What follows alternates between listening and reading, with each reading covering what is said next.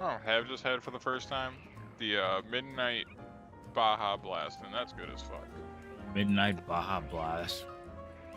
Yes, Baja Blast Midnight. Midnight Baja Blast has a different version. What the hell is the midnight version? What does it taste like? I don't know, but it's purple. Tastes like purple Mountain Dew, apparently. I mean, tastes like Baja Blast. It's purple, and I think Baja Blast tastes better because it's purple. They did something to it. They did something to it when it was purple. Copy that. Oh, mute.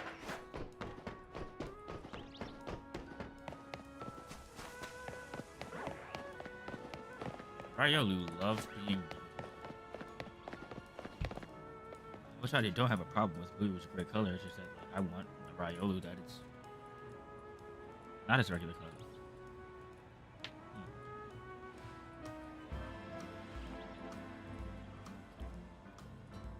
Oh, it's a different color one.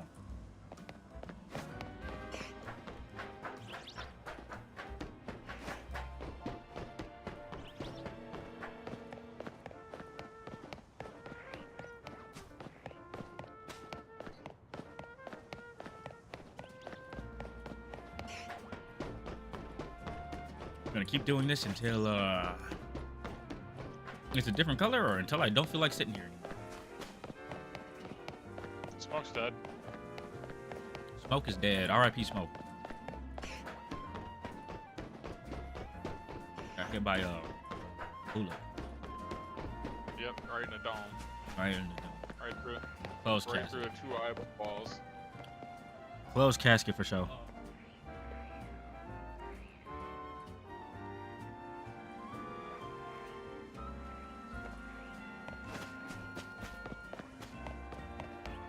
It's your 15 months anniversary.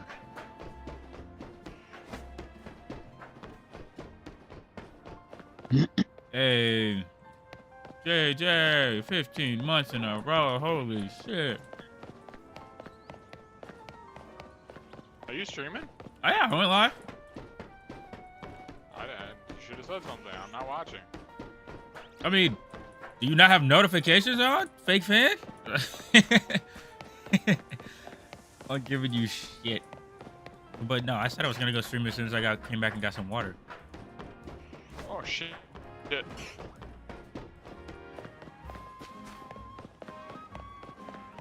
Shout out DJ Casualties.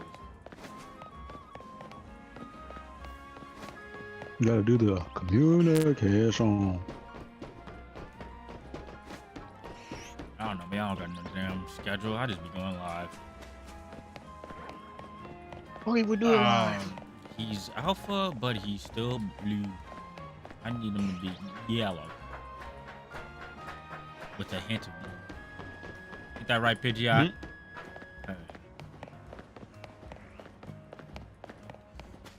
Alright, 11-2. You guys sure you don't want to play some Siege? Apparently I'm carrying. Yeah. Good for you, man. Siege man. I don't think I'm touching that shit. He said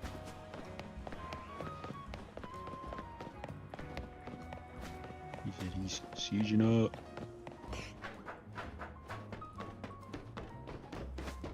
Man. They just give out boosters now for people. Alright. I actually kind of like that. He says, I'm boosted. Yeah, they just gave me a 3-day battle point booster for sitting there and playing Siege and being a good teammate.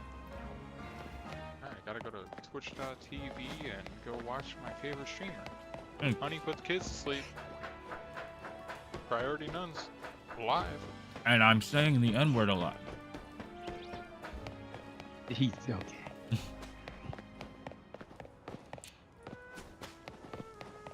Why else would he put the kids to sleep? I'd say it's, Why else would he put the kids to I'd sleep and say not it's tell them to tune in? yeah, I would say that's probably not a kid-appropriate stream. Nah, Especially no. for my kids. They definitely will never be able to say that word. Maybe when I'm big enough, I'll start giving a shit about what the words that come out of my mouth. I mean, I already do, but like not in a profanity aspect. Fair enough. I respect it. Yeah, I have what folks like to call a potty mouth. Talk a lot of shit. I mean, you only say like one swear word, and I mean, technically for it, I don't know.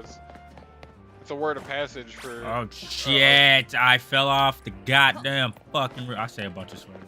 I fell off the goddamn fucking. I guess yeah, you do. None. I feel Some like you do a pretty good Run it job. back. some unnecessary amount. I feel like you don't say that many swear words usually. Typically, I try not to. When I'm not thinking. It's just the N word you say a lot. That's really about it. Cause I'm a nick. You still. Whoa. Wait. Yeah, he made it.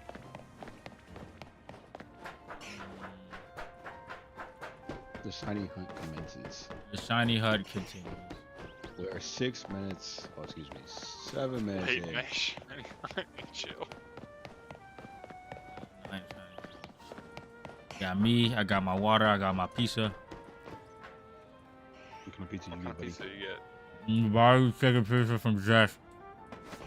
Oh, You guys do like be like that barbecue chicken pizza from Jets. standard experience if Jets is in the household. I'm about to say this is the first time we've had look, this is like the second time we've had it in like 5 years. I'm not gonna lie to you guys. Before like 2 weeks ago, I could not tell you the last time we had Jets. Yeah. Was it probably when we were all working at the shop? You'd be fucking around maybe that far back. Just like not been a priority spot for pizza. That's real. There's so many pizza places that have. Packers only have one. Isn't Jets semi-expensive too? Hell yeah. Depending on what you get, it can be.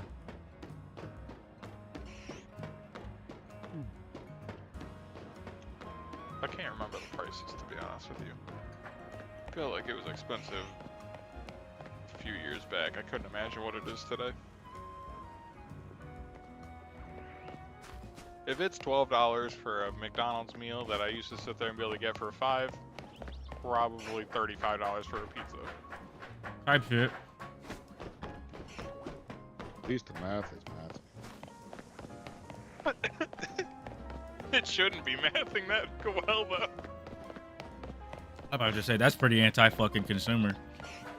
But you know what they gonna say? They gonna say, "Yo, hungry You ass." mean like everything else. Type shit. They gonna be say, "Yo, hungry ass gonna eat it anyway." Come over here, You know you want this good shit. You know you want it. pizza. Go get this pizza. Are you really gonna deny yourself this pizza? Be serious. You gonna pay for this pizza? How about you stop calling me a fat bitch? Oh yeah. Cook that motherfucker up for me. Sounds like I figured I would. What's up? Hey man, you gotta get your protein. What you mean? Oh yeah, no, I got that book I was telling you about last weekend. Oh, have you dived into it? No, not yet. Okay. I love. We talk about the book where Buddy. We talking about the book where Buddy is blowing up the sun and shit, right? Or Buddy blew up the sun, right? Yes. Kills half you first. He said. Yes, I did. He said, "I got a solution for our problem." Oh yeah, what you gonna do? I'm gonna blow up the fucking sun. That'll kill them all. Yeah, but like, wait a minute. Now hold on there, Bucko. You're killing a lot more than them. Nah. You're asking too many questions. Look, bro, do you want to win or not? Fuck all that. I'm about to blow this bitch up. Y'all better hold on tight. Chill, nigga. Nah, ain't no chill. They pushed us this far. I'm blowing everybody up. Well, how do you? Some of you may die. Or it doesn't fuck with you anymore? You know, if I crawl up there, it's gonna see me. Like anytime I've accidentally like I pop up here. Wait, check it out. I pop up here. Oh yeah, Pidgey out. Oh my God, what are we gonna do? Oh yeah, God, Pidgey out. Yeah.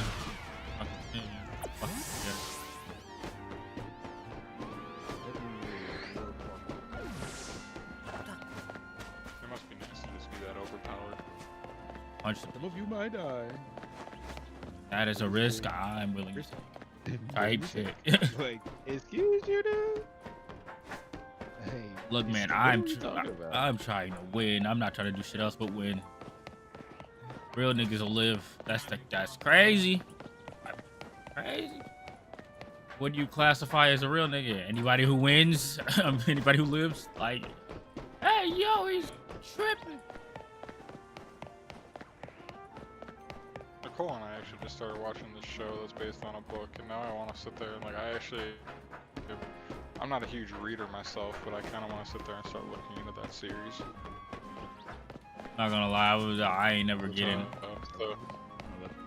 I was never a reading individual. Go ahead, JJ. What were you saying? I was asking my kids if Wheel of Time.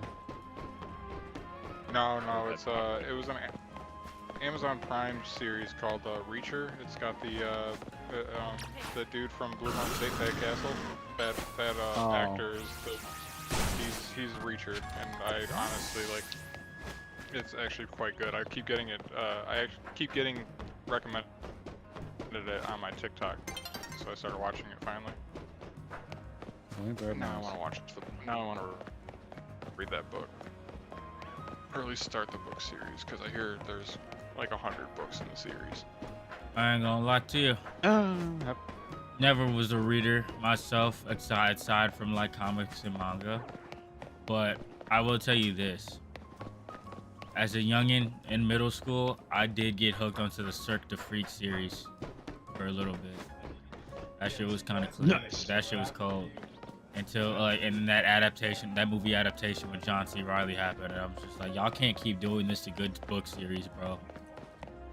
Y'all can't keep doing this, man. They'll be like, bro, these series are never gonna see the light of day if y'all keep adapting them. The like, Dragon Ball Z evolution type beat. oh my god, they tried to stuff way too much shit in one movie, bro. And they skipped over a whole bunch of shit in one movie, bro. And they fucking adapted just a bunch of bullshit wrong in one movie, bro. And it's just like, yo.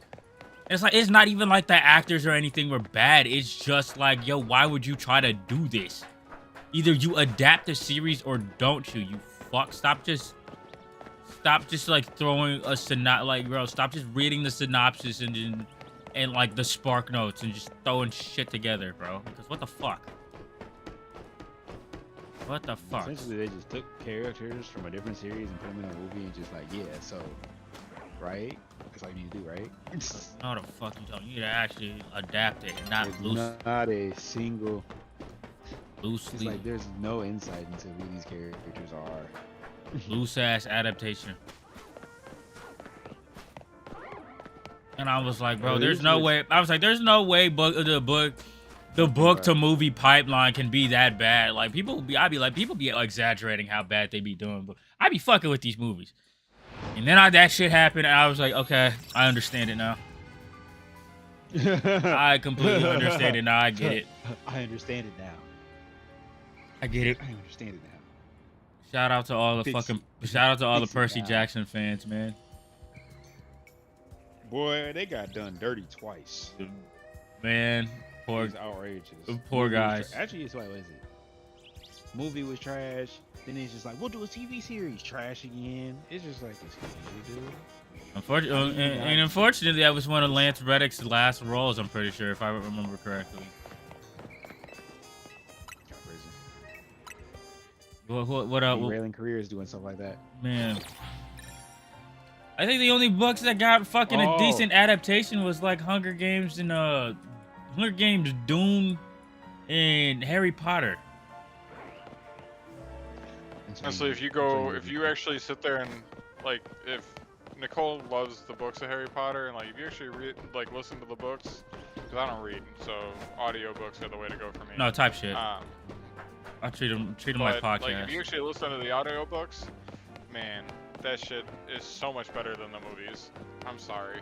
I mean, I bet, but like, here's the thing: even though it is like the books are probably shitting on the movies and everything, you gotta admit, out of all the fucking books, like think about Aragon, 2007. You know, there's a reason we don't get the other books goddamn adapted. Like, come on now. Like Lord of the Rings. Oh, that's another one. That's another good one. Another good one. Gotta be another good one. Lord of the Rings and the Hobbit, Twilight. Like, you know, it's like there's great, there's good enough, and then there's you bastards. How could you do this? You know? Avatar. Last Airbender. Man, brother, we don't even want to talk about anime adaptations and cartoon adaptations, brother. Fuck. They almost hold my boy Sonic. I mean, honestly, in the grand scheme of things, some people will argue that they did because, like, they made it live action. And it's like a very dumbed down hero's journey fucking with Sonic characters. And honestly, that's a very valid criticism because that's not a lot of the way those characters are portrayed. Well, actually, specifically Sonic, honestly, I think he's a different character altogether. Tails, Knuckles, hell, even Shadow, they all got, like, they're all pretty true to their fucking character. Adaptations are very loose because of, you know, the restrictions you have with live action. And like actually having, and like the movie medium in general. I feel like you can adapt some of those games like flawlessly. Like if you use animation, like just 100% animation. I'm not gonna lie, I feel like it can work. Not saying, and here's the thing, I'm not even saying the Sonic movies are bad. My point of view, they're good enough. I always appreciate some more good Sonic media. So like that's how I stand. It's just like Then you look at Illumination in the Mario movies, and it's just like, yeah, they get a little bit more freedom with the source material. Accuracy. I mean, granted, it's also they also did take their own creative freedoms and whatnot. But like, you know what? I would have looking at that shit. I kind of honestly would have rather them gone the animated route. But hey, I'm not mad at what we got. I would have been. Minecraft movie? I have yet to watch the Minecraft movie, actually. I asked you what you thought of that, because I was curious to know. But Was it fun? Because honestly, I mean, I think if the movie's fun, it's good enough. It fits in the good enough category. You know what I'm saying? I think it's good family fun. Like I think they did Minecraft justice for making it look like a family fun game where it's, you know, like it might not, you might not find it as fun where, you know, like a fan, as like a family I think would. Like, as a fan of Minecraft, I'm gonna be like, okay, sure. But as general audience, of like, oh hey, this is a nice movie to take to go see kids, with the kids type shit. Is that what you're saying? And like, I mean, if you know some of like the popular streamers, they did do like some things, like the director did do some things with some of like the popular streamers and things like that to kind of give them like their own segment. Like there was a guy that's in Hermitcraft that was in the movie. There was a guy, they did a thing for the dude who died who plays Super Flat World, the pig. Technoblade, yes, I did see that. I did see that reference there. So it's like that. Yeah, Tech. I mean, honestly, them putting the streamers in the movie, I think that's actually great because if you think about Minecraft's life cycle, fucking streamers and fucking content creator. Joshy, hello, how you doing? When did you put that? My YouTube chat's a little delayed on OBS. How you doing? Good evening. But like, yeah, I mean, I think honestly, because like honestly, I've seen some history of Minecraft videos, and it's just like how it's been done in media and whatnot. And the whole time, there were some points in time where it was not looking good for. I'm doing all right, man. Just doing a little bit of chilling. I was playing some Halo. I'm doing some shiny hunts and Pokemon. I mean, I ain't stream Halo. I was just like, you know what? If I'm gonna do this shiny hunt, might as well dust off the YouTube. Yeah, it's good to hear you. Good to see you. Good to hear you're doing great. But like, yeah, I mean, so like I was saying, like, yeah, there's good enough. Look, guys, there's good enough when it comes to fucking adaptations. What is Joshy doing in here? I don't know. Y'all got history? Should I be scared? Should I be scared that Joshy's here? Look, guys, good to see you. Thanks for hopping in. Is it a small world in the YouTube verse? I mean, this is a pretty small corner of the YouTube verse. I'm not gonna lie. I'm a little out the cut. He's famous, got 1 million subs, bro. What's up? I mean, hey man, I be fucking. I don't be knowing nothing. Big fan. That's crazy. Wait a minute. What? Good job. Good shit. He's like he's famous. He's got 1 million subs, bro. Yeah. Okay. And he found his way in this little corner. This is my little corner of YouTube. Nice. Good to see both of you. Appreciate that, man. Why are you not popping up on my YouTube? I mean, I don't know. Hey, Aerosol, what it do, man? Good to see you this evening. How we feeling? Everybody plays a little bit of Pokemon. I think. I don't know. I don't know what people play. Let's get to the. Wait, let me check. Yeah. Hang on. Go to channel. Oh, holy shit. Yeah. Wait a minute. Okay, so were you guys just scrolling on YouTube Shorts? Oh, what shinies do I got? Let's see. Well, in recent history, I got Ralts and I got Dratini. The goal is to replace at least 3 of my mons with shinies. I'm going for the Riolu, but for right now, I found these 2. Let's see. Let me find my boss. Okay, yeah. Found this one. This one was gifted this one. Found this one. Found this one. Yeah, and then I've just been gifted a lot. A lot of the community has just been so nice. You just chilling, man. How I'm doing? I'm doing all right, man. I am just chilling. I mean, honestly, I was just playing Halo earlier. Honestly, I should have streamed that because like I got into a lobby with a bunch of dudes and it was sick.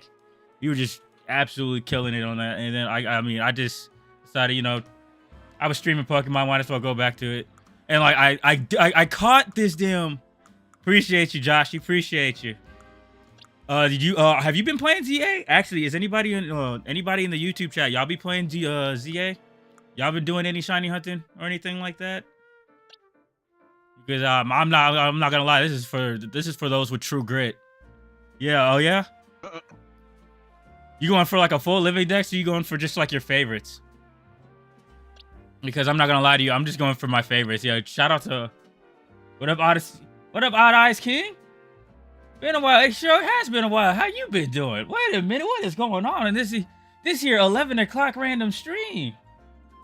It's, oh yeah, man, because like the shiny myth, like the shinies I've seen people been getting, you would think that like as soon as you get the shiny charm, it's just like hell yeah, this shit is a dime a dozen. But like, dude, it took me a week for this. You want a shiny Kelphic? I mean, I'm not gonna say no. I mean, sure. Yeah. It's 6:34 p.m. for me. Okay, so we're in different time zones. Makes sense. Is there any particular Pokemon you want? Oh, did I catch this? No, Card gave that to me. Card also gave that to me. King, what time zone is 6:34 p.m.? That might be Hawaii. New Zealand. I'll take it. Yeah. You give off Snoop Dogg vibes. Awesome. Oh, you think so? Yeah, I'm in the New Zealand time zone. Okay. Yeah, that makes sense. That's a whole. Yeah, I'm in like Oceania type. Yeah, bro. I'm like in the Midwest of U.S. Like middle of buttfuck nowhere, like Illinois. That's where I'm at. Like, yeah, that's crazy. I'd rather it be Monday night. That way, I only have 3 more days at work. I'm not gonna lie to you. I'm kind of hurt that it is Sunday night. I gotta go to work in the morning tomorrow. But like, you know, we're chilling, doing some shiny hunting. I'm hoping this Riolu like is going to be yellow at some point in time. It's Monday night too. Yeah. You can collect platinum points. What is platinum points? What's up, JJ? He went out this weekend, and then he said he was at the bar. Oh, Ken is at the bar tonight? You know what? Hey, man, more power to him, dude. More power to him. I think he's out of town. That's why. So I think he probably has tomorrow off. But he said he was at the bar, and somebody walked up and gave him a pre-roll. Just gave him a pre-roll? You know what? Like, that's hilarious. That's sick. That's good for him, dude. Like, what? Wait a minute. What are you doing with a pre-roll in Wisconsin? Wait a minute. Did Fire Red and Leaf Green already come out? Oh yeah, Fire Red. Oh, you got them? Brought Fire Red and Leaf Green for my Switch 2. Looking forward to play them. Despite the fact I would need to have HM slates, but I never grew up with Gen 3. 27. No, I think it got leaked and they dropped them early. Yeah, I think I remember hearing about that earlier this weekend. I think the Nintendo Ninja's about to put in overtime. They about to get it. Pre-ordered it. Yeah, they about to I was get gonna it. say, I thought it was coming out the 27th. I thought they were trying to do it on Pokemon Day. Oh, he pre-ordered it? Okay, I thought they were out already. I can pay by the 28th your time. Okay, yeah, so it's a week. All right, sick. I mean, yeah, I'm glad you're gonna be able to experience Gen 3. That's the generation I grew up on. Like I was playing. I played Emerald and. Watch out. What's up? Watch out your favorites. Just watch out with your favorites, my guy, because if you haven't played any game with the special and physical split, or prior to the special physical split, you're in for a wild ride. Oh yeah, that is pre-special physical split, dude. That is back in they didn't have that split until Gen 4. Hell yeah. Yeah, so don't look at Gyarados as a good water type. I've done my research for Gen 3. Yeah, I mean, but it's crazy how good Gyarados still is. He's still, I mean, in comparison to Starmie, he's pretty garbage. I mean, but let's be real. He's still very viable. Like, I mean, okay, sure, he's not the best water type, but like, dude, you gotta think about just like, is it really bad to have a Gyarados in your team early game, especially considering like just the stats alone? Like, okay, sure, yeah. Water type is just like a special type, but like the dude will get whatchamacallit. You can give him bite, you can give him like Dragon Rage, you can give him like Ice Fang or something. You can give him like not Ice Fang. You can give him like you can give him like Thrash and stuff because he's got like what a 105 base physical attack stat. Something like he definitely I'm saying he definitely benefits from like using Gyarados in the right scenario, and the fact that you could just get a Magikarp. Or fuck around a Gyarados with like just a good enough fishing rod in those games. Like, dude.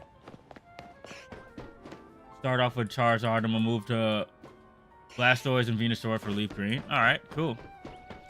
I personally always chose Fire Red, just because because the Arcanine. Arcanine is like my favorite fire type Pokemon. I'm not gonna lie to you. It's kind of hard to like not put Arcanine on my Gen 3 teams, dude, and it's just like I already choose Bulbasaur, so like I'm not pressed for like to use like Bellsprout or like Victory Bell, and like and it just like honestly it's between like Vulpix and Arcanine. I'm obviously gonna go Arcanine, you know.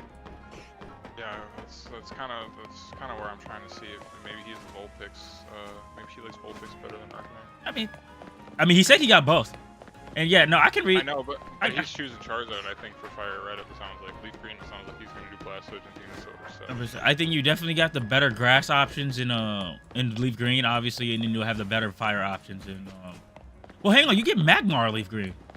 So, well, you know, actually, that is actually a pretty decent split between Fire Red and Leaf Green. Yeah, but isn't Magmar only available the 7th of June?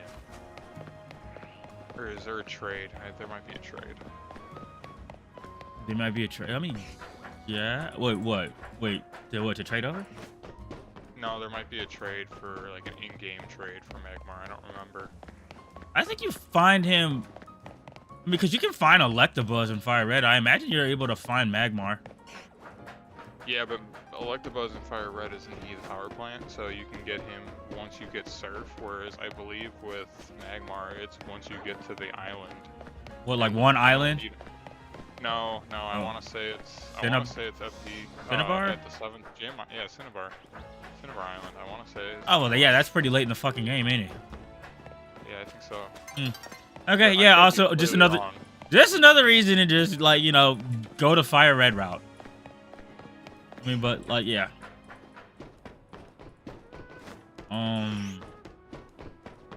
Damn, another day without the. It is crazy. I will turn stream off, and I will still do this damn shiny hunt, and that's when it'll pop up, man. I play Pokemon games with no repeats for all 3 teams, no legendaries, no mythic mons, and no trade evolutions. I'm doing this to keep all 3. Oh, that's sick. I mean, I'm not gonna lie. I'm not gonna lie. I pitched every time I revisit those games, I fall in, I sink into the trap of running my same teams because I just love those mods so much. I always try to use something different, and the one that I find hardest to actually use is Dratini because it takes forever to evolve it. I know, right? You'll fuck around and have to do like you'll have to either use like, if you play it legitly, you're gonna have to hopefully, is a lucky egg in Gen 3? Like, can you get a lucky egg off a Chansey in the Survivor Zone? I think you can get this, but I think it's like a 4% chance. Right. You just gotta pray for that lucky egg. Or like you're gonna have to get a whole bunch of like Meowths and use the pickup method for like rare candies and whatnot. Or just straight up grind out the fucking victory road, bro. Cause that is Let me ask you, Odds Eye King. Which one of those runs are you gonna use Nidoking in? Because that's the original HM slave. Shout out Nidoking is the original HM slave. Because he can learn Surf, Strength, Rock Smash, I want to say, and like almost all of them. And he has Poison Point. That shit is elite. Yeah. As an ability. That's crazy. People must have been like, yo, what is this? Like, wait a minute. How did I not know who Joshy was? Wait a minute. What a channel. People must have just put me on like folks's. Does he even learn a flying type attack? Who? Charizard? No, he does. I think he learns wing attack. I think it's a level up move. Oh yeah, you can also learn fly. Obviously. Yeah. As a Charizard makes attacks and fire and special physical. And it's like, Okay. like people must have been like I must have been popping up on whatchamacallit, people's YouTube shorts feed. Nice of them to stop by. Like, yo, it's like ever since I started dual streaming, like streaming on this Pokemon game on YouTube, all the YouTube people just come in and like, hey man, you want some shinies? I'll be like, yeah, I want some shinies. This community is so nice, man. I won't say no. Oh, like, Absolutely. bro, look lies. I thought he was gonna put a code in the chat. Oh well. Maybe he was expecting me to do it. Miscommunication. Oh well. At the same time, it would have been like more of a novelty. So the moment I get this shiny Riolu, I'm gonna call it at that. I'm gonna call my shiny. Really good HM moves, yeah. Fly, Strength, and Surf, not bad. Oh no, absolutely not. It's all the other ones that suck because you have to use them for random things. Like, bro, Rock Smash and Cut, man. My God. That sounds like the Warframe community. Yeah, man. You know what? From what from what I've seen you and Dre, like the Warframe community is like so warm and loving and inviting. Bro, y'all be cooling over there, man. Come play Siege. I don't think that. Nice community. I'm about to say I don't know if you want to go. I don't know. You gotta have to be thick-skinned to hop in the Siege community, bro.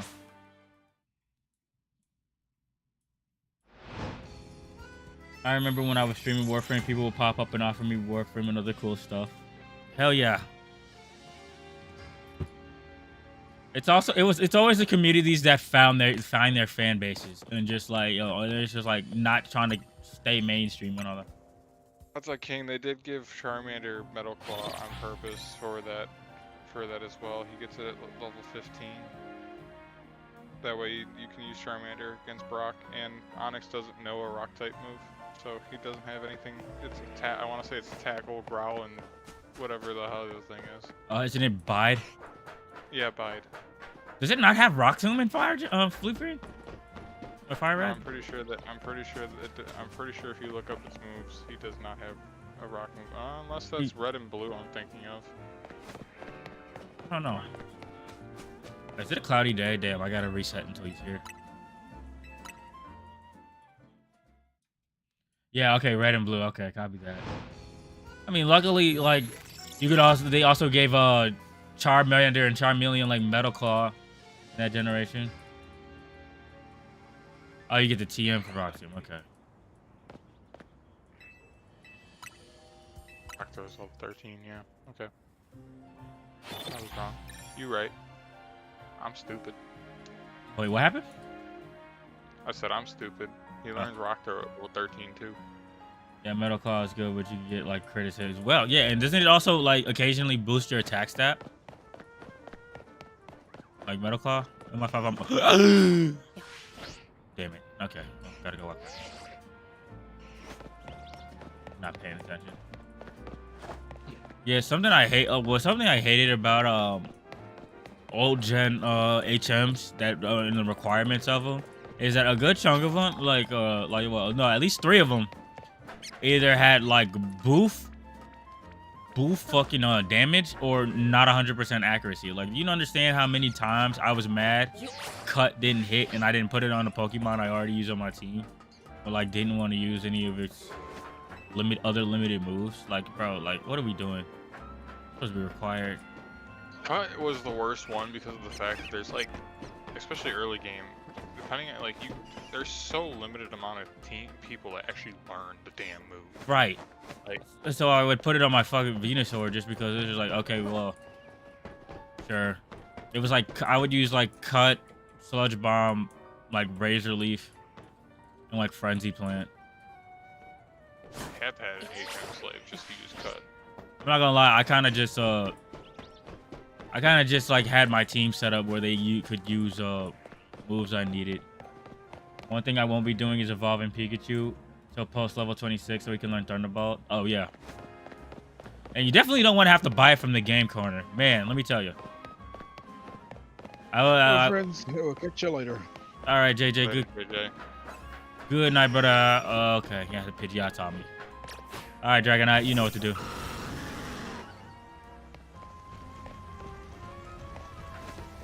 Freaking punch him. Or her. I'm sorry.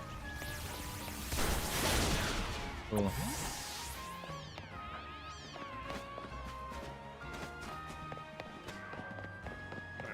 Pikachu was a pain in the butt in that game. Man. You know what was another pain in the butt? Leveling up Arcanine to level, Growlithe up to level 55 just so I didn't have to go spend money on Flamethrower. It was 35, I thought. No, I don't think it was 35. It was a very stupid level back in Gen 3. I'm pretty sure it was 35. Growlithe. Let me see. What level does Growlithe learn Flamethrower? I will look this up right now. I'm 95% sure it's 35.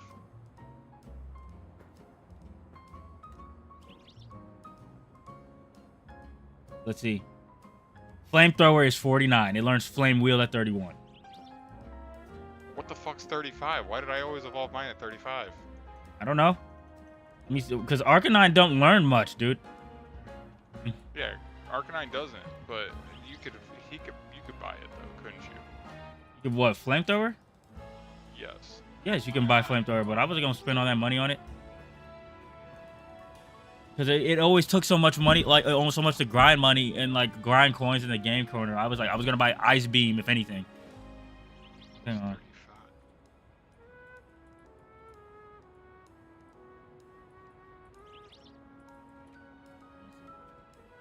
Yeah, Arcanine can only learn its extreme speed at the 49. It has moves. For moves it can be Bite, Amber, Odor Sleuth, or Roar. And then it just learns extreme speed. Egg moves, it can have Fire Spin or Heat Wave, Crunch, or Body Slam. But like, yeah, or Thrash. But like, yeah, pre-evolution moves. Yeah, that is the one. That was a one trash thing about that Pokemon back in that game. Is like you have to get it up to level 49 if you didn't want to have to spend all that bread on Flamethrower.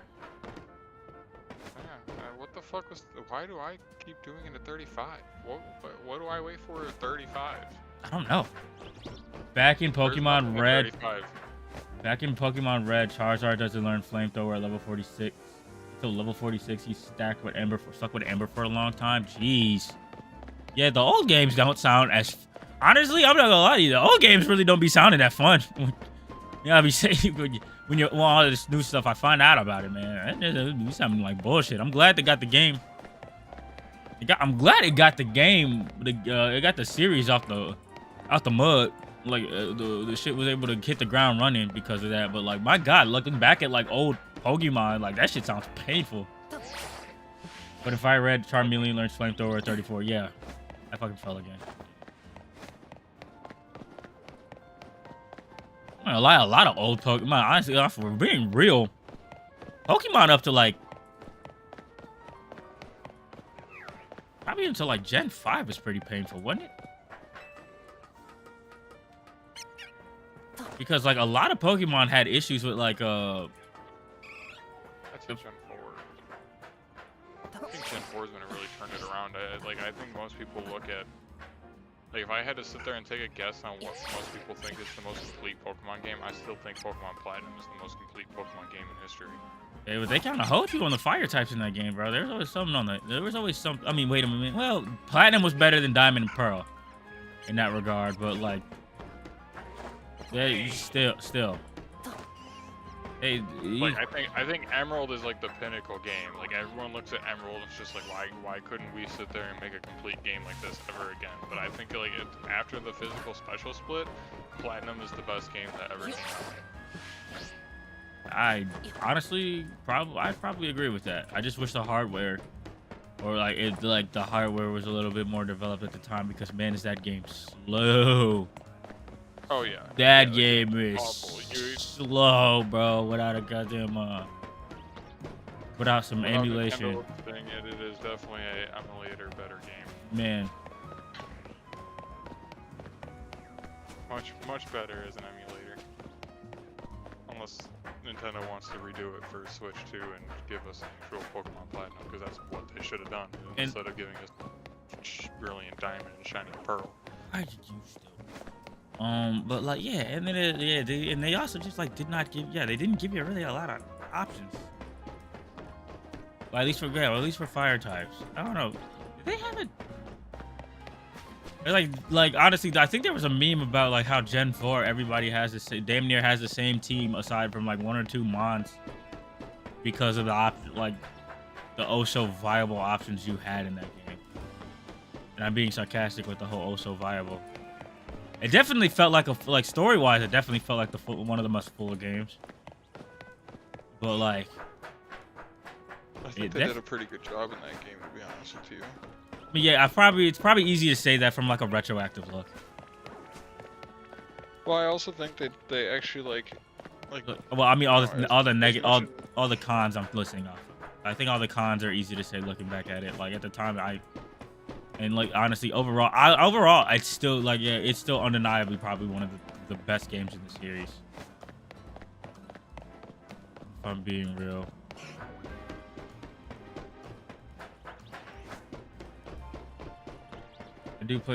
I play the Diamond Pro remakes over Platinum because I don't like Platinum because it costs too much money. No, that's real. That's real. Especially if you want to play it like legitimately. Yeah. If you're gonna have to have a DS or a 3DS, first of all, and if that's being resold, that's ridiculous. And then on top of that, getting an original copy of Platinum, also gonna be ridiculous. I was lucky to get a copy of Platinum and Emerald when they were both like $30-40. I also got a copy, like a resold copy of like Ultra Sun and whatnot for a couple, like $30. And I never sold my. I mean, I gave one of I gave my original 3DS to my homeboy, yeah, because I bought the new the Galaxy one when that would drop, because I liked how good it looked. But yeah, other than that, I do all the fucking physical media I have for the 3DS was purchased at the time of it being fair price. Hell, I still have it all in my 3DS case, so I'm lucky. Never was able to get an original copy of like Soul Silver or Heart Gold though. Definitely had to emulate that, and I'm probably not going to get a legitimate copy just because of what they want to fucking charge for I'm it. actually playing through Soul Silver right now on my 3DS. Whenever I get like some time, or whenever I don't know what else to do, that's what I got going on my 3DS. Sick. I remember when I first got back into Pokemon, and I didn't know Heart Gold and Soul Silver were like remakes of like Johto, and I remembered I never played Johto, and then I realized how much content was in Johto, and I was like, how come I never played this shit? I'm gonna go play this shit. I played this shit and I was like, oh my god, this shit is so fucking cool. Yeah, Johto was one of my favorite games. I wish they would sit there and do something more like that with other Pokemon games where they'd sit there and give you multiple regions again. Like, I thought that was really cool. Especially with the fact that Kanto changed. Like, they showed differences in time frame from you being in Johto versus being in Kanto. I also think if they are gonna do something like that, like also don't hold too many Pokemon to like the post game. Just like a lot of it screws like over the casual player that just wants to play the game for the game. You know. You want to talk about Pokemon getting hoed. The original game, you could not catch a fucking Larvitar. Oh Like, yeah, that is exactly. I'm glad you brought up Larvitar because that's exactly one of the Pokemon I was talking about, bro. That what they did to Larvitar was not cool at all, bro. You're supposed to be this new pseudo legendary that fucking just shits on the beast that was Alakazam back in the day. And oh, by the way, you can't get him until the goddamn like, yo, what are we doing? You can't get him until you're walking into a fight with a level 88 fucking Pikachu. Right. Like at that point, like what is the point? Like just to what? Just to rebattle the Elite Four? Like okay, bro. Sure. And then of course, and then back in the day, his level up requirement was disgusting. Like, I think. It's the same as your team. Right. Yeah, that was disgusting. I don't even remember what level you caught him at, but it wasn't high. Yeah. Tyranitar was cool as hell, but like, not that cool in my opinion. I'm not gonna lie. I honestly. Who else was kind of a late game pain in the ass, and just the generation right after that? Salamence. Oh, also Beldum, but. Oh, Beldum way more than Salamence. Beldum, you cannot get him until you believe the Elite Four, and he's sitting in Steven's house, which is disgusting. Like, how is a whole Pokemon locked up locked into like a stagnant? You don't have. That's the only good thing about it. You don't have to catch him. You just give it to him. You just give it. Like, and if you want to re-roll for like shinies or whatever, you can. But like, still, that shit is that is so painful. Like Salamence, Bagon, I'd argue, is not the worst it can be because you can go like as soon as you get like Surf and Waterfall, you could still get it pre like Elite Four if you really want to. You can get it as early as what, the 7th gym? Yeah, it's just unfortunately you have to get like Surf, you got to get like Waterfall or whatever. You got to go all the way back into like the Starfall caves or some shit like that. The Meteor Fall caves. You can get them just in time to go fight the ice badge. Yeah, good old ice. 4 times weakness to ice, but like you know, Salamence was that game's pseudo legendary, and he was pretty sick. Me, honestly, the moment I got the goggles, I went to go get my goggles. That's what I nicknamed my Flygon. You know, me personally, that was my dragon type. Hell yeah. I was a Trapinch. I was a Trapinch user until I got Salamence, and then I was like, all right, I gotta use Salamence because he badass. I'm not gonna lie, Trapinch and Vibrera are very painful mons. Their stats, oh brother. Like, oh yeah, no, they're literally a walking liability. Oh my god, honestly, I don't know what the deal is with like the physical defensive ground Pokemon back then. Like there's another fucking Pokemon that was awesome, and I kept on my team for one playthrough of all the way until like the final and through the Elite Four was Dugtrio. Dugtrio could not take a hit to save its fucking life, man. Like. Yeah, I think they gave the bulky stats definitely to the ones that were combined with rock, because you don't have a single rock type that I don't think is compared with like a ground. Like you don't have just a solo rock type from back in the day that I can remember. If there's a solo rock type, I could be wrong, but I feel like every single one of them is mixed with ground. Yeah, like Geodude, the Geodude evolution. Fucking what else? Hang on, was Onyx rock and ground or was he just rock? Rock and ground. Okay, yeah, type shit. Steelix is steel and rock, right? Yeah, but he's I know he's he's also a trade evolution in a Johto Pokemon. I don't know, but I'm just trying to see, like, yeah, I'm just listing stuff off. Rhydon was also ground and rock, right? Like Rhydon and like Rhyhorn. They were also like ground and rock. Yeah, okay, because Giovanni had it. Giovanni had it. That makes sense.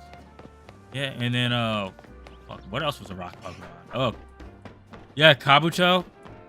And Kabutops. Yeah, that was rock and water. Oh yeah, rock and water. Mm-hmm. And not a lot of exclusive rock types in that generation. A lot of them had combined weak. You know, a lot of them really like a lot of rock Pokemon did not do them like they did not do them a lot of favors against grass and water Pokemon. Oh, Aerodactyl was rock and flying. Sure was. So I guess Almastite was. all rock and ground. Omastar and Omastite, they were also rock and water, were they not? Yes, they are. Mm-hmm. It was the same.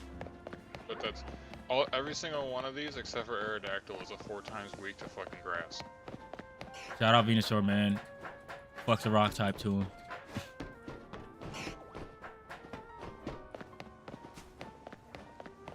One of these days, that Riolu is gonna be yellow, and I'm gonna be like, ah! Unfortunately, you don't have any. Unfortunately, grass sucks for almost every other fight in that game except for Gigaverse rock types. Unfortunately. Because there's just a lot of Pokemon there's a lot of trainers with poison in that game, and that's the worst part about it for grass. But Venusaur is a dual type with poison. He's one of the better grass dual types, so he'll be fine. He's fine. Yes, but I mean, you have a, I mean, other than the rock type, I guess, Elite Four member, you have, what, 2 trainers in the Elite Four that are definitely, well, you have one that's strong against it, you have another that resists it, and you have the psychic ghost trainer that kind of fucks up your day. I mean, but who the hell is throwing Venusaur out against those Pokemon?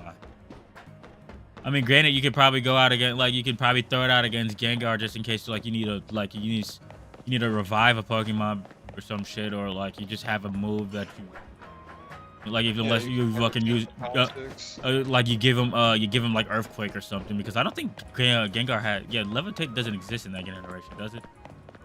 Or Gengar doesn't even have Levitate, does he? Gen 3 for Fire Red and Leaf Green, I think he might have Levitate. I could be wrong. I want to say Gengar got rid of Levitate later.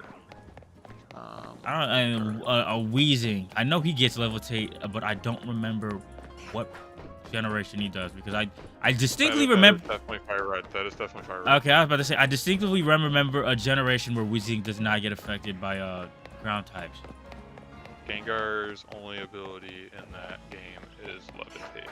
Okay, so yeah, Gengar and Weezing. So I mean, I guess never mind on that. Well, that's why I taught Jolteon Shadow Ball. Shout out Jolteon, man.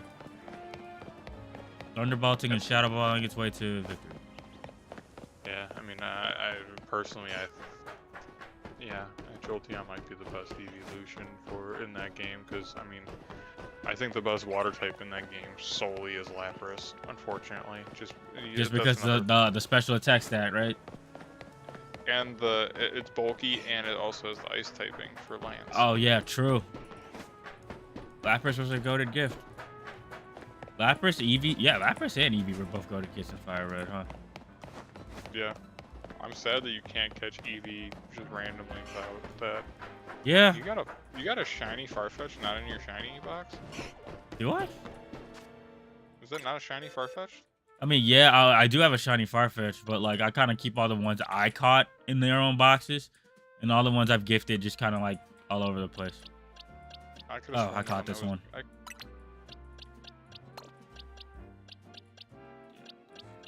Definitely shout out Card, man. Card definitely blessed, folks. Let's see. I think you should just throw all your shinies in the same box bucket. Yeah, I'll separate. I'm gonna plan on still separating them between the ones I caught and the ones that were gifted at some point in time. Like this Lucario. This is a sick ass Lucario that KJ gave me. Like, holy shit. Like a 6 IV Alfalfa? Yeah. Like, holy fuck. At some point in time, because I want to find it. I got, I got this thing. I got that thing with Lucario, I know you gotta find it yourself, but I'm surprised you don't sit there and go do it because of the fact that it's just, you know. And Miku also gave me that Pyroar. Yeah, look at all the things people just gave me in this game. Yeah. Shout out this that's kinda community, cool. man. Can we get the different style of Vivians in this game? Like, can I get all the different stylings, or is it only one styling that you can get in this game? I actually have no idea. I know you can catch the No. different colorful babies. Yeah, because I would love to be able to get some of the different stylings, like a give me the Pokeball Vivian, Pokeball form Vivian with the wings. Or is that only Pokemon Go? You can catch the different ones. Oh, I gotta look that up now. I didn't know Milton was a Pokemon exclusive. I mean, Pokemon Go exclusive. What? Melton? Yeah. Is it? Yeah, apparently, from what I remember, apparently you gotta trade a Pokemon from Pokemon Go to like Pokemon Home, and then that's when it'll whatchamacallit, that's when it'll start popping up in Pokemon Go. Oh, I caught this Vanillite. Yeah, there we go. That's one I caught. If I remember correctly, you have to. That's when it'll only spawn, and then you can only evolve it by using candies in Pokemon Go. I'm pretty sure. Yeah, looks like it. I do have a Melton. I have a few, I think, if I remember correctly. Oh, and I got this. I found this Houndour. I remember that. Okay. I got a decent amount of it for you. I got a decent amount of, bro. Card was blessing folks back in the day. My goodness. I hope his Shiny Living Dex adventure is going well. I haven't heard from him in a minute. You gotta stream more. You gotta stream more consistently. Maybe he'll get back on the streams. Maybe, or like start streaming earlier. Yeah. Be streaming in That's like not bad. the ass end of the night. Yeah, I agree with that. Let's see. What in the world could do? What? Yeah. Damn near everything in this box was caught by me. Damn near, except this one. I'm tripping. I gotta. Wait, where's that Farfetch? Oh, that's Surfetch.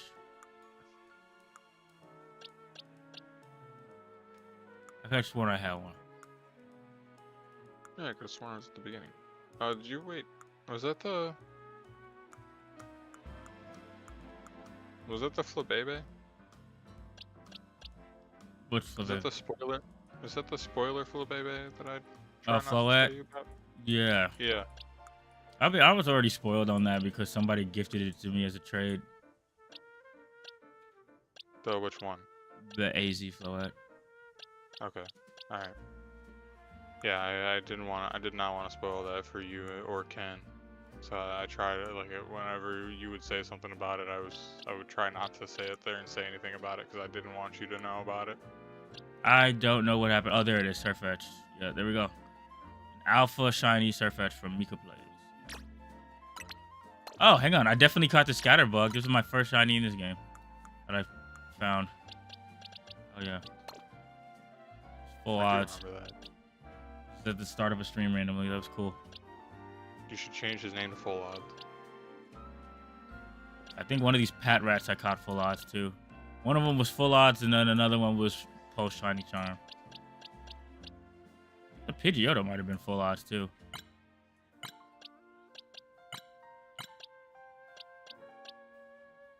Look at all these shinies. Like, I like the chat that Luck Lies last gave you in your YouTube with the giving off the Snoop Dogg vibes. I give off Snoop Dogg vibes. I guess that's just because I'm chill. I'm just such a chill guy when I'm playing chill video games. You should see me when I'm playing like fucking Halo. I'm gonna assume that it's probably the fact that you got the dreads. I hope it's not. Associate Snoop Dogg with the dreads. I hope it's not that simple. And you got a very calming voice. Snoop Dogg's voice is very calming. Oh yeah, I got a calming voice. That's good to hear. You got a calming voice until you start playing shooters, and then it's not very calming. Nah, then I become like a little dickhead, little bitch guy. Do do do do do do. It's only when people in the game are doing something stupid. So when you play shooters with me. I mean, I'm not gonna lie. I be putting the blame on other people sometimes when I'm the problem too. That's a bad habit I have. Kind of why I started getting away from first-person shooters. Like, I'll fuck around and be the problem and be mad at everybody else. Like, I'm not really fucking whatchamacallit. I'm not really accountable. I gotta work on that. Like, if I'm gonna be angry, I gotta be angry at the fact that I suck, not at the fact that anybody's selling me when I'm selling myself. And I also gotta just like stop getting angry all the fucking time. I get angry a lot too. I'm just like, why am I getting angry? There's something I like doing. Fuck, I'm chilling, bro. I gotta chill. Hence. So I get angry when someone else tells me I suck and we're on the same team. Nah, blame the game always type shit. My boy Aerosol coming through with the mental health reassurance. Yeah, fuck the game. It's always the game's fault, bro. I ain't gonna lie though. I was just sitting here talking about how like fucking first-person shooters are getting me hot, but like I just remembered that last Sonic Frontier stream in that fucking 8-hour damn boss run that I didn't beat until the ass end of it. Yeah, no, that shit was starting to get under my goddamn skin. Everybody was coming in like, this is the time, this is the one. I was just sitting here this the whole time, like, and this or me. Shit, oh my god, and I barely got away with it. Like, I think Mikey, I think you're the last person standing in the chat when I fucking when I did that, because I think I kept going until like what, 3 in the morning. Yeah. I got back into For Honor, and that's a big recession for you. A big recession in what regard? Like the raid? Like the just like what, in like competitive gaming, or just like Bro, probably getting pissed off. And angry gaming. I heard it For Honor was like pretty anger inducing. Like, I fucking give you that. You have the 3 different classes that you could use, like Samurai or something like that. And, I think it was Samurai, Viking, and Knights. And they also had like heavy, light, and range class warriors. I can't remember. Yeah, rage and how people play the game. Oh yeah, type shit. For Honor looked cool, and then I saw gameplay on it. I was like, you know what? Maybe I'll do myself a favor and not play it just so I don't get pissed off. Cause I'm not gonna lie to you, I was playing. As soon as I saw it, it reminded me of how fast I got pissed off with Skyrim, and I did not even want to start it. Like, dude, fucking, dude. What's another? There's another game, like, cause I was only playing games that was pissing me off back in the day. Like, fucking Smash, love Smash, pissed me the fuck off. Halo, love Halo, pisses me the fuck off. What else was I playing? Call of Duty. I don't really love Call of Duty, not no more. I definitely had my years where it was fun and I enjoyed it, but oh my god, man, you want to talk about getting pissed off? Call of Duty, chokehold. Only reason why I like it definitely is because the combat. No other game has a fighting system like that. Yeah, and that's why I think For Honor deserved like more. Yeah, didn't they win quite a few awards on that fight system alone? Hell yeah, and it's just like, it's a damn shame how niche the game is now. I mean, I'm glad it's still afloat and it's still got its own like community, but I feel like it deserved to be bigger than what it ended up actually being. Maybe it was like something. It was probably something to do with like fucking content rollout. Like a lot of things, like a lot of multiplayer games were dropping without like either shit being like working properly, or just like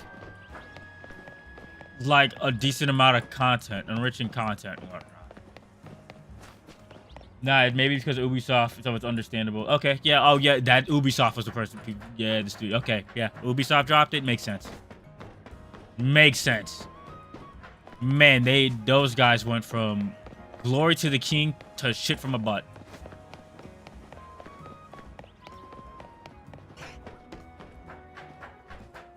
I mean, aren't they still the makers of Rainbow? They're still banking on it. They're just they're fucking banked on one title. That's their cash cow. They just got Solid Snake in that motherfucker. Like, yeah, the game Rainbow is not going anywhere anytime soon. They even tried to put a spin on, like, they even had a spin-off game. What was it? With the fucking, was it oh no, never mind. That was Ghost Recon Wildlands, was it not? That just had a couple of Rainbow Six operators. Yeah, I want to say there's a couple operators that were inspired by Rainbow Six operators. I don't necessarily know if they were like actually brought over. I remember playing it for like a little bit. John and I played it for a little while, and then Yeah. freaking I think John ended up still playing it a little bit. I just don't play it no more. Yeah, I stopped playing it the same year it fucking came out and we started playing it. Yeah, I think me and you stopped playing it about the same time. It did not I was interest back me in or Rainbow. hook. It just not hook me. Did not hook me like No. that. No, I would rather have just played Rainbow, to be honest with you. Man, John had this great way of just like convincing you to get on the game and then just like. He Oh, still has that. He still has it. If he were to pop into this chat right now and tell us to start playing a game, I'm pretty sure you would stop playing whatever you're doing right now and be willing to hop on with him. John was really good at convincing you to like fucking either buy or hop on a game for a while and then like fuck around. We will not touch that shit in like another at most we'll touch that shit for a month. I was like I had to stop impulse buying the shit he before. I was like, bro, that man had me convinced. Say, every time he ever comes into the chat, bro, he's always, dude, I've been playing this game. You guys should give it a try. Nah, John, I'm not buying it. I'm like, dude, John, no, because you're gonna be fucking sick of it in like a month or two, and you're gonna go be right back on whatever you were playing like a month ago. Like, no. Yeah, no, I'm not hopping on this game for you to go play fucking whatever you're playing right now. I was like, I'm not gonna lie. One of the biggest reasons I got off Siege is was like when Fortnite was popping off and getting popular. Like that's what everybody fucking gravitated to. I was like, y'all didn't maybe put all this money, all this time, and this toleration into playing this game, and then now we're not even touching it anymore. I was like, you know what? Fine, we'll play Fortnite a little bit, and then it's just like, okay, yeah, I'm done with this shit. I'm glad you're happy. It also doesn't help the fact that I spent so much time on the end of that damn game too. Oh my god, Fortnite took over my life. I'm pretty sure while everybody was playing the fuck out of like Fortnite, I was routinely hopping back on Rocket League every once in a while. I was playing the fuck out of Minecraft. Grand Theft Auto. There was a point in time when we all got on Grand Theft Auto heavy. What else? Yeah, I remember that. You guys kept running out of the motorcycle club out of the city, right? Oh yeah, or something like that. We were doing like the hella shit in Grand Theft Auto. Back then was when I decided to make that one PlayStation world that we ended up making the big ass wall for in Minecraft. Yeah, and then we spent all that time making that spawning thing, and I think I died 100,000 times making that spawning thing. Oh yeah, that big ass block for the in the desert. Yeah, didn't you have us making some big ass block, and I died like a million fucking times to the damn thing? Mikey, you died a million fucking times just playing Minecraft in general. Man. So I'm liable to say yes because every time we've played Minecraft, I've always seen you. You've always died. You're getting a little too big for your britches, dude. And it honestly at this point it's just like, oh well, you know what? It's not a Minecraft session unless Mikey went off and died doing something. Yeah, you was my netherite at some point. Dude, you lost your netherite. Like, is this in recent history? Yeah. Dude, man, what is with you? How are you the most protected guy in the game, and then what did you do? How did that happen? I made the creeper farm. Mm-hmm. And so then I was AFK in the creeper farm. I AFK'd it for hours, and nothing wrong happened. And then when Nicole woke up, I looked down to show her and go show her everything, and I see a big giant hole in the center. And I sat there, I said, well, that can't be good. So I peeked into said hole and got blown up. Because I was trying to figure out what I needed to do to fix it. And then when I got blown up, because obviously there was a shit ton of creepers standing there, I then sat there and tried to go back to get all my shit. All my shit was down at the bottom, so when I got in there, they all started blowing up again, and then blew all my shit up. Yeah, sounds about right. Okay. you are just unfortunate, really unfortunate at that game sometimes, man. Just like in fucking RL Craft too. Like, I mean, I know I died a shit ton in RL Craft. Like, I needed you to bail me out a fuck ton in RL Craft. But like, man.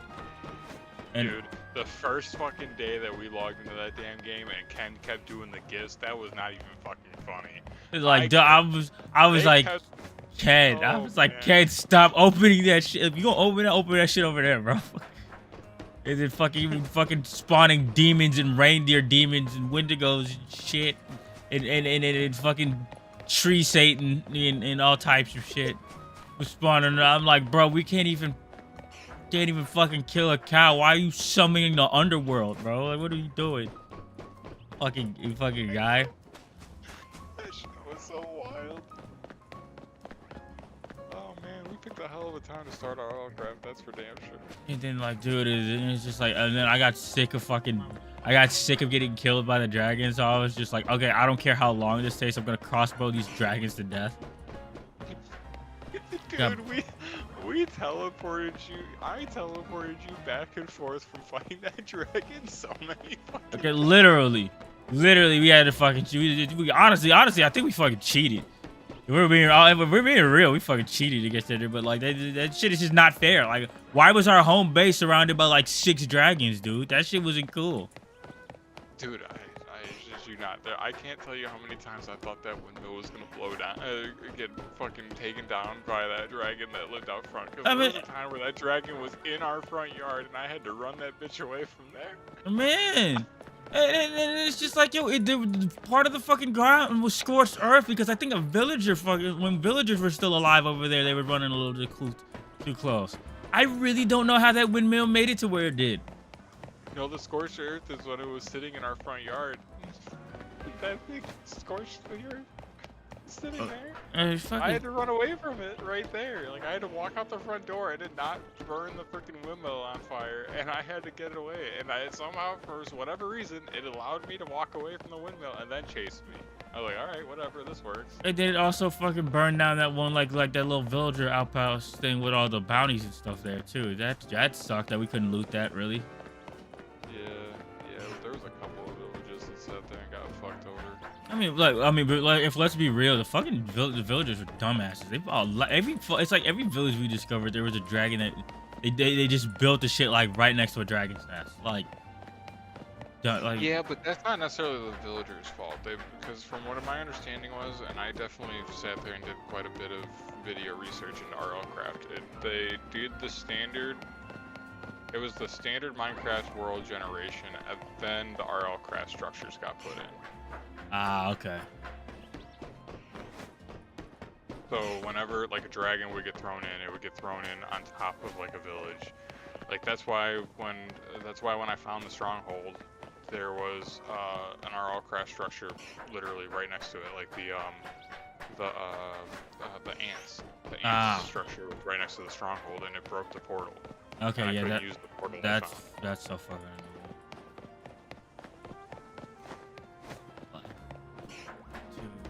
And I was getting real annoyed by how often those damn dragons would spawn, especially when I was looking for like whatchamacallit? When I was looking for villagers that had enchantments we needed, like the supreme sharpness and some like advanced. We still never found an advanced protection village. Yeah, I don't think so. I never got one. Yeah, we never found one. Like, dude. I never re-rolled for it. And then it's just like we also never got all the golem armor either. Runes. Like, this shit was looking for that shit was so goddamn annoying. It's like no matter how far we went. Got 3 pieces of it. I want to say I made 3 pieces of it and had 3 pieces of it made upstairs on an armor stand. I think the only thing we were missing was the head. To be honest with you, I think we had the chest plate, the legs, and the feet. Yeah, but it's just. Yeah, RLCraft was just like such a fun pain in the ass until it just ended up being just a pain in the ass. It's like we got to a point where our progression was just really based on RNG, and it's just like I was just like, man, I don't know how much longer I can put up with this shit. And then like we just for shits and giggles, we started a Bedrock world, and then I was like, oh my god, wait a minute, this is just nice. I can go into caves and not have to worry about a goddamn Gru. I can fucking walk 5 feet and there's not a dragon flying above me burning me alive. I can re-roll villagers slightly easy, you know? Yeah, and then we got invited to the Minecraft server with Nick, and I've kind of just done most of the things. And it's like, yeah. By the way, you didn't have a chest available for me to put a bunch of fireworks rockets into, so I just kind of spread a bunch of fireworks rockets between 2 chests for you. Oh, thanks. I can't remember the last time I hopped in that server. It was probably like a month ago at this point. Pokemon. I've done. Nicole and I have done quite a bit. Nicole's actually at a point where she doesn't even know what to do in there right now. I think she needs to start fishing to sit there and actually get to where she can start breeding her axolotls, because she made an axolotl like enclosure. Yeah, tell her to go get a blue axolotl, or we can all just go on a journey to go find the damn silence armor trim. Yeah. We could do trial chambers and whatnot, because I still haven't done a trial chamber. Neither have I. I want to do a trial chamber. We still want to do that fishing tournament. Nick hasn't even sat there and said whether or not he actually hopped in the server and checked out, because I broke their original portal and made them technically activated another one to give them another roof. I do remember seeing that in the chat. Yeah, it was quite a big freaking thing of. It was quite a big post I did. I got what the fuck else I still gotta do in that Minecraft? I still gotta get my netherite. I don't know if you ended up making the blaze farm or not, but I still told myself I said we was gonna do that just to get like. I did not finish the blaze farm. I have not done it. Dude, because blaze rods are such a good fucking fuel source, bro. Yeah, but great fuel source. I mean, we probably don't need it with all the damn farms and auto crafters you've made, but like at the same time, it's like also like just having a blaze farm just makes enchanting that much easier. You are alpha 3 times, but not shiny once, bro. Come on, be yellow. Turn Super Saiyan. Give me the Super Saiyan jackal dog critter. Oh, I'm gonna be honest with you. I mean, it's a 1 in 1,024 chance. Yeah, with the shiny charm, yeah, 21,000. Yeah, I mean, you're probably gonna be above odds on this one. And you got the Dratini earlier today. You have to remember that. Did you do that? You didn't do that on stream. I didn't. No, I was just chilling on the couch. I was like, yeah, I mean, like, I've been doing this. We're doing so much of this shit, just like, and not fucking gaining any any progress. Like having no luck. I got on there and did that, not expecting to run into it at all. I'm honestly surprised you didn't go live as soon as you saw it. It's just like, well, guys, guess what I found while it's sitting there, you know. I mean, it was dude, I had it on fucking handheld mode on the couch. Like, dude, I was just watching fucking YouTube. I had YouTube on in the background, just waiting until I got tired enough to fall asleep again. Like, that's the kind of night it was. Did he just stop spawning? Little shit. Definitely did just stop spawning. Damn, I gotta reroll.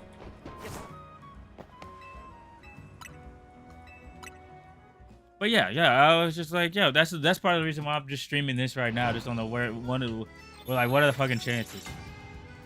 Man, I gotta tell you, doing this bench method has really made me hate this damn. Doing that and getting my 1,000 wins in the ZA Royale has really made me hate this day-night cycle transition screen. The fact that this shit is unskippable, or you can't turn it on or off.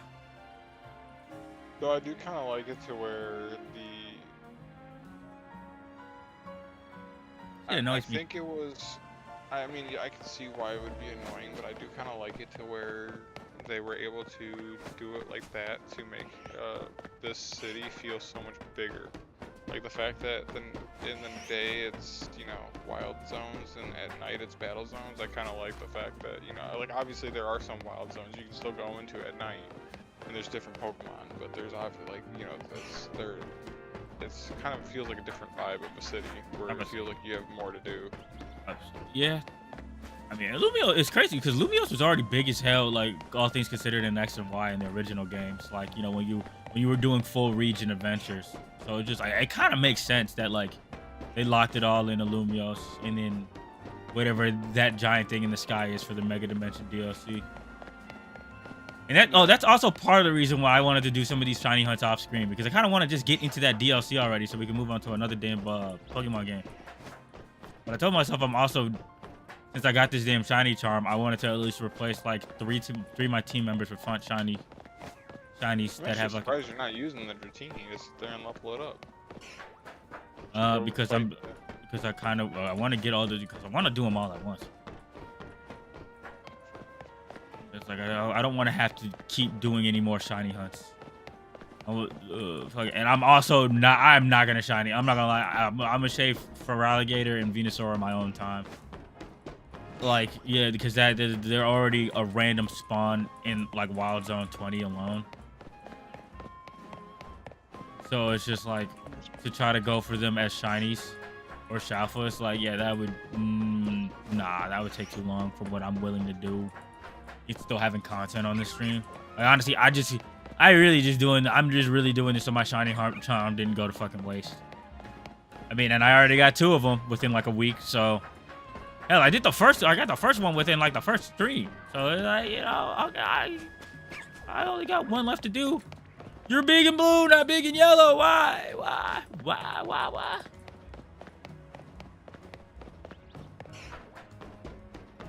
Fuck. How mad would it be if the next one? How mad would it be if you found yellow without the red eyes? I wouldn't trip, honestly.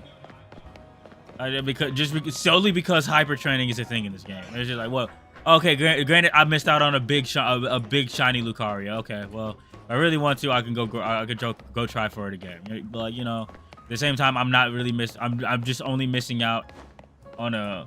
At this point, you might as well be in a marathon. How long you've been running back and forth? Oh, type shit. Like, dude, I'm surprised my character's legs have not like just straight up Fall off. like either fallen off or gotten so goddamn big they're like bigger than thicker than this goddamn pot. Like I'm surprised my legs aren't thick as shit for how much I've been sprinting back and forth. Speaking of sprinting, another thing, I mean, I'm glad they allow you to. I'm glad they allow you to fucking just instant sprint and like fast travel, but seriously, I missed the bikes or like the rollerblades. That would have been nice.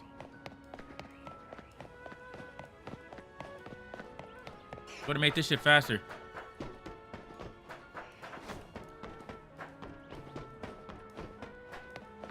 I also miss hatching Pokemon. Not only that, you probably won't like Legends Legends Arceus might not be your most favorite game. Oh, it's a bunch of running in that game too. Yeah, there's Pokemon you can ride, but there's not really like there's no bike or anything along those lines. Most of the other games do have bikes. I recently got into Mugenics.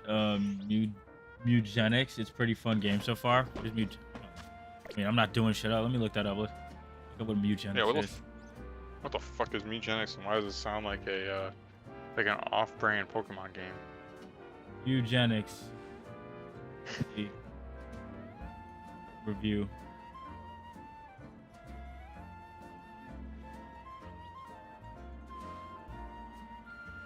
Okay. Why the fuck were the cats humping?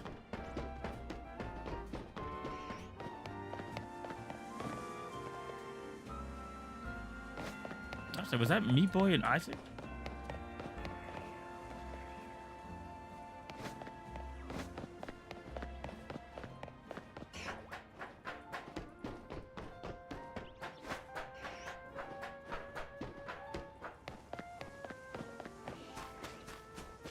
Bro, it looks like it kind of plays like the South Park games. The art of it kind of reminds me of like the art for the like not the movies, but like a Diary of a Wimpy Kid type artwork.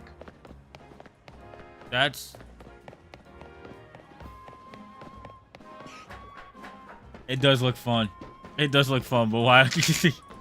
That's a crazy amount of times I've seen cats just like plowing each other in a trailer. Made by the dude who made Binding of Isaac. Yeah, he mentioned it. Binding of Isaac and Super Meat Boy.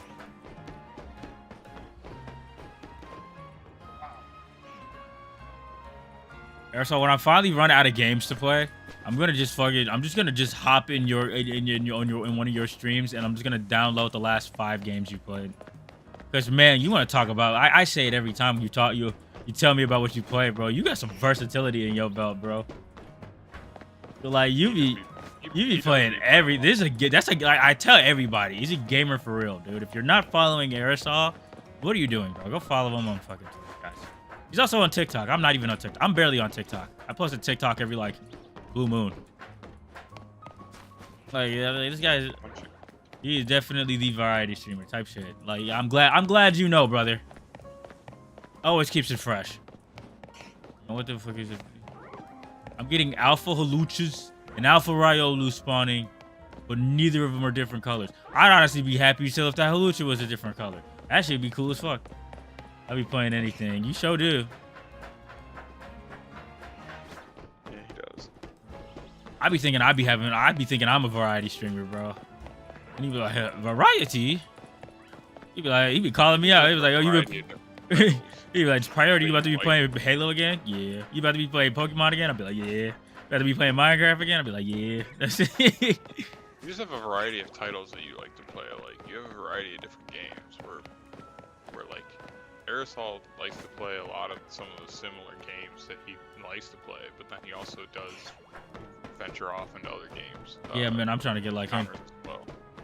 We could also get the other gen games and stuff in the future. Oh yeah, hopefully. I mean, well, and hopefully he fucking sell that at a damn discount. But he does be playing a lot of random games too. I'm at the bed, man. Work is calling in the morning. Have a great stream, brother, man. Appreciate you hopping in, as you always do. You rest up well. Don't let work make you miserable. You have a good one.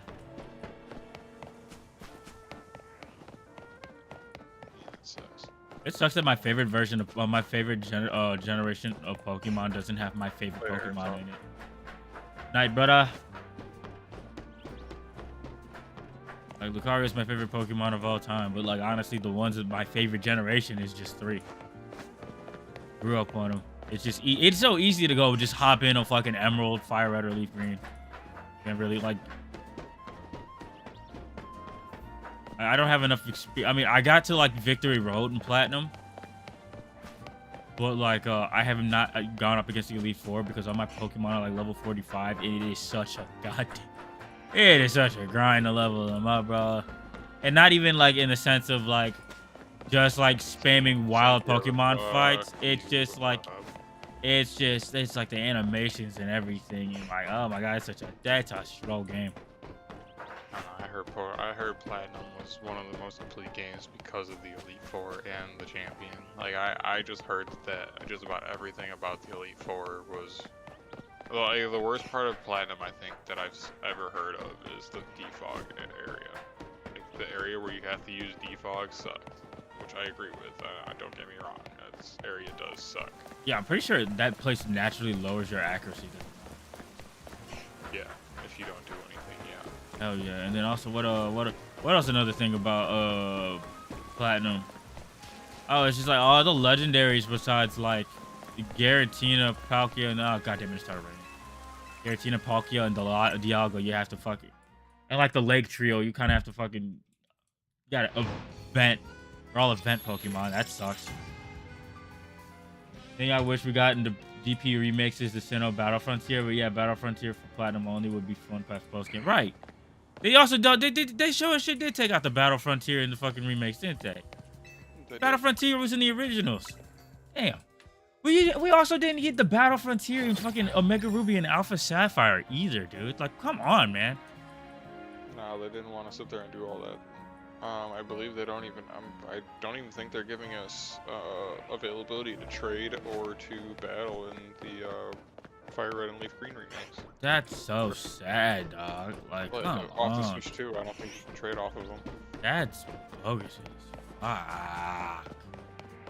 And it's like, and I think the biggest thing about it is just like, yo, I mean, I'm not too keen on like recent history Pokemon games, but like, I remember there was a period of time where just Pokemon. Gen 3 remakes, but it was canceled. When did they cancel that, and why? That's really unfortunate that they did that. Yeah, like that would have been a really solid DLC drop. Right? What the fuck? Yeah, and it's just like, yo, and it's like, okay, like I was saying, that's another thing. Like, yo, I think Sorry, not to cut you off. Pokemon had I had a spill of just terrible post games for a period of time, if I remember correctly. Like they just had like a period of time where their post games, like the fucking whatchamacallits, the post game was not either long winded or didn't have a lot of activities. I know for a fact X and Y had a very shit post game. Like all you had was like the looker quest and then gonna go catch Mewtwo in Zygarde. And like one of the bird trios. Like, Yeah, I think the other game I'm playing through right now is actually Y, because I never bought X. I bought Y, unfortunately.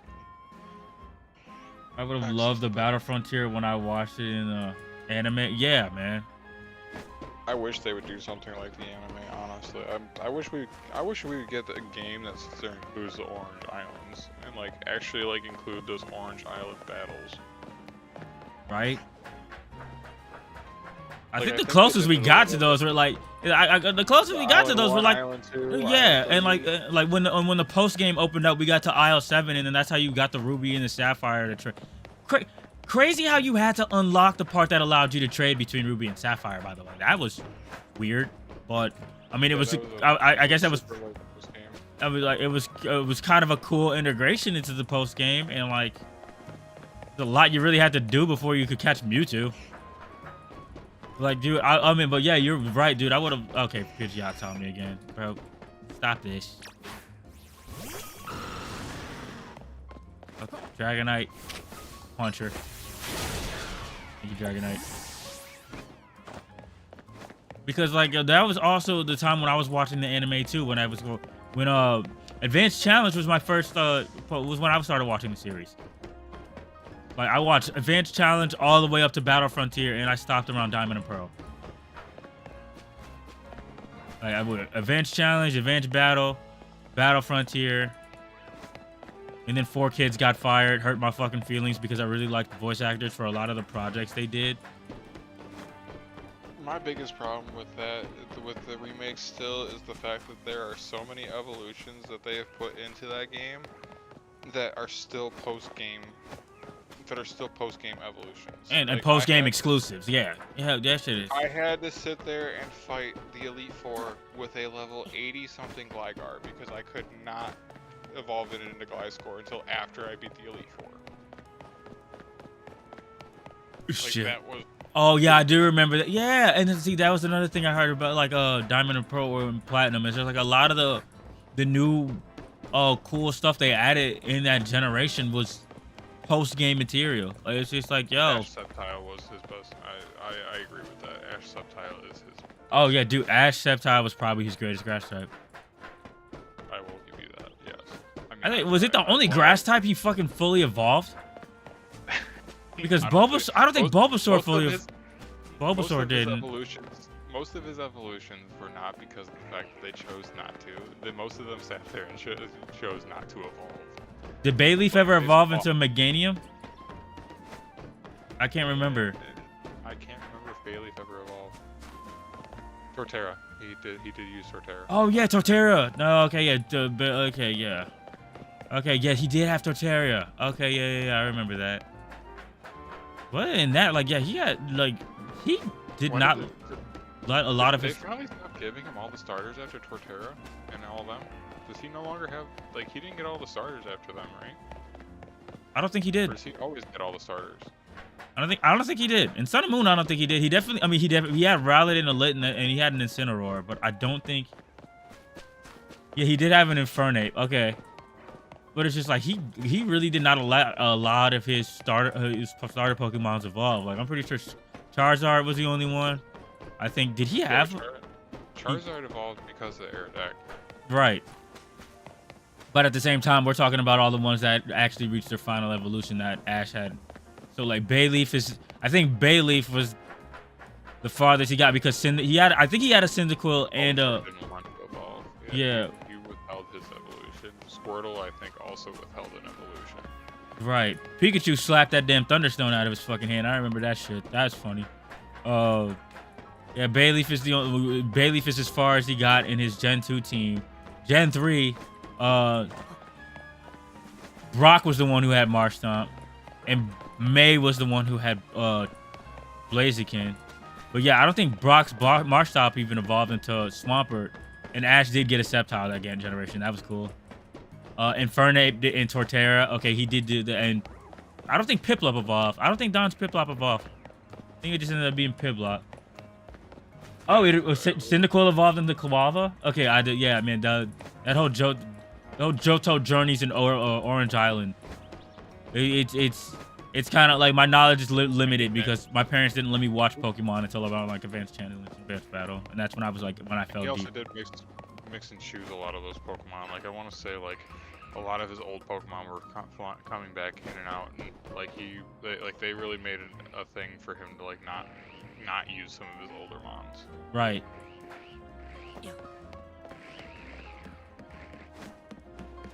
He just stopped spawning. Gotta go. Oh, hey, there's a couple shiny Barbecue down there. Might as well fucking... I managed to spawn a couple of those. That's funny. Was there a point where Charizard came back and fought for him after post-Gen 4? Yeah, I think he definitely brought it back in Black and White, and they had a showdown with Dawn's Dragonite, or Iris's Dragonite. And then I think Charizard helped him came back and helped him during. I think Squirtle, his Kanto starters actually all help him with Blaine. No, that one Frontier Brain. Who was the last one?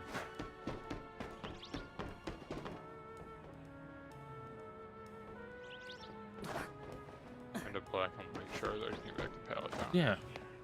Like, what was that? What was it, Brian? Or who was that Frontier Brain? He needed help with his Kanto team. That is something I remember from, yeah, Brandon, yeah.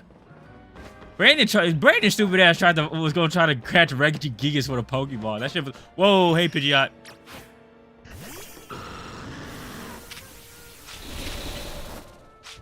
Hey, Thunderbolt. I mean, you probably have a better shot at just starting the battle with Regigigas and sitting there and trying to catch it with a Pokeball than waiting and getting it below 50% of its health. That way it's actually, you know, moving at full speed. Right. Close starts. Beach and a half. Let's see, I got some nest balls and net balls. So let's go catch a couple of these little guys. Gonna kill. Oh. Shiny. Shiny. I wonder if anything else turned into a shiny in the area. Because that's the thing about this bench method and whatnot, like, or running back or respawning Pokemon, like, Pokemon in the area will roll for shinies. It's just that, like, it's not always the one you want. Oh, just the fact that you had two barnacles over there. Is that what they're called? Yeah. Binnacules or whatever, and then, like, Yeah. if they're in the area and, like, you re-roll their spawns, odds are you are probably going to get some shinies. It just probably won't be the ones you want. That's what happened. That's how I caught, like, hang on. Like, that's how I ended up running into this Panpour, this Bellsprout, this Badoo, the Fletchling, and this Spritzy. Also this Esper. Shit. And the Ekans. What else did I run into? Malamar, yeah. Hey, Ariados, how you doing? Ash's Torkoal nearly built Brandon Registeel. That's a yeah. Now Turco, all of a sudden, bro, Turco fucking got it in its bag every once in a while. Like I was surprised. Turco was kind of shit, and which is crazy because I don't know what Torco was doing all that. Because last time I checked, that mon is like bulky defensive. Like it's a better setup mon if anything. Torkoal? Torco. Yeah, Torkoal was a monster. But it also, I mean, in the actual game, it's one of the few drought Pokemon. I could have sworn that it hasn't been 5 minutes.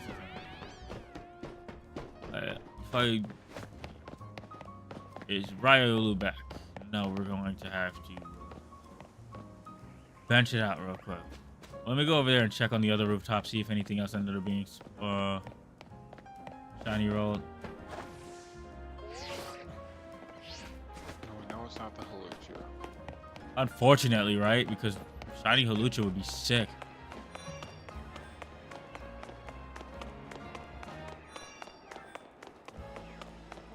Did I go the wrong way like a doof? I think I went the wrong way like a doof.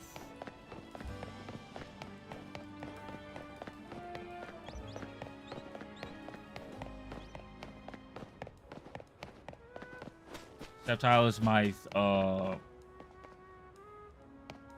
the what buster? That one, okay, that one I can't decipher. Yeah, I can't decipher that one. Like either. your mythical? The mythical buster. Okay. Okay, there we go. I thought so. Okay, yeah, okay, never mind. I was able to decipher that one. Yeah, and Sceptile had a fight, man. I'm not gonna lie, the Sceptile was one of those mons that got that didn't get hoed by the special play. Oh yeah, there's another shiny fletchling right there. Cool. Now if someone. Oh well, now it's gone. Bye, That shiny needs some fletchling. strength. Bye, shiny fletchling. I was gonna say. Yeah, I guess I spoke too soon. That sucks. Oh well, I already caught one. That one could have had high AV. Ugh. Catch. Oh well. It's not like you would have used it.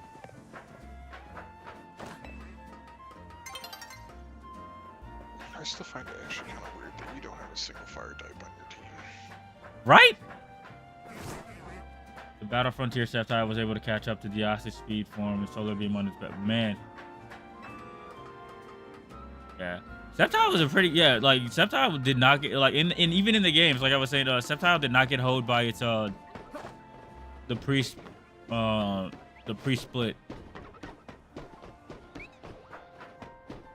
Pretty cool. Anything else in the area? Sceptile, I think actually was one of the ones that they actually built pretty well for pre-split. Yeah, and then post-slip, it kind of needed some moves. If I remember correctly. I could. I'm looking it up. I'm looking up the stat breakdown. I forget it. Might as well use, yeah, 105 special attack with 85 base attack and it's unburden ability. When it's not overgrow, obviously. The secondary one is unburden, which is pretty fucking good. 120 base speed. The worst stat it has is defense. See any of these splits? Any of these Swirlix or whatever the hell they are, shiny? Nope. But I think pre-special split, since it was solely a grass type, grass was a special type, so even Leaf Blade was doing its best damage as a standard physical move. I mean, of course Paul was dumbfounded. He was kind of a dick for being humbled. Like, that nigga was just like, you can't fuck, I don't care who you are, you can't fuck with me. Wasn't Paul what we know to be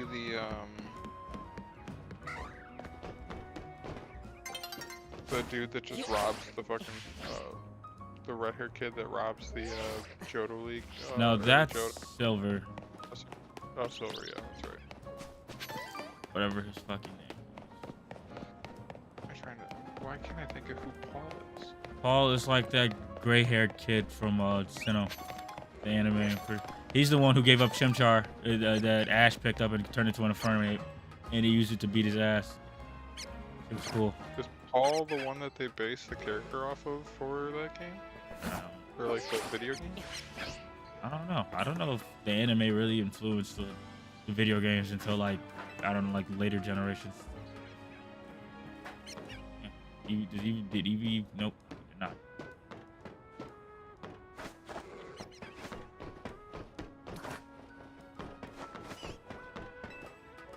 What about you, Weedle? Are you shiny? No, but at least you don't run from me, you little guy. I mean, after a while, Ash needed the help to become a better trainer, let's be honest. As a 10-year-old for the past, like, 25 years, we would have thought 10 years ago, or like 15 years ago, he would have become somewhat more knowledgeable.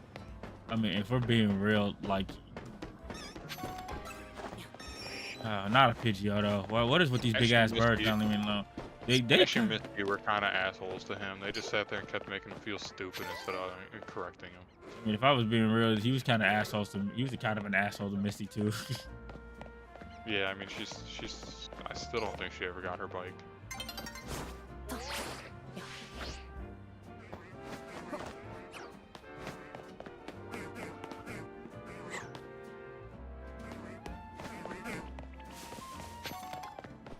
Tried to give her a bike voucher in Leaf Green and Fire Red, but she didn't want it. Sucks speaker. The very end of Ash's Pidgeot finally turned to his team. Misty got her bike at the end. Oh, okay. Misty did get her bike back. Good for Misty, man. Yeah, but did Ash did Ash fix it, or did Misty get it fixed herself because she was tired of waiting on Ash? No. I don't. Because she always said that Ash owed her his bike. So if she did it, technically Ash still got out of it. Didn't May's bike also get trashed by Ash and his Pokemon? I don't remember about that. I don't. Nurse Joy fixed it for Misty. That little fucking Pikachu is a goddamn menace. Huh? And Dawn? Dude, this guy just keeps fucking bro, up what girls' is bikes. what it was with Buddy in bikes, man? Hell no, I'm surprised nobody beat his ass after that. He was always taking it from women. He Fucking knew thrashing. he couldn't get his ass beat. Just thrashing they shit. That is. Pikachu's anti-bike? Oh damn! They turned the goddamn blue sector into a battle zone. Hang on.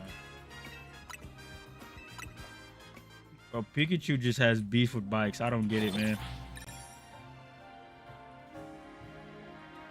I don't get it. Twinkle, twinkle, little star. Oh, I wonder what you are. Up above the world so high. I mean, the first one was kind of understandable. They were getting attacked by... They were getting solidly attacked by some Spearows. He had to do what he had to do.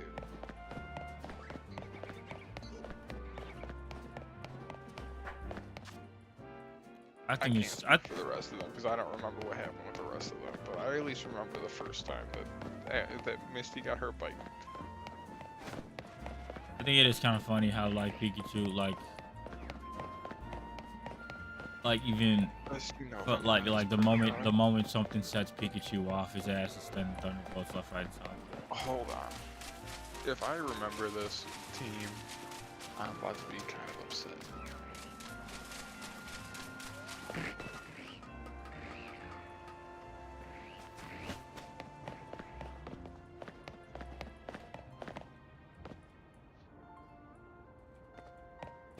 Oh, okay, yeah, you know what? Yeah, you might be right. Yeah, I think you're right. God damn it! Once again, how many times we gotta teach you this lesson?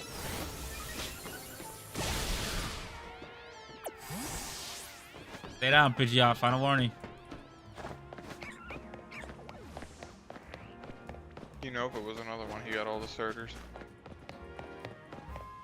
He had a Snivy throw. Oh yeah, because I definitely remember him having like a Pig Knight.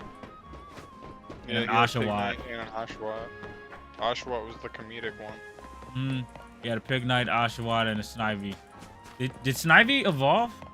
I feel like Snivy No. evolved. Okay, so it was only Pig Knight? No. Yeah, Pig Knight. He only got the Pig Knight, and then obviously a Crocodile. Which most people consider that to be his ace. So yeah, it doesn't make sense. It makes sense that would be his best Pokemon.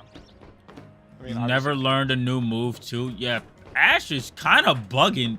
Okay, I'm not gonna lie. Literally up into the Kalos League, he kind of deserved all those losses, except in like that one motherfucker who showed up with the damn Articuno and whatnot. That shit was kind of in the Articuno and the Dark Ride. That was like, why you bringing that legendary to the Elite Four, bro? What are you, a video game character, you bastard? Like, but Far for black and white whiting wasn't the best for Ash. Okay, yeah. I ain't gonna lie to you. They definitely robbed Buddy in that Kalos League. Granted, I feel like his Greninja probably should have known a different move besides like cut. He could have learned it like maybe like I don't know, acrobatics or aerial ace. And like another water move would have been better for him than just water shuriken. Not saying he didn't need water shuriken because that's like kind of like a Greninja staple, but like Buddy definitely could have used That's priority, isn't it? It is priority, but it also doesn't. I mean, it kind of hits hard with the Ash Greninja transformation, but like still. I mean, 25. Oh yeah, okay. It had water shuriken, cut, aerial ace, and double team. I think they could have swapped out double team or cut for something else. Double team. I mean, maybe I would honestly say double team's hard because I feel for that. They're trying to show off the ability and how good it is to. Yeah, cut with Night Slash. That's what I was just about to say. I think Night Slash would have been a better ability for it to have instead of like, cause fucking about stab. And just like, would have been cool as shit to see Greninja use Night Slash in the anime. Like, dude, what? I feel like they would have been able to make that look a lot cooler than cut. I wish they had a variant of Dragon Dance, I guess, that was also like a special attacker one. I mean, I guess you get Quiver Dance for the bugs, but like, still, that's so limited to bug types. What do you think Ash's final team should have been when he beat that one dude? Because I was seeing people saying he should have got his Charizard back, he should have got Infernape, he should have got Greninja, he should have had Lucario, he should have had Crocodile, and I think he should Pikachu, which is the last one. I've seen for his final team. Yeah, his final team when he went to when all the champions had that damn tournament against Leon. That's his name. Yeah, I never played which was the one with the Gigantamax and Sword and Shield. Yeah, I also didn't play the one with Terrorization, like yeah, the Scarlet Violet. So like yeah, I remember Leon being like a fucking industry plant, what people were calling him. Yeah. But like at the same time, I feel like people were saying he should have had his All Stars there. Yeah, I mean he should have had. I mean yeah, I guess you could sit there and say he should have had it, but like that tournament isn't just the champions tournament. Like I you know, in the anime I think it was written out differently, but I think they were trying to do it more based on the game for that part. Charizard, Sceptile, Lycanroc, Snorlax, Lucario, and Pikachu. Yeah, that would have been a good fucking team too. Like, I remember his Lycanroc was putting in fucking work. I mean, we're just talking. I don't know. We're talking. Greninja has to be on there. I'm sorry, but like Ash Greninja, you have to have Greninja on there. Oh yeah, whole time, because that man. Ain't it funny how he pulled up the shit? How much shit he pulled up with on his wrist? He had the damn Z Crystal. He had the damn Mega Stone. He had the damn Like Ash Greninja is such a broken Pokemon. Lycanroc did help Ash get chunk. Yeah, he did become. Yeah, his Lycanroc did help him get that Kalos dub. But I think they were just giving him the Kalos dub because of how much, not the Alola dub, because of how much the Kalos L fucking pissed off the community. Like I'm pretty sure shareholders backed out of like the anime and whatnot. That's how bad, and like they were getting review bombed and everything. Yeah, like Pokemon, like people were saying he should have had like his All-Stars or his Aces on that team. Like Ash Greninja was a 640 base stat Pokemon. That was. Yeah, they were giving Alon and his Charizard plot armor, bro.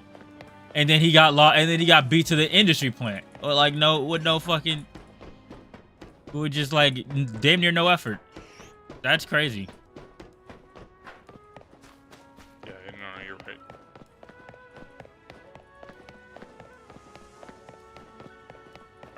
Because that's also the team. Isn't that the same team with the Surfetch? Because then you have the Dragonite that I think most people. That's kind of his like a Isn't it kind of a sillier Dragonite? Isn't that kind of known as the comedic relief Pokemon of that team? Is the Dragonite? I think so. Like, dude, like I felt like when I fell off the anime, all I know were highlight reels. Does Pidgeot sit there and return at the end? I have never actually seen the end of Ash's story. Me So neither. knowing that Pidgeot does return, or knowing that he goes back for Pidgeot is kind of cool. How did knowing Pidgeot that depart they from his? link back up. How did Pidgeot depart from his team again? Wasn't that the Pidgeot that he left? Didn't he leave Pidgeot behind to be able to protect Pidgeot or the Pidgeys against the Fearow? See, I don't remember. Because remember I fucking. That's correct. Am I correct there? Is that an anime thing from the first generation? He did. Is that from the first generation of the show, or is that when right before he goes to Johto? Does that happen? Do you know that one off the top of your head, or is that something we should look up? I think Odd Eyes King said that is what happened.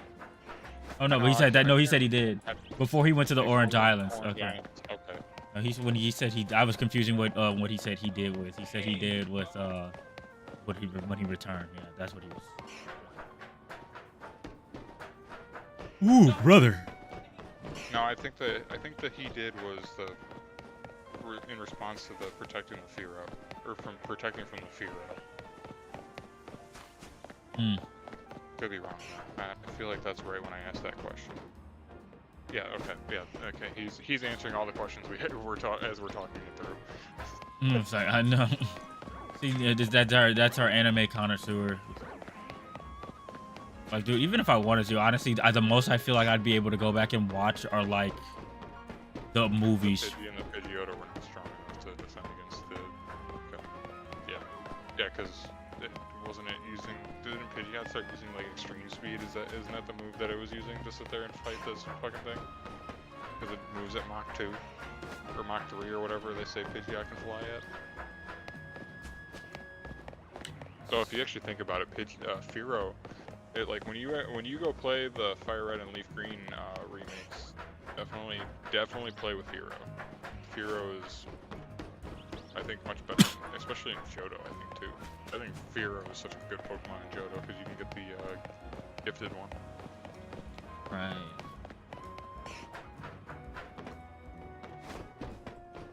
That's the same Spearow that Ash threw the stone at. That's hilarious. God, they really made that one all linked together. Holy cow.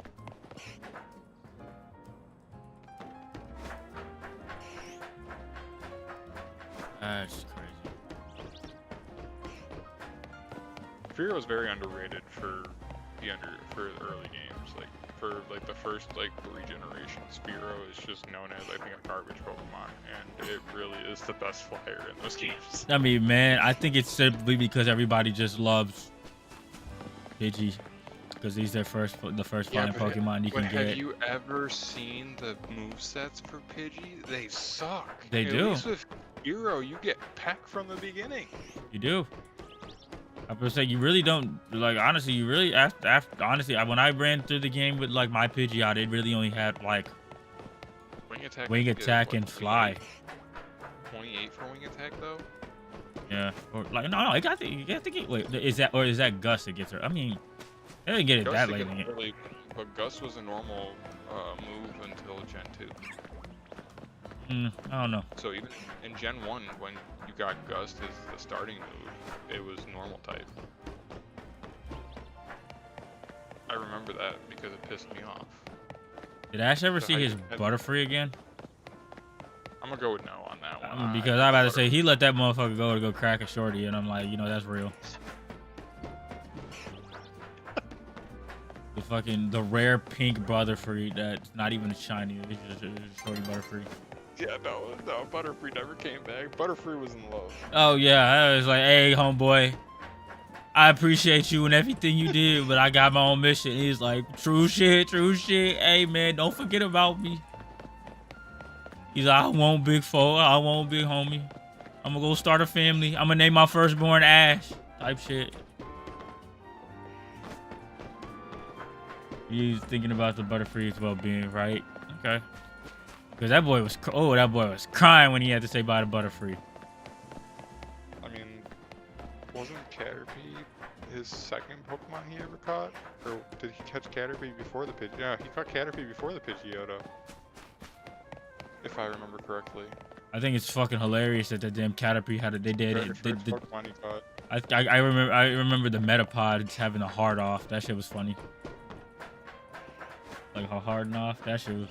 What, was there ever a point where Ash ever ran into the Butterfree again? Like, was there ever a point where like that herd of Butterfree like went across like the ocean to do like their thing again, and like he ran, like they just happened to be on the other end of it? Like they always seem to run into situations like that all the time. So I don't, like, was there ever a point where they saw each other?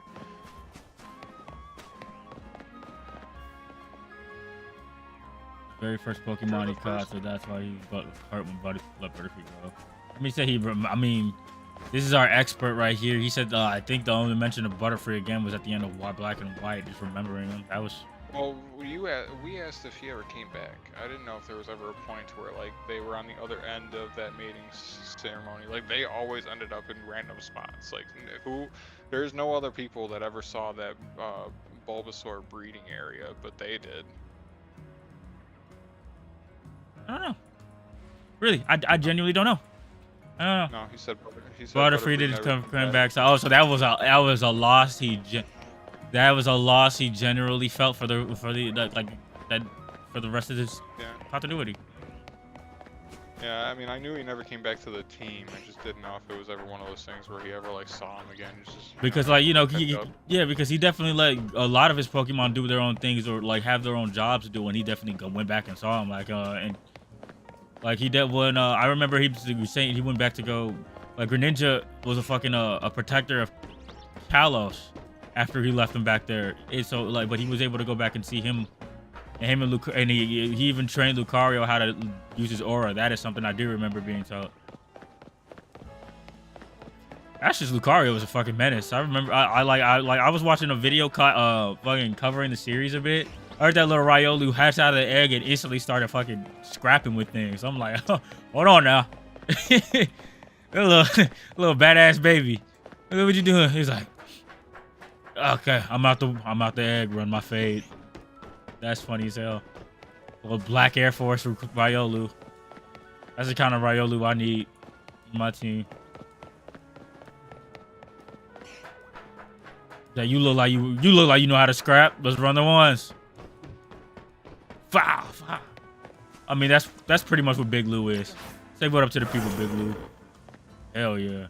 He looked like he not for the shits. Big Lou look like who you need. Who we fucking up? I don't know. The Pidgeot been looking at me kind of crazy. Pidgeot been looking at me kind of crazy. Hey, Big Lou, show him something. Type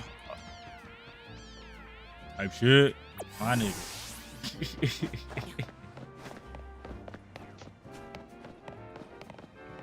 See now, okay, that time, Mikey, I was the aggressor. I will give you that one. Yeah. That time, I was the aggressor. They'd be looking at me funny. That was the one time I got on a Pokemon ass for looking at me funny.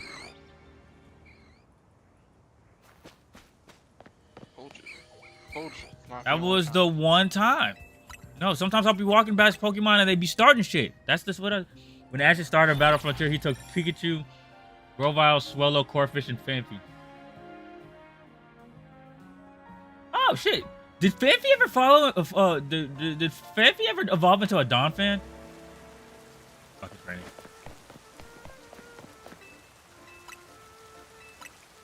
Oh, it did? Okay, that's okay. I thought I was remembering that correctly. Did Corphish ever evolve? In the Kanto Battle Frontier. Okay. I don't know if Corphish evolved. Actually, that's a good ass question. I do remember him definitely having a Corphish though. No, he never evolved. I do remember his Swellow though. Swellow was, man, I'm not gonna lie. The first, I mean, they might not always be viable, but the first flying type Pokemon you run into in all games, like you're liable to keep them for the rest of the rest of your playthrough because they're just cool, like just on cool factor. Because like Gen 4, it's Star Ravier. For Gen 1, it's Pidgeot. For Gen 2, I'd actually be curious. I can't remember what Gen 3. Gen 2, I guess it was Pidgey again, wasn't it? Gen 3, it was Swellow. I got a question. Okay, Unpheasant was kind of lame. I ain't gonna lie. Since he's been doing all this research into what he wants to run for the remakes, is there a Pokemon that you thought you wanted to run at some point? And then you, after like looking up like the movesets and whatnot, and like obviously with the physical special split, you're like, nah, I can't run this. For me, it's always been Kingler in those games. I'm not gonna lie. I've always wanted to use Kingler, but you can't. He sucks. I'm not gonna lie. If I've ever used a Pokemon, but I have not gone back and played a Pokemon game. Well, I completely agree with Unpheasant being his worst flyer. Not to cut you off. I'm sorry. 1 point Gyarados, using Gen 4 Almors. Bro, what the fuck? Bryony, come back, you little shit. Like, I don't think I was thinking about shit like that when I was first going through the Pokemon games. Like, because I didn't know about the special moves. I didn't know about EVs, IVs. I didn't know about the splits or any of that stuff. I just used Pokemon when they were cool. Like, when I first got a Hitmonlee, I was like, oh, yeah, Hitmonlee's on my team. He's a cool-ass fucking... Cool. Kabuto? Kabuto's a cool-ass fucking Pokemon. He's on my goddamn team. Hell yeah. In the Pokemon League, let alone. In the fucking Pokemon League, let alone. Right. Sorry, no, I'm speaking Odds Eye King's comment. He's talking about Kingler. Speaking of Kingler, man, yeah, Kingler was that dude. Kingler was indeed that dude. Yeah, and he won that. Wasn't he a Krabby when he started that battle? He evolved in the middle of the battle. Cause didn't he evolve like directly after beating wasn't it the grass psychic type Executor? Bro, this motherfucker beat a goddamn type. What is with this man going up against type advantages and winning, but going up against type disadvantages? I mean, type disadvantages and winning, but they're going up against type advantages and losing. Like, what the hell? Not to mention the fact that you can catch a Pikachu in the first game before you face Brock, and it doesn't, and you can't use Thunder or you can't use Thundershock to hit it, but they show you in the anime that it can hit. Yeah, because he fucking did he make the fucking sprinklers go off or some shit? No. It before that it could do a little bit of damage. Like after he did the power up and before the sprinklers went off, like it was still hitting and doing damage. Like it toasted Geodude. He hit Geodude one time and got toasted. Yeah, the damn anime was a lie. And then the sprinklers go off for his Onyx, and that's when the Onyx got fucked up. Damn anime was a lie, bro.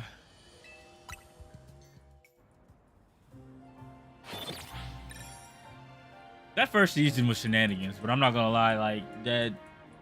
If even Misty was just like, "Are you sure you don't want to use some of my water types?" She probably would have given him fucking Goldeen too. She wouldn't have given him Starmie or Staryu. She would have given him Goldeen and said, "Yeah, here, use this on the fucking field."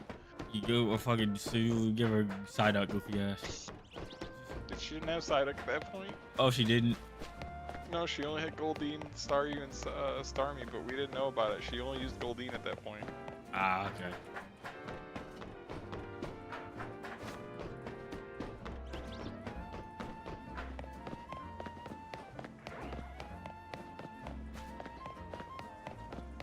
I mean, I think we all knew that she had Starmie and Staryu from the game.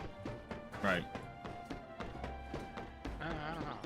Did the anime come out first or the game come out first? Well, obviously, Red and Blue came out first. They're like 5 before Gen 3 was coming out with, that respective generation. Well, yeah, I'm thinking of Gen 1. Yeah, I'm just trying to sit there and think of. I was like, I can't think of if I was watching the anime on TV before I got the game or not. I mean, I imagine I watched the anime before I got the game because I'm right around the age.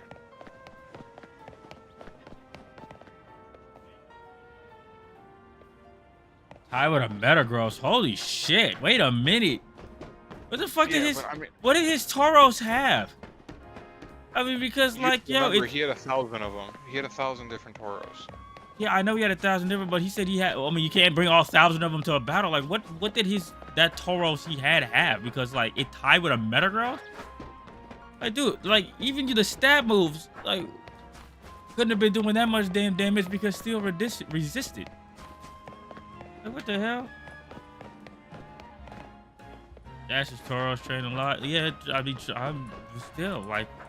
Never mind. I'm going in the anime off of just game feats. I remember I literally just said that some of that should be shenanigans. Fair, you know, like fair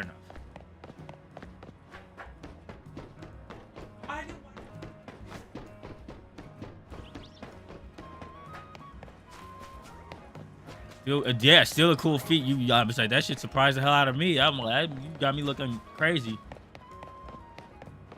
Metagross is indeed a beast. So it's just like, yo, ain't Metagross a pseudo? Or a semi-pseudo? Okay, I'm about to say, him and Salamence, there was 2 pseudos in damn Gen 3. I was like, yo, Salamence, him and Miss Salamence. Oh, shit.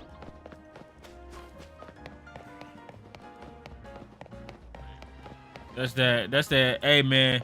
You might be you might be a pseudo legendary, but I'm gonna teach you a lesson that is a tale as old as time. You grab a bull by the horns, you best be ready for it to be taken for a ride on road. Because man, for whatever reason, what I'm sitting there thinking is I feel like they sat there and did the OK move instead of actually like I think they gave him the Oko move. Like I think he hit an Oko move on that Tauros, but didn't actually have the moveset for the Oko. What was it, like Horn Drill or some shit? It was Horn Attack he hit him with, but I want to say the anime just gave him... I want to say the anime just activated his Horn Drill, because from what I'm sitting there reading is that there was even an Iron Defense thrown in that match for the... Okay. For wow. Metagross, and it lost on a Horn Attack. Wait, was it like which one's the Oko? Because Horn Attack, like there's one that's just like a multi-hit, and then there's one. Horn Attack I think is a multi-hit. And yeah, there's like I think Horn Drill, or it's like there's drill like no, not Drill Pack, but like there's a Drill Attack. No, it was a direct collision Tauros takedown clash in a Metagross's Meteor match, resulting in both Pokemon to faint at the same time. That Tauros was just fucking built different. That is insane. Ash brought back Heracross against the Fist Frontier Brain.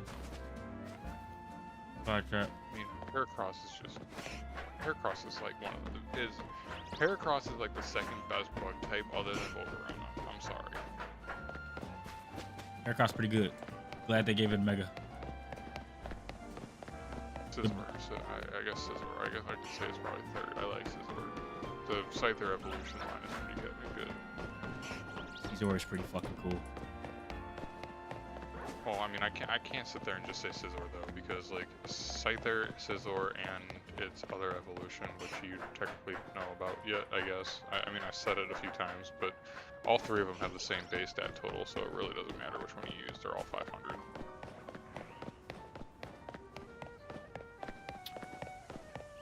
I do find that one kind of stupid. Scizor should have 600 base stat. No, it should be a 550 base stat total.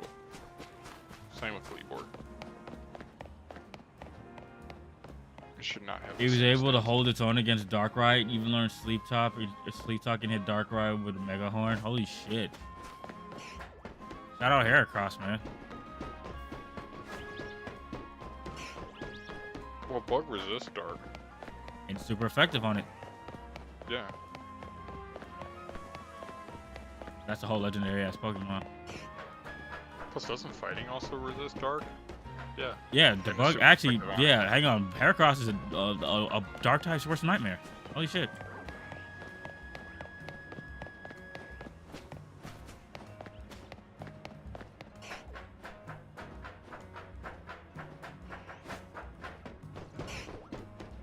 Yeah, there's what 18 or 18 types if you're. Is it 18 types if you consider Stellar? Or is it 17? Or...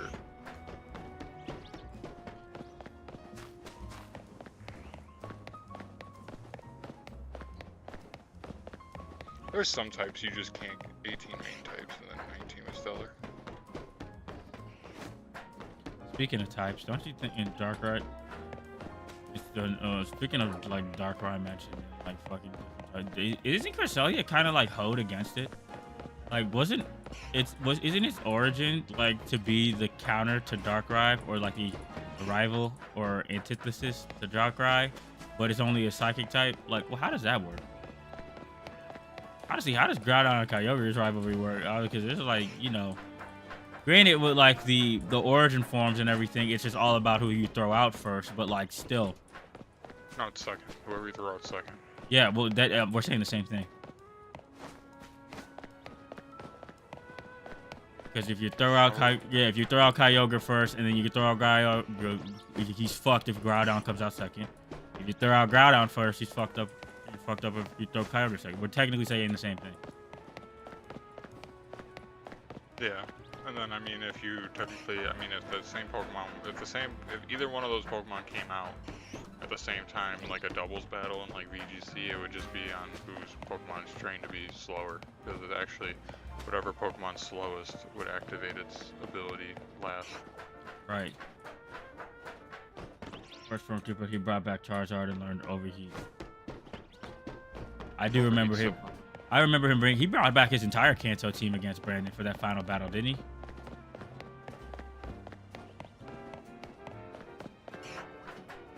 I don't know if anyone likes Overheat, but I'm not a fan of Overheat. Me neither. I'm not gonna lie. But as far as powerful elemental moves go, it just goes as far as the ones that have 100% accuracy, don't have take two moves to set up, and like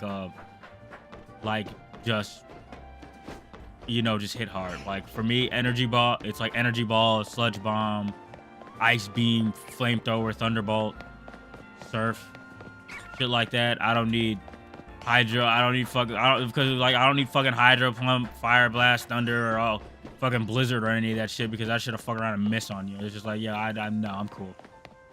Might as well just use the stab powerful moves, because and also like Overheat and stuff, because like you lose your special attack like harshly afterwards. Like if that doesn't kill it, I was like, okay, better swap it back out, or like fucking give it a berry Held Island or something. Use some setup moves. Kyogre with Thunder, Ice Beam. I mean, in the old games they didn't have Overheat Pulse, if I remember correctly. So yeah, because Thunder does hit 100%.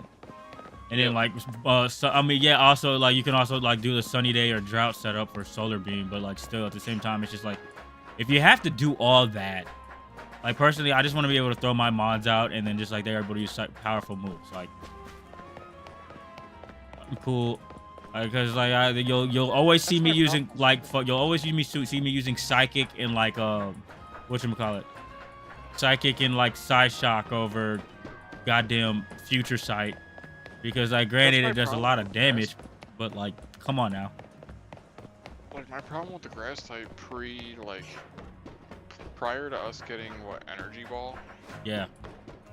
Energy Ball and, like, Petal Blizzard.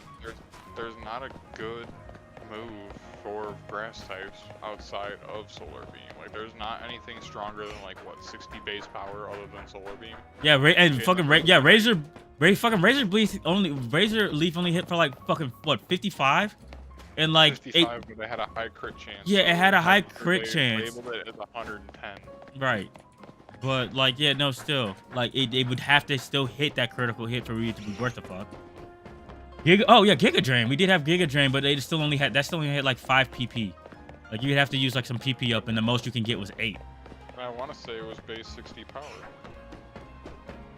I want to say Azor was 20, Mega Drain was 40, and Giga Drain was 60 if I remember correctly, or maybe 75. It might have been 75. Yeah, but like I guess grass types were kind of hoed until before like Energy Ball, like Grass Pledge, and Petal Blizzard came into the mix. And even, I mean, I would guess you could even consider Leaf Blade, because isn't Leaf Blade almost 90? Oh yeah, oh yeah, and that was before the special split. So yeah, Leaf Blade was cool. He doesn't know Flower Trick yet. He hasn't seen it. I've been trying to tell him to use the grass type in the new game without telling him about Flower Trick, but yeah.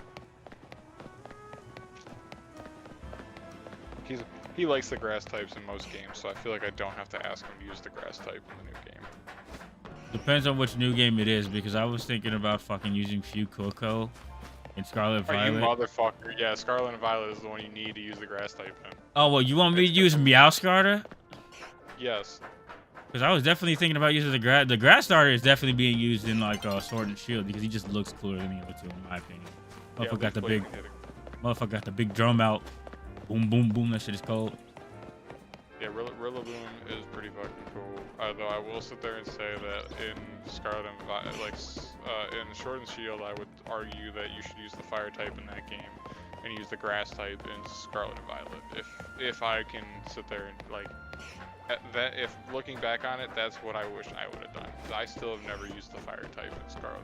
I don't know. Score Bunny doesn't really speak to me, in my opinion. Yeah, I get it, but the Score Bunny seems everyone swears. Low Adamant Sceptile can work really well in Gen 3 remakes. I believe you. Why Adamant Sceptile in Gen 3 remakes? I mean, probably because there's a lot more special grass type moves in there as nowadays. Yeah, but Adamant is physical. Oh well, yeah, because Leaf Blade is a physical move now, isn't it? Yeah, but in Gen 3 remakes, so it would sit there and be the Gen 3 remakes, not just. Doesn't Sceptile get access to Dragon Clock in that game? Because you know Mega Sceptile is Grass Dragon. He does. So yeah, I mean, yeah, okay. So I can see how it works. I can see how it would work. I bet he's talking about the later Gen 3 remakes that actually did the physical special slot. Yeah. Yeah, he was talking about. I'm thinking of Leaf Green, Fire Red, and Ruby Sapphire. Still, I'm sorry. I hear Gen 3 remake, and that's what I'm. We were just talking about Leaf Green and Fire Red not that long ago.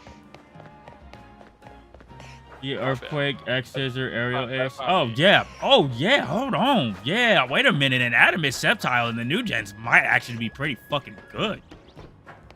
Like, especially if you didn't want to run, like, yeah, if you wanted to run all the fucking physical attack moves, like, I went through Alpha Sapphire twice. I traded myself before I found out about Natures. I traded myself a fucking a Sceptile. I played through the game with all three all three Hoenn starters, and my fucking Sceptile had a nature that went against its physical attacks. That sucked. I was like, God damn it, Sceptile, you failed me again. I was like, dude, you hit like you hit harder, you son bitch. That hurt my feelings. I was like, because like honestly, I'm not gonna lie to you, Mudkip might be my favorite, but like at the same time, I've always loved running the damn all three of the Hoenn starters because I genuinely think Kanto and like Hoenn are probably tied for my favorite, if not like the best set of starters you can choose from in the entirety of. Like I'm not gonna say best, but like my favorite sets of starters, Kanto and Hoenn, 100%. And then after that, it would probably be Sinnoh, because I love Totero, I love Infernape, and Empoleon's kind of cool, but like Infernape and Totero are definitely doing more of the carrying. Univa's kind of weak. Universe kind of weak in my opinion. I'm talking about like design, cool factor, nostalgia, whatever. Like everything I like, just like my favorites. Like I don't know what's like competitively or is the best like viably. Like if you put them all in a fucking match with each other, who would come out on top? But like that's not what I'm talking about. I'm talking about like my favorites. Wukong? That's a good name for Inferno. Hell yeah.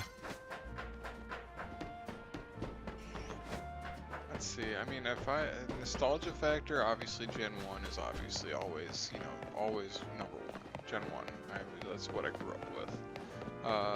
I mean, I do like Gen 3. I've probably played through Ruby and Sapphire probably the most out of all the games, other than Gen 1, between the remakes on emulators on my phone. And I always choose Blaziken in that one, but I've loved playing those. And then, but I think honestly, if like I'm looking at the best starter trio, the one that you can sit there and possibly grab all 3 starters and actually build a solid team around, I would have to say Scarlet and Violet probably has the best starting trio, because One's like you got like hell yeah, that's some coverage, ain't it? Like that's Grass Psychic, Fire Ghost, and what was the last one? Water. It's Grass Dark, Fire Ghost, and Water and Fighting. Wait, Meowscarter is like Fire, Grass Ghost, or Grass Dark? No, yeah, Grass Dark. Huh. Everybody has an opportunity to fight back. Yeah, they all sit there and make it to where the trio goes in one direction and then they all fight the other direction solidly. Like obviously fighting doesn't affect Ghost against the fire type, so if you were to sit there and hit that, you could sit there and swap into it. The issue with that is the water type is faster than the fire type. And then Meowscarada technically is the fastest out of all of them. So Meowscarada does have the advantage there. And Meowscarada learns Sucker Punch. I'm not gonna lie, for the longest, in my opinion, the grass type stayed winning in the design department. Like in the later generations. Like I'm not gonna lie. Like yeah, I mean in the later the duck is pretty stupid. The Skeldridge is pretty fucking cool. I'll give Skeldridge that, but even that, I don't like its nose thing. All that, like, there's something with like the thing on its nose that kind of pisses me off. I think Meowscarada is the coolest one. I'd say, what's the ghost and what's the one you shiny reset for? Oh, Decidueye and Rowlet. Hell yeah, absolutely. I think Decidueye is the coolest one in that generation. Hell yeah, and like I'm not gonna lie, they have some tough, like, granted, Rowlet did definitely have some tough competition because Infernape and like Primavera are like cool and beautiful as fuck too. It's just that like yo, the damn owl archer, like come on man, like that shit was, and like it looked like a fucking assassin. Like this shit was cool as hell. I think it's cool as looking, but like competitively viable, the Infernape is obviously the best. Oh yeah, I mean Incineroar. Is obviously the best. I mean, we're talking about cool factor. Fuck competitive.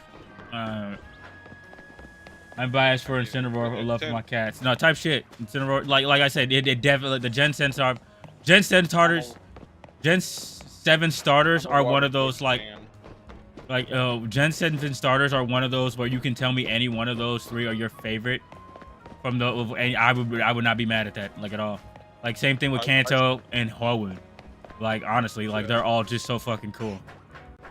Like they're water type and Popolio was my starter, but I would sit there and say I think the Decidueye probably has the best design out of that one, if you have to ask me. And like I'm not gonna lie, I still think Alligator is like way cooler than fucking Typhlosion and Meganium. So like yeah, I mean I kind of have a bias there. I think Torterra, I mean Empoleon is cool, but I definitely would say Empoleon is like probably the weakest compared to Torterra and fucking Infernape in my opinion, because like dude, fucking Torterra is like a goddamn, he's like the planet turtle. That shit is so fucking cool. And then like you got Infernape. Infernape is like is like Wukong, and then like what, like Empoleon is just like what, a king, like Poseidon or some shit like that. I mean, yeah, that's cool. With its freaking steel typing, you add ground as a weakness. Like I got screwed up by Cynthia's Garchomp with Empoleon because of the fact that it's slower and it's weak to ground. Man, and then on top of that, like isn't it weak to fighting too? So it's just like Infernape can fucking put the paws on it. Yggdrasil, yeah, Yggdrasil, yeah, man, that's fucking idiot. That's so fucking cool. Like, yeah, it's like Empoleon is just like, he's still cool. Don't get me fucking wrong. He's just, in my opinion, the weakest of the 3. But like you, I agree with that because I originally played through the remakes with Empoleon, and Empoleon was not even on my squad when I beat the Elite Four. Just like and it was in the box. Just like I changed it out for Gyarados. That like, and it's like it's the world tree. Okay, Yeah, just a little cooler, and that's how I feel about like Embor's Samurott and like Superior. Like Superior is cool, but I think Embor and fucking Samurott just like look cooler. Like they're just a little in the cooler factor. Like don't get me fucking wrong, Superior is fucking. Sweet, don't get me wrong, but You hate him? He suffers from the fact he's the third firefighting type in a I'm row. talking about cool fact. I'm not talking about know, contextual. I'm not. No, stop. We're ignoring competitively, and we are ignoring. No, that's not, We're not ignoring even their for history. competitive. That's not even for competitive. That's just the fact of, you know, like 3 games in a row we got a firefighting type, and all we wanted was something different. Like, just give us some other typing other than fighting. We're ignoring that. Give us fighting. Because that's just unnecessary work against his character. Like no, Embor is still fucking cool. So like honestly, I think in that generation, Superior's just got like the weakest design, and it's just like I say the weakest design, and it's still and it still looks fucking cool. He should have been the original Fire Dark. Yeah, he should have been the first Fire Guard. I will give you that. Like honestly, you got the what is the final evolution of fucking Fennekin? Like, what is this? I got it in my box. What is it? What is this thing called? Is it Delphox or some shit? Or is that the middle evolution? I can't remember. Fire Ground actually would have been pretty cool for him because he's a pig. Oh, yeah, Fire Ground? Type shit. Yeah, Delphox? Okay, yeah, Delphox and Chestnut are both cool. But Greninja just shits on that. Like, I'm sorry. Like, it's the coolest. Untouchable. Greninja's kind of untouchable. And if you go through that knowing you're getting a Kanto starter, you kind of have to choose Greninja. Like, I'm sorry, no one's picking Squirtle to sit there and get, like, unless Squirtle's your favorite Pokemon. Yeah, no, some people Squirtle is their favorite. Like, so it's just like, yeah, I mean, I'm not mad at you for choosing. With a Chestnut, I understand. I use Pokemon. I'm with Charizard and then destroy. I imagine, like, no, dude, being able to put two sets of starters on your team, X and Y, was insane. Like, I'm not gonna lie, my combination was obviously. Well, you can probably tell what starter I chose. What's up, big guy? Chestnut's amazing with his special ability. I will say that. Hell yeah. With Overgrow, he's not nearly as good, but Bulletproof is amazing. Like, don't get me wrong, Chestnut and Delphox are fucking cool. Like a Fire Psychic type, that was cool as fuck to see. Finally, and like. It was like they were trying to send a message with like, okay, yeah, all the firefightings, yeah, we get it. But like on the opposite side, we'll make this one psychic. Like, I restored Greninja. Man, I'm trying to tell them my favorites. I was so happy when fucking they gave Venusaur Mega Evolution. Kind of rolled my eyes at Charizard getting 2 of them, but it's just like, you know, it's Charizard. Everybody loves Charizard. I kind of want to use the grass. Type with Charizard, just because of the fact that I would want to, especially if I do it with Charizard Y, you sit there and pair any grass type with that. You can use Solar Beam, and with Drought, that'd be solid. Right. That actually is really that is elite. Or Solar Blade.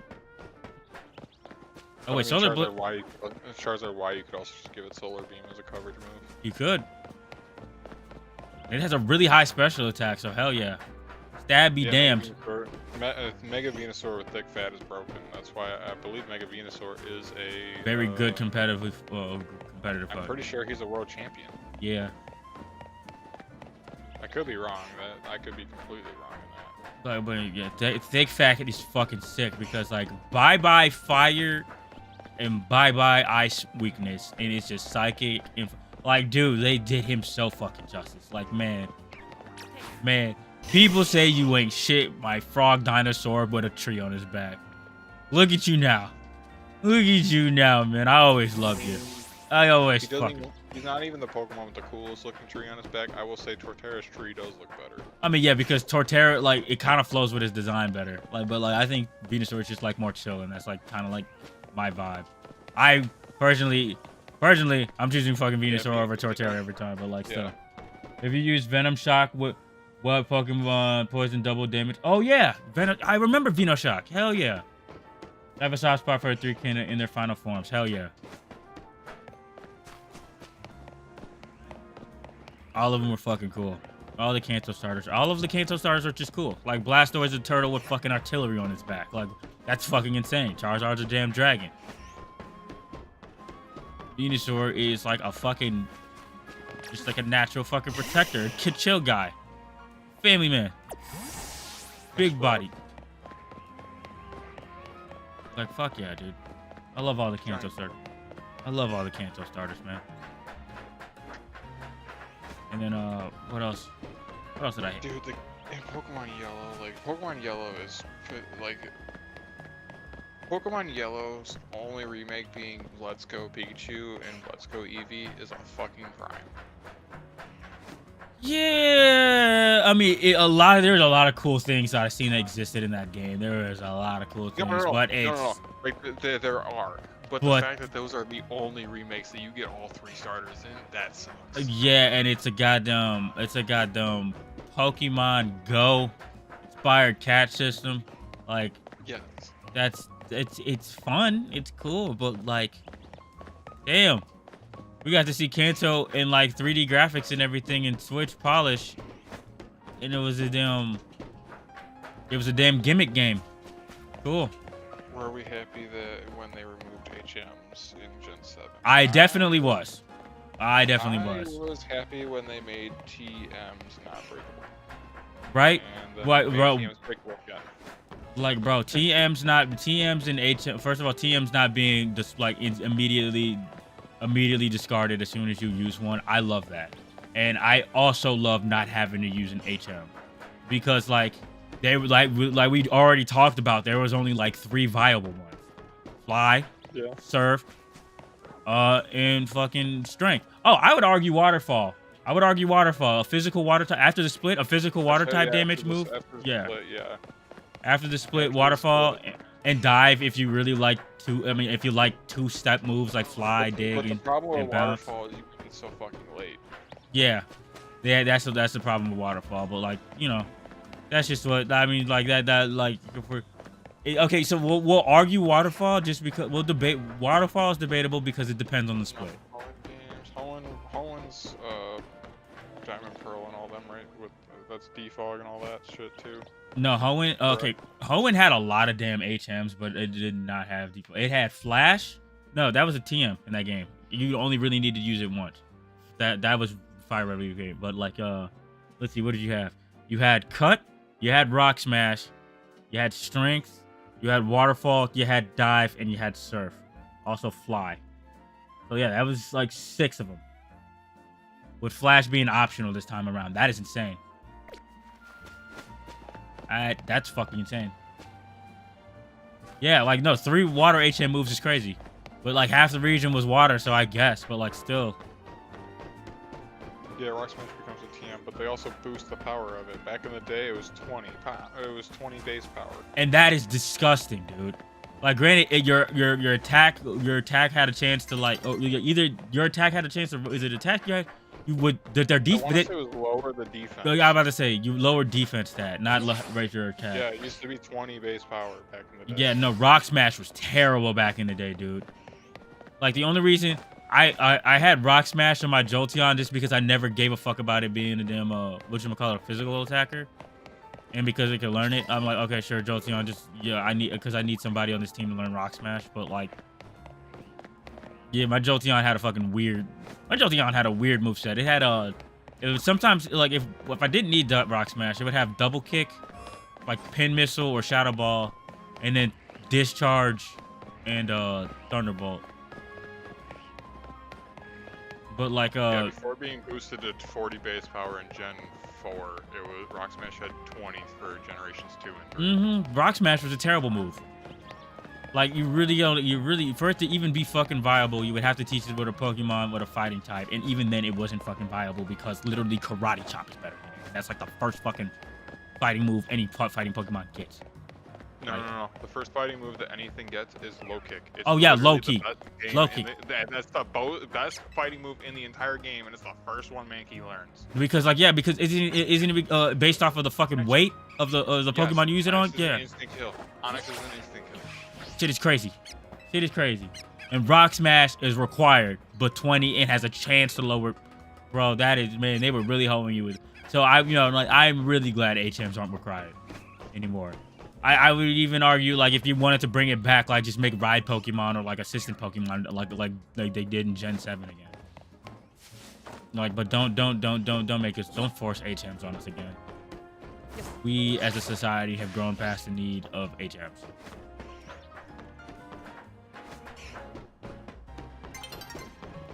Like, holy shit.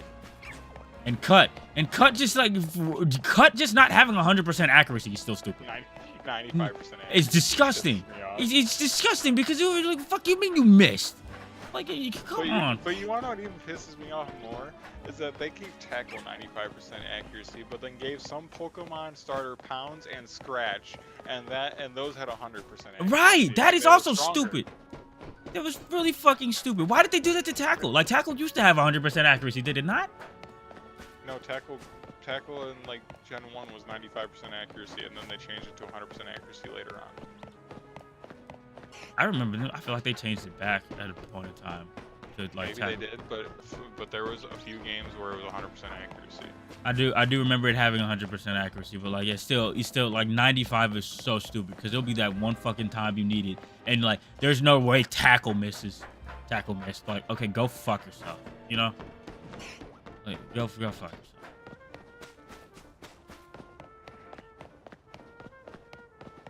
Playing Pokemon X Generation 5. Frogadier, Yaramatus Ludio, Astria, Female Ross, Timid, Sage, Iris, Modest, and Valor, Homeland, Adam. Okay. That's a pretty solid team. That's a pretty fucking cool team. I feel like my teams don't ever have any fucking diversity. I mean, I try to get a lot of coverage in, but like at the same time, like 9 times out of 10, you'll find the same 2 or 3 mods on my team if I have anything to say about it. I'm playing X right now as well, and I want to say I'm at the point where I have obviously the Greninja. I'm just caught a Lit Leo, but I am running Talonflame right now. Dude, acrobatics. Greninja has the coolest acrobatics animation in fucking X and Y. Like, if you have a chance, like, before you teach it, if you're gonna teach it aerial ace, before you do, bro, let it use acrobatics with that thing. Shit looks so cool. Shit looks so cool because he kind of runs up and spins a little bit, and then right before the hit lands, he kind of disappears and reappears and shit like that. It's so sick. Rolf was the hardest to get. Yeah, man. I don't think that. Where the fuck do you get a Rolf in that game? Actually, now I mean, yeah, because I know you can because Gardevoir. Ooh, that was definitely Gardevoir. Mega Gardevoir was introduced in that game, so you can get a Rolf. I just don't remember where you can. He said it's the hardest to get. I imagine it's probably another one of those like really hard, like 5%ers, like it was in the original game. Wally just walks into a random piece of grass and finds one. Right. One time it took me a fucking hilariously long amount of time for me to get, because Aralt is always on my team in Hallwyn, just because, like, first of all, Brawly, fuck you. Second of all, him and his damn Oh, you have to do your 5. You have to win your first gym battle for it to be 5%. Where?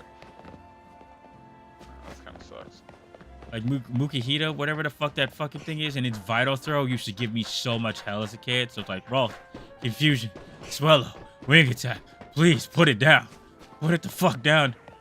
Damn it, that thing in its damn stab Vital Throw was disgusting. And then second of all, it's just like Rolf is just like a really good fucking mon in that generation too. From what I remember, Makahita actually had a really good stat distribution for... No, he had pretty shit distribution. Nope, I lied.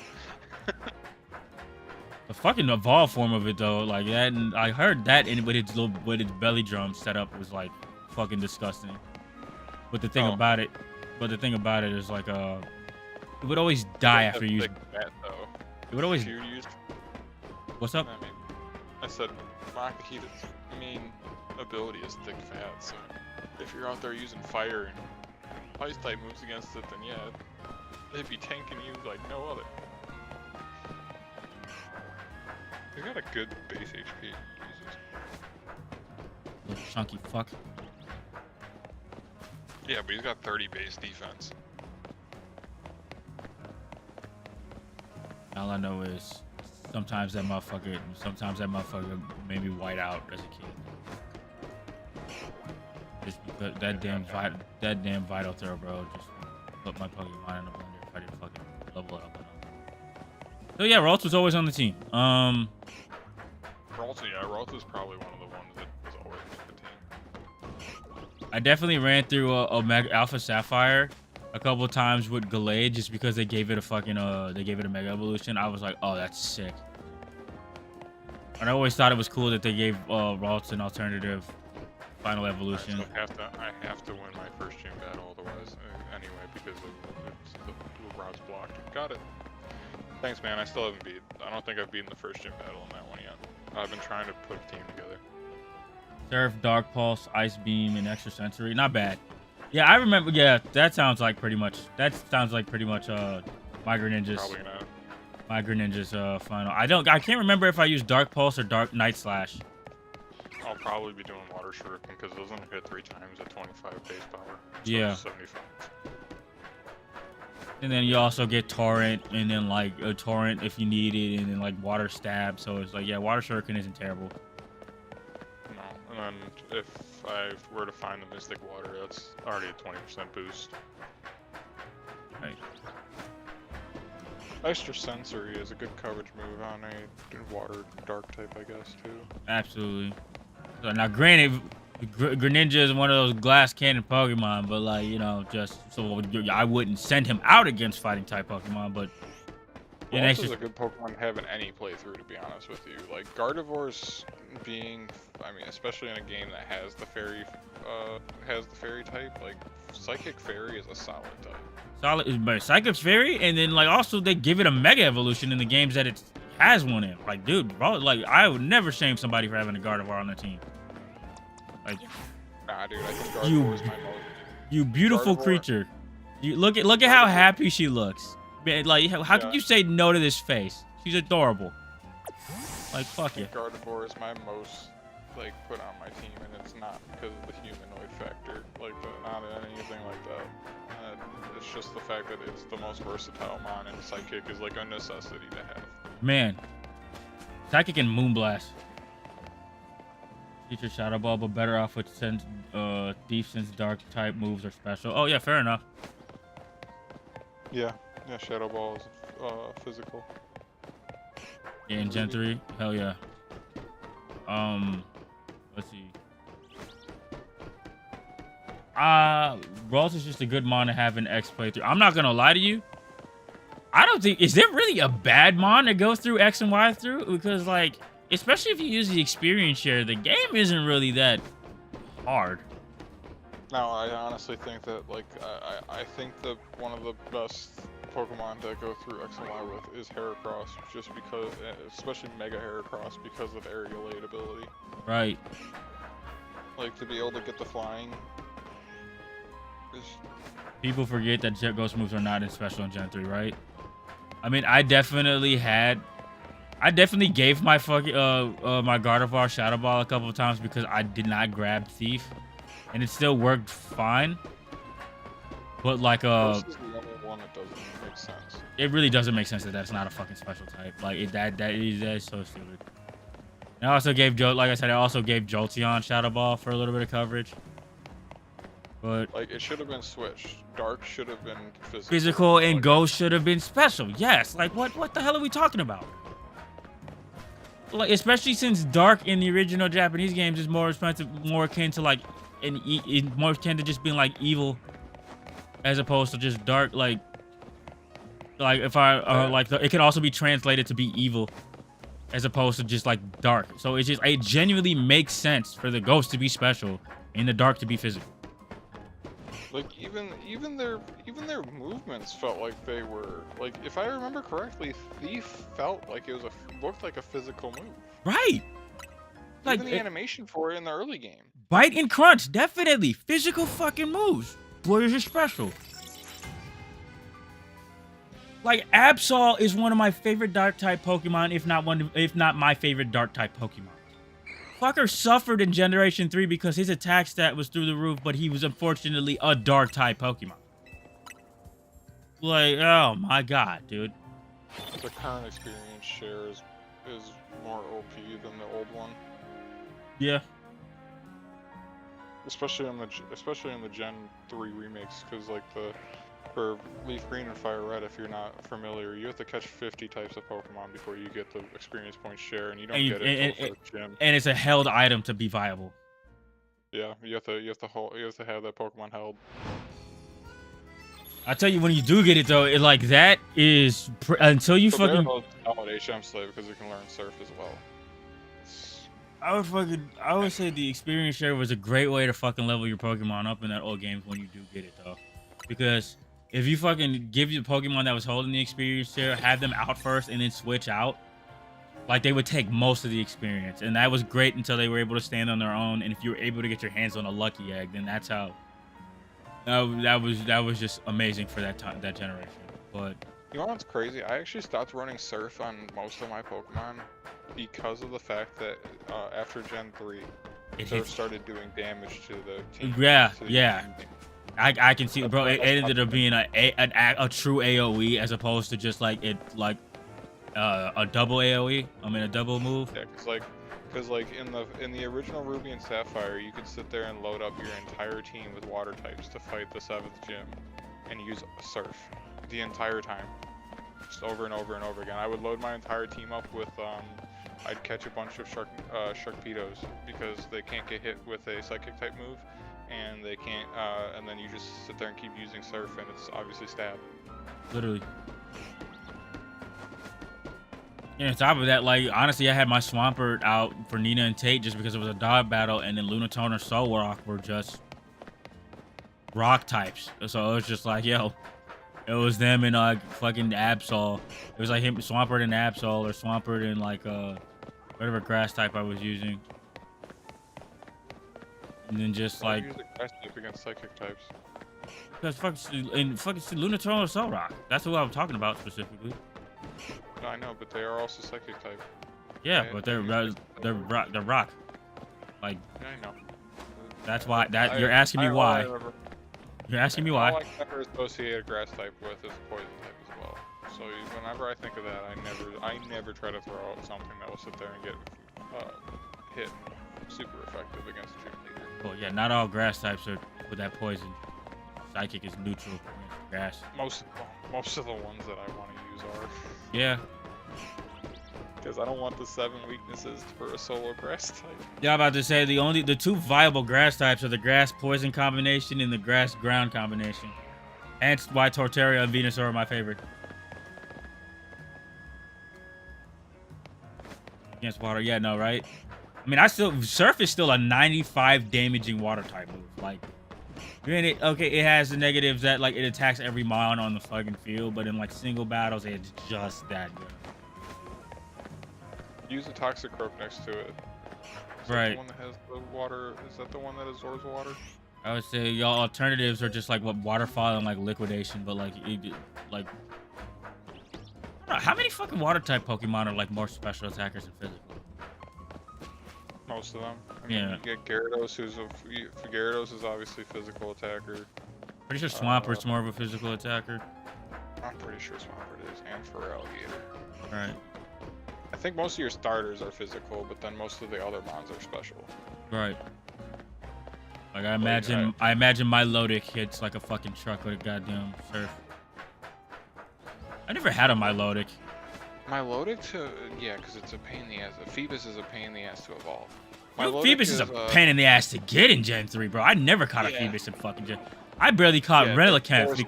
There's 4 spots to sit there and catch it. Otherwise, Milotic is super specially defensive. It does hit pretty well, but it also has a high HP stat. Like I would say, yeah, I remember Milotic being more 100. supposed to be mostly like more of a chunky. He's a but you need max beauty in Gen 3, yeah. So like, yeah, max beauty I've always wanted one, but I never wanted to go through the trouble of getting one.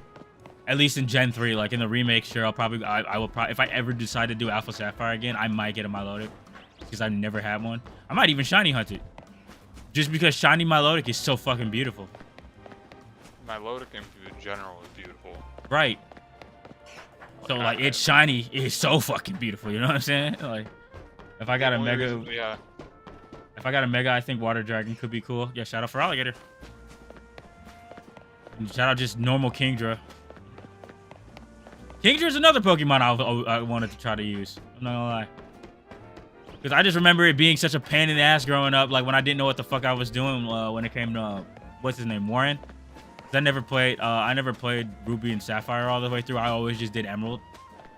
Because like if every time going back and playing Ruby and Sapphire after playing Emerald, it just felt like I was playing half the game. You know what I'm saying? I'll be honest with you. I don't think I ever actually beat. I don't think I ever beat Emerald because I never knew where the other one was. I only know where the. I don't know where Team Aqua's hideout is. I only know where the hideout in the rock is. Wait, what? I don't know where the other hideout is in Emerald. I've only ever beaten the one where the hideout's in the like right outside, or you have to surf to the hideout. I only know where that hideout is. Mike, So you have to get dive in the caves. I mean, dive in the water, open water. You'll run into, it's not even the hideout. It's like the cave that Kyogre's at. Yeah, but you never found it. You never looked for it. I mean, is it the? Because yeah, it does have two hideouts. Magma and Aqua both have two hideouts, or like two spots. Like Magma had like what, Meteorite Cave or Meteor Fall? Whatever. No, that one fucking gym you fight. That one place you fight Flannery at. They had that. Yeah, but like whatever game you sat there and played through for like Ruby and Sapphire, it was always the other team that you didn't like. The other team that like if you played Ruby, you were fighting against Sapphire. You were fighting against or Aqua. And if you played Sapphire or Sapphire, you were fighting against Magma. That type of shit. Correctly. I mean, I think it's the other way around, but yeah. Whatever. And yeah, whichever way it is properly. But then you sit there and like, I want to say like the top of the mountain was, you know, that it didn't matter which team it was always that. But then like, but then when you get to the 7th gym and you go to fight in May for the last time, down in Lily Cove where the 5-story. They sure shit were all about mass genocide. Fucking lunatics, bro. Aqua definitely more than Magma, because we as people benefit more from a little bit more land compared to having water, especially because we can't breathe underwater. Yeah, Team Aqua were some real bad guys, honestly. Like story-wise, like Sapphire kind of makes more fucking sense. I mean, granted, not to take away from the extremists that was Team Magma, but like Aqua, like those guys are fucking lunatics. Like, let's expand the ocean. I was like, I hate humanity. You have one more Pokemon to thrive. Oh, you do realize there's more than just water Pokemon, right? Like, you can't breathe underwater. Are you crazy? Like, what the fuck? Like, Archie was a goddamn lunatic. I mean, Maxie was kind of a jackass, but like, yeah, I get it. Oh yes, Subtile goes to Grass Dragon in Jamaica, doesn't he? He sure does. Okay, I was sitting here running through all the starters in my head, trying to figure out what the Grass Dragon type is. Because he says Grass Dragon twice, even though I know he meant to say Water Dragon. And I just got so thrown off. There's also Aqua and Magma, not pure water fire type. Right. Like, because at the same time, a lot of them just had like Numels and camera-ups. No, fucking the leaders only had camera. Like, and then like also Sharpedos and Carvanas. Like, you got dark and water. You got dark and water, and then you got ground and fire. There was not a lot of fire types. I mean, there was like Macargo and like Slugma. They also, and then alternatively you had like Tentacool and like Torkoal. other Torkoal. Oh yeah, but like how many people actually had a Torkoal on their team besides Flannery in Gen 3? There should have been more. There should have been, really. Like dude, there's like, looking back at the games, they were great, but they were tripping about a lot of shit, dude. Like, That's the problem. They don't give a lot of Pokemon, but I don't think they wanted to give Torkoal to a lot because of how physically bulky it was. Right, Crobat is Like really. that. Oh yeah, man, Crobat. I never used a Crobat on my team until my first playthrough of like Hard Gold, and Crobat is actually sick as fuck, dude. Like he was the first. He was the first Pokemon I used that was kind of like exclusively. I mean, he was poison flying, but like I love Crobat. Crobat, I fell in love with Crobat in Heart Soul Silver. He's actually sick. Like fucking Sludge Bomb, like fucking Poison Fang, like Fly and Wing Attack or whatever the fuck. Flying type moves. I mean, unless you got a special attack and flying type Pokemon, that's not really a good pool for fly moves, is there? The issue with Crobat is the fact you had to go through Golbat to get to it. Like, you had to wait for the friend. It was a friendship evolution. I mean, like friendship. I never mind friendship evolutions because you're talking about a guy whose favorite Pokemon is Lucario, and his favorite evolution tech is kind of No, I mean Jolteon is now, but like I always liked Umbreon, and then what else was another friendship evolution? I mean, like, well, yeah, Crobat. Crobat was fucking cool. I mean, and then like you got, what was it, Togetic? I actually, dude, did I ever tell you I used a Togetic for one of my fucking playthroughs? That poor little Pokemon, man. No, but no, you've never told me that. But Nicole beat the Diamond Pearl remake solely with a Togekiss. Good for her, man. That, whew. I ain't gonna lie to you. In Platinum, I'm not gonna lie. I thought Houndoom was a fucking cool Pokemon, but brother, does he not? He's another. I'm starting to realize I fell victim to a lot of my favorite Pokemon being glass cannons. She did gain the fairy type. I mean, yeah, but like we're talking about like in the older games. I'm talking about like he's probably Togekiss and Togetic are probably like the Togepi family is like probably a lot more viable nowadays because like fairy type came through and saved a lot of Pokemon. Well, and balance. The Diamond Pearl remakes, it was a fairy type. They gave the fairy type in the Diamond Pearl remakes, obviously. I took that Ripper Dog and not in Johto but Kanto. Man, look. Houndoom, it looked.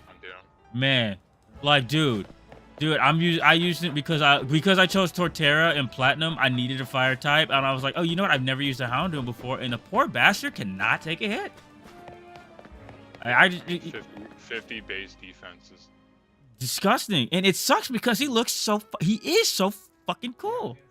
Like a lot of my favorite Pokemon are just glass cannons, man. Like what's wrong with me? Honest, when I used Empoleon in the remakes, my fire type was Houndoom for a long time. And like, I finally had to change the team up because of that. Like poor fucker cannot take a hit. No, he can't. Eventually I changed out building around my starter, like I said, and I ended up building around a Gligar.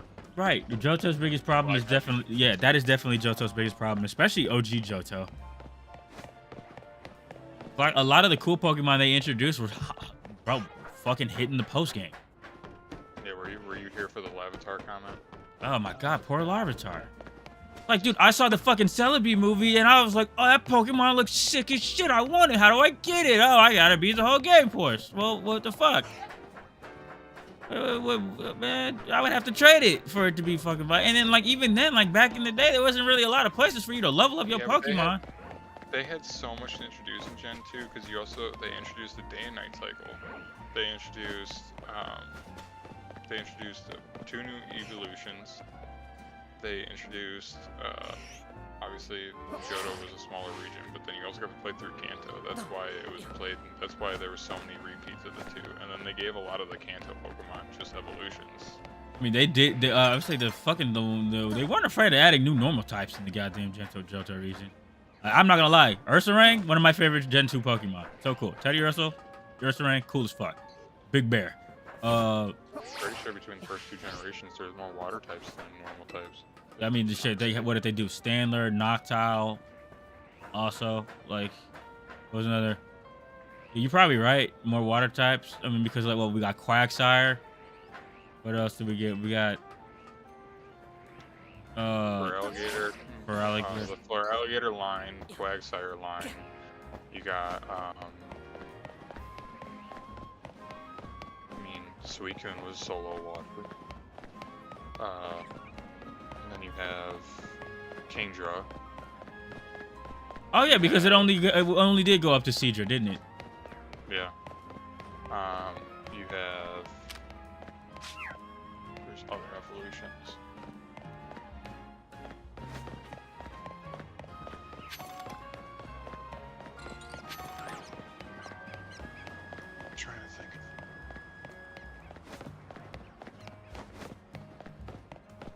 let me do my routine check to see if I fucking spawned any other shinies. Oh, the Lantern family. Yeah, like, dude, I think what was really cool. Arrow family. What was really cool about Switching. Johto, I mean, like the Pokemon anime, is that they always introduced a Pokemon from like the next region at the end of like the anime. Like Lucario got introduced in like the movie with the whole interior. Like Blaziken popped out at the end of the Johto anime. Togepi got introduced when Right. early. You know? Hell yeah, it sure did. That was the first one I think we ever.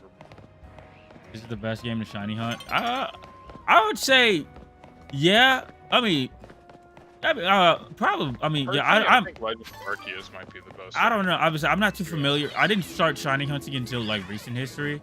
I'd definitely say like it's definitely the easiest to shiny hunt because the fucking methods are just really simple. But And I'd argue for one specific. Like if you're going for one specific Pokemon, I still think Scarlet and Violet is the best because of the fact that you can do that. You can do Masuda method. I mean, and fucking SOS chaining and Sun and Moon with the shiny charm was fucking awesome.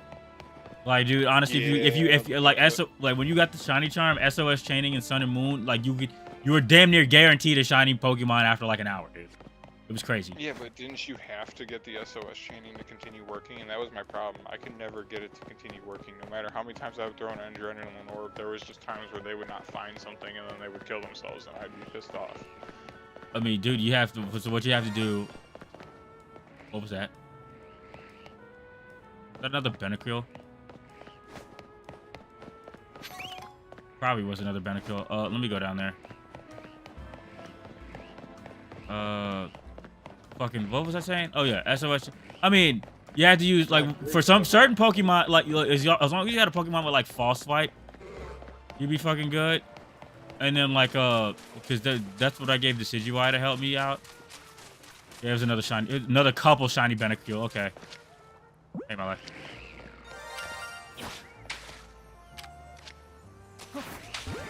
Oh, a trio of shiny Benecril.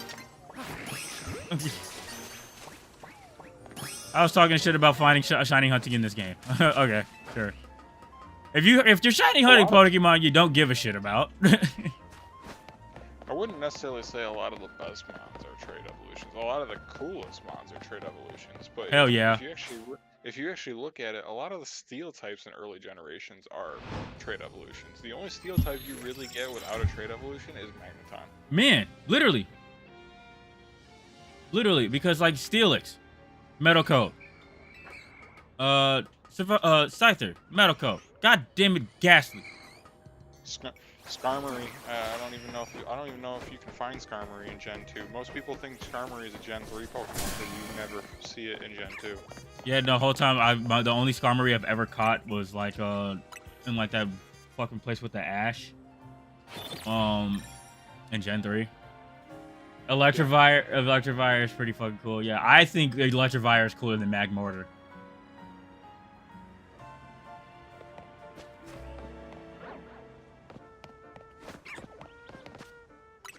What's a Gengar?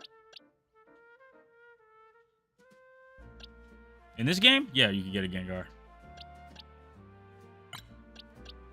Get multiple Gengars, I'm not gonna lie. Yeah, you can catch a Gengar. Hell, you can either get Alpha. You don't even have to trade for it. Hell yeah, you can even get Alphas. Gengar just be spawning. Love that, because Gengar was one of those Pokemon I always wanted back in the day, but I couldn't. Yeah. Yeah, it is pretty fucking cool. I'll give them that. Oh, if Benecril is your favorite Pokemon, this is a great spot to shiny hunt it with the damn charm. Because my god.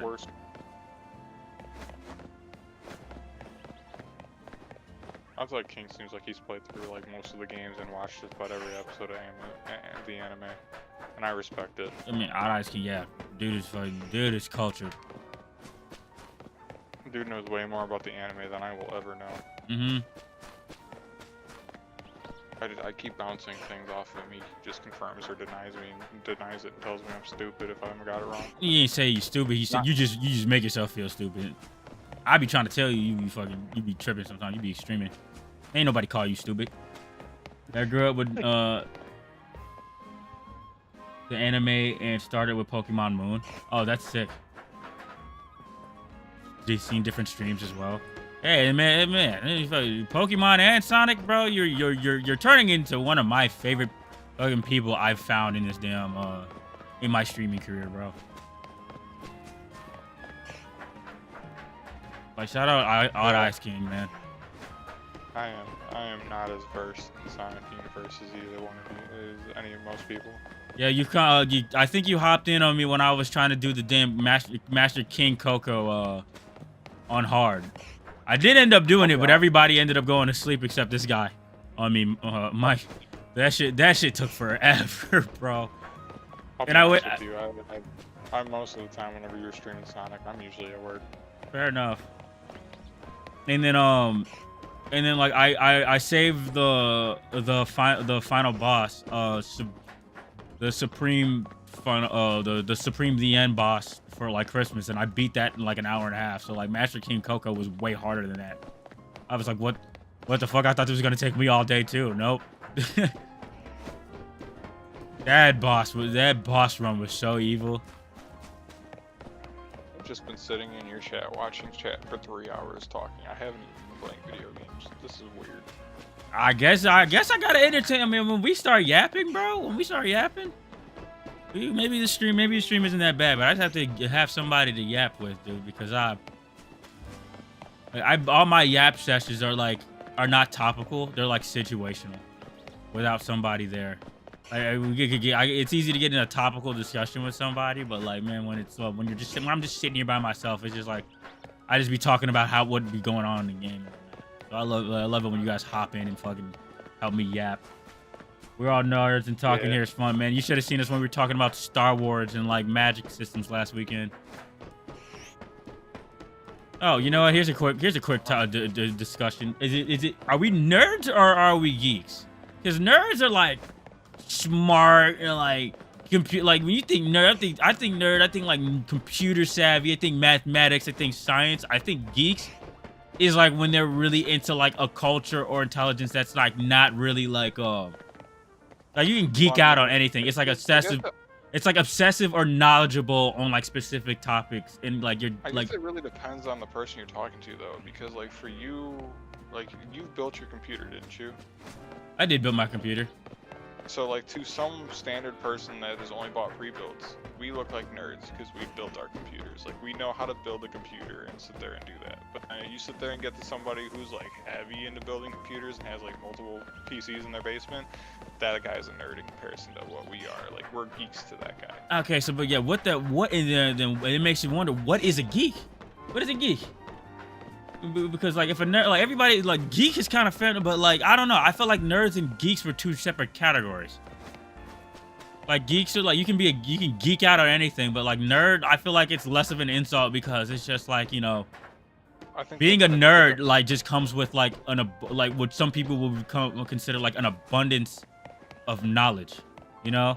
Like I feel like you could to an extent you're knowledgeable or like intelligent if you're a nerd, but like if you're a geek, it feels like it's like an obsession, you know what I'm saying? Or you're only knowledgeable in like a specific aspect or specific aspects, like or some things people would argue would be useless. Like I don't know, I feel like there's merit to being a nerd, but like being a geek, it's situational where there's a merit to it.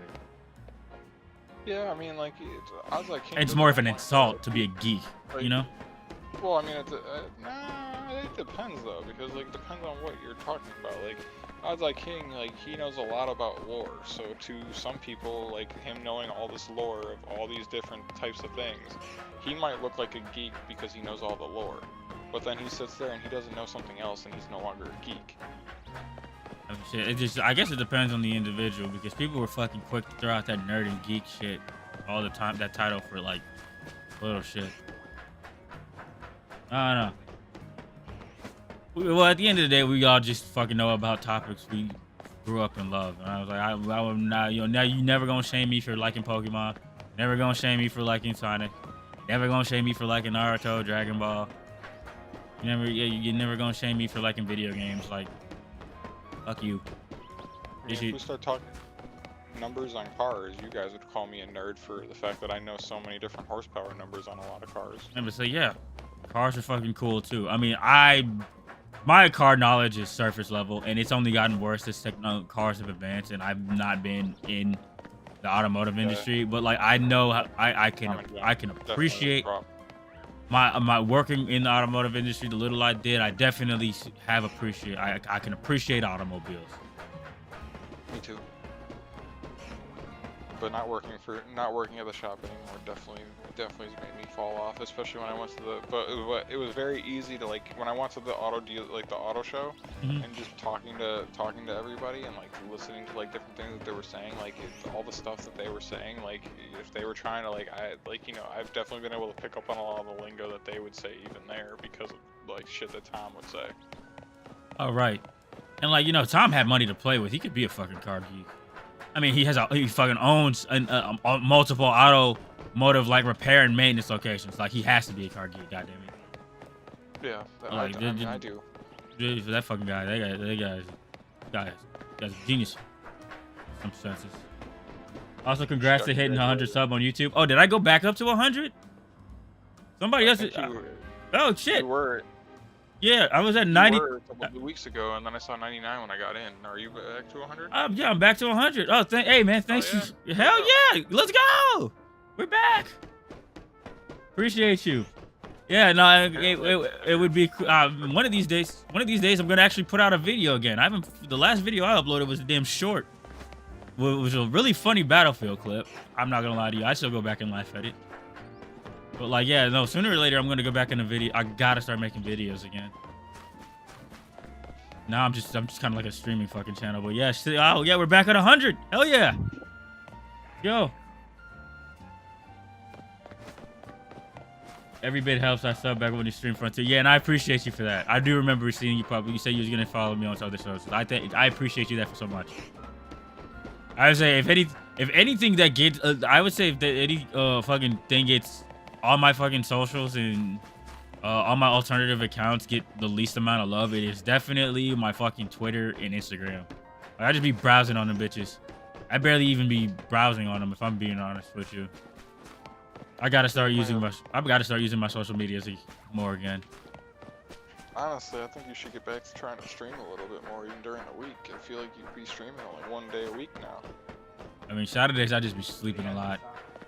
I'm not gonna lie, so that's why I try to at least get a stream in on Monday. You're kind of spitting there, cause I started to stream at what, like 10 o'clock?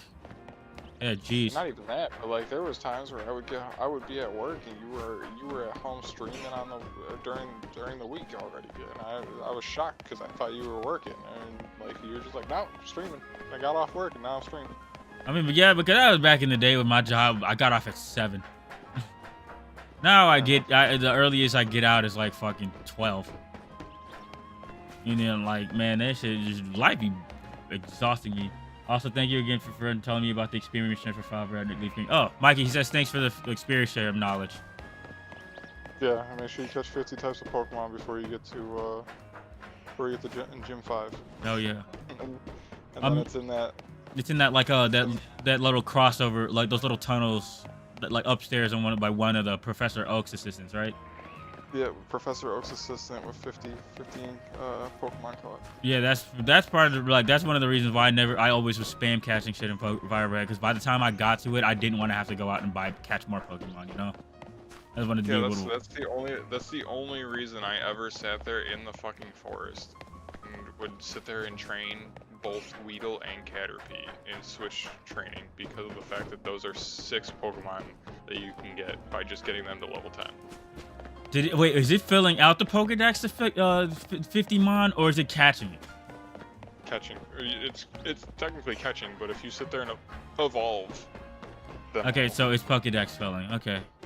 Yeah. Yeah. Okay. Cool. I couldn't remember.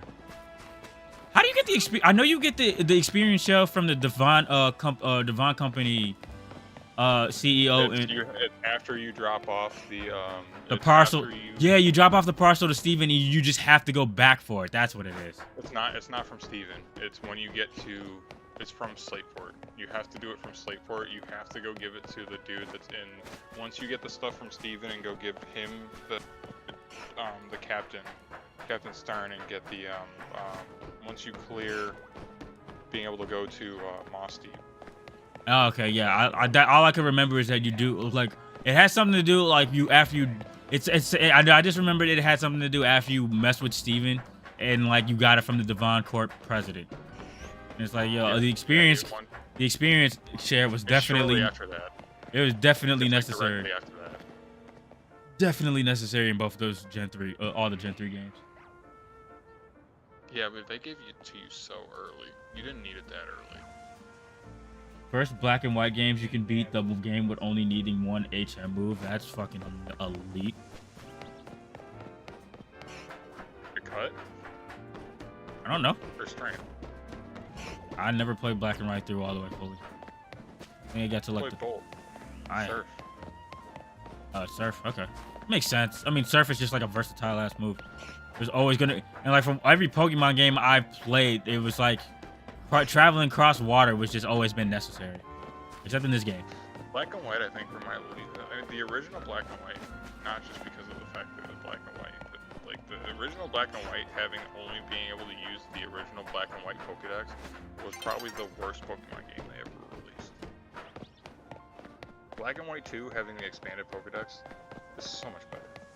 Yeah, a lot of people didn't like that, but I think it was kind of a bold and cool. I think it was kind of bold and cool of Pokemon to do it because, like, you know, I like especially with a big complaint being it's just like that when y'all introduced new mons, a lot of them were just like a lot of the old Pokemon were just like, why would I use the new mons with the old mons? And then a lot of them were locked to like a lot of the good ones are locked to the post game or some shit. So like for them to be like, nope, you gotta use this new shit. We're using like I felt like it was like you know it was kind of like a soft reboot. Would it like ancient? Honestly, the reason why I feel that way is because of the flyers in that gen. I think a lot of us would have had liked HM moves more if we could delete them without the move deleter. Yeah. If like if you didn't need to go to the move deleter to replace your HM moves, yeah, that would have made them a lot more tolerable. But Mikey, what were you saying? You saying shit, talking shit about the flyers? The flyers, Braviary's evolution level. Hey, Braviary in one game, I don't remember which game Braviary was normal in, but that's the bird that I liked better than Mandibuzz. Yeah, okay, yeah. It was a male counterpart, but then Braviary evolved at level 50 fucking 4. Jesus Christ, it did? Yes. That fucking sucks. That sucks, actually. Why did they wait so long to man, what were they on with some of these Pokemon evolution requirements, bro? Shit. And then Mandibuzz was just like a more defensive mod, was it not? I think so. How did you guys feel about the Unova region locking? I mean, like I said, I think it was kind of cool to Pokemon to do that, just because it's like, yo, no, we got 100. We straight up made 150 new Pokemon for the first time, and like y'all, like yo, to go out there and discover some shit. I thought that was pretty cool though. Now, granted, like I've never played Black and White or Black and White 2 all the way through, so I don't know how much of them suck. And like, but if it really that fucking bad, I'll probably emulate it and fucking maybe throw a couple viable Pokemon on my team, or not viable, or like some favorites, but like still, it's just like I still think conceptually that shit is awesome. You needed like, oh yeah, you needed. What's up, Mikey? Unova I think did a pretty solid job. I mean, it solely was based on New York City metropolitan area, and I think it really did get that down. That battle music was sick too. Like how it kind of like, how it waited for the Pokemon, like how it kind of like when you called in the Pokemon, like Pokemon, I'm assuming for Gen 5. I'm talking about just like the wild Pokemon. No, he said Gen 5 has one of his favorite bug types. I'm assuming it has to be Pokemon, right? Well, yeah. What is your favorite? What is your favorite? Solicipede. Okay, I was about to say Solicipede. Pokemon Gen 5? Am I wrong on that? No, I'm pretty sure it is Gen 5. Yeah, Volcarona is Gen 5. It's just like, yo, Volcarona was just like shit to get besides in Black and White too. I forgot Solely OP was. Soliliopeter, whatever. Fuck, Soliliopeter, whatever. Blah, blah, blah. The big purple bug. Yeah, the thing was pretty cool. One of the cooler. Wait, no, he's not the one that has emergency exit, is he? No, that is Golisopod, I'm pretty sure, from Sun and Moon. Yep. That thing is cool too. Another one. I think one of my favorite Pokemon from Gen 5 is Golurk. Just like in the looks department, like that rock ghost guy. That guy is fucking cool. Oh, you named yours Guzma? Gillespie? Yeah, Gillespie was cool. You get first impression was an annoying ass fucking ability, but also sick.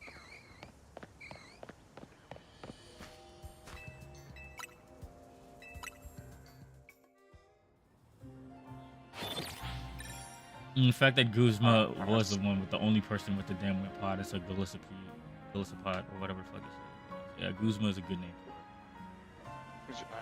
Dude, I hate the worst thing about that Pokemon is its ability. Especially when you sit there and hit a move and the Pokemon that you're fighting against hits you into your ability and then you have to switch and you don't get to hit it. That sucked. I hated that. I think I lost one major battle in that game because of that ability, actually. Yeah, that's actually fucking. That was some pain in the ass shit. That's some tedious shit to get around. Yeah. What was that water posing Pokemon that kept feasting Marini and its evolution? I think that and Oranguru were my favorite new additions, Gen 7, outside of like Decidueye. Those Pokemon. When did they get rid of the who's that Pokemon? Like, you say they brought it back in the black and white anime. When did they get rid of it? They got rid of it, I'm pretty sure, after Gen 2, did they not? Or Gen 3? Because now that you say that, like, I think I do remember. Wait, I do remember when they got rid of that. Yeah, they got rid of it after, because I remember that being like a Kanto Johto thing, but I do not remember. After the Johto League, so I'm assuming they did it through Orange Island, and then it's after Johto, like after he does all the Johto things and we see Blaziken for the first time. That's the last time they did it. And I'm trying to make sure that that's I have this correct. And they stop it again after Gen 6. Damn. You know what I missed? The Pokérap. Pokérap was fucking funny. Fun times. Honestly, 90s. Pokérap from Maverick every once in a while to try to get Pokemon from Pokemon. No, you try to play the Pokérap from Maverick. That's adorable, Mikey. Yeah. Good parent. Good parenting. We also have a book that teaches him about the history of rap, and me and Nicole ended up just singing to him the entire Fresh Prince of Bel-Air theme music today. I bet he was just sitting there happy as hell. His mom and dad was doing that. Dude, he was so happy that we were singing to him.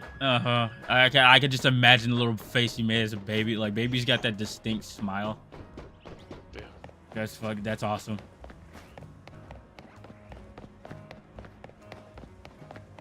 My kid would probably learn Johto Journey's theme song and then like City Escape bar for bar.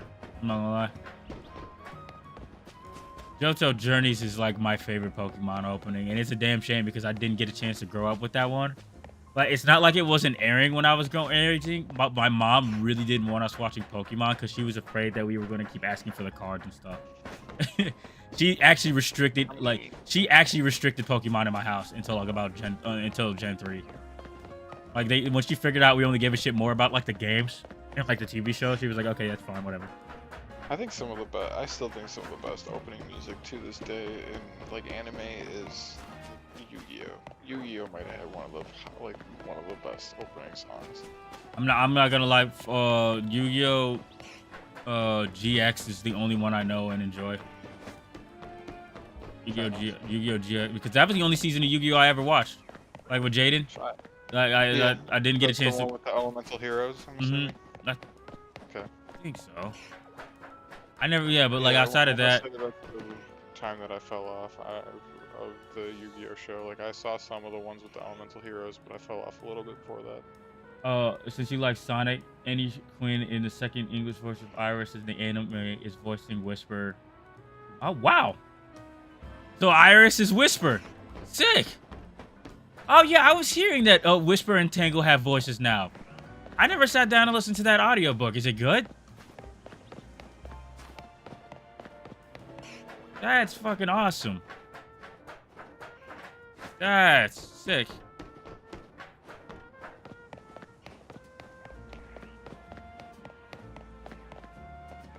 I gotta Good to ask, watch. like, are you at least on your phone?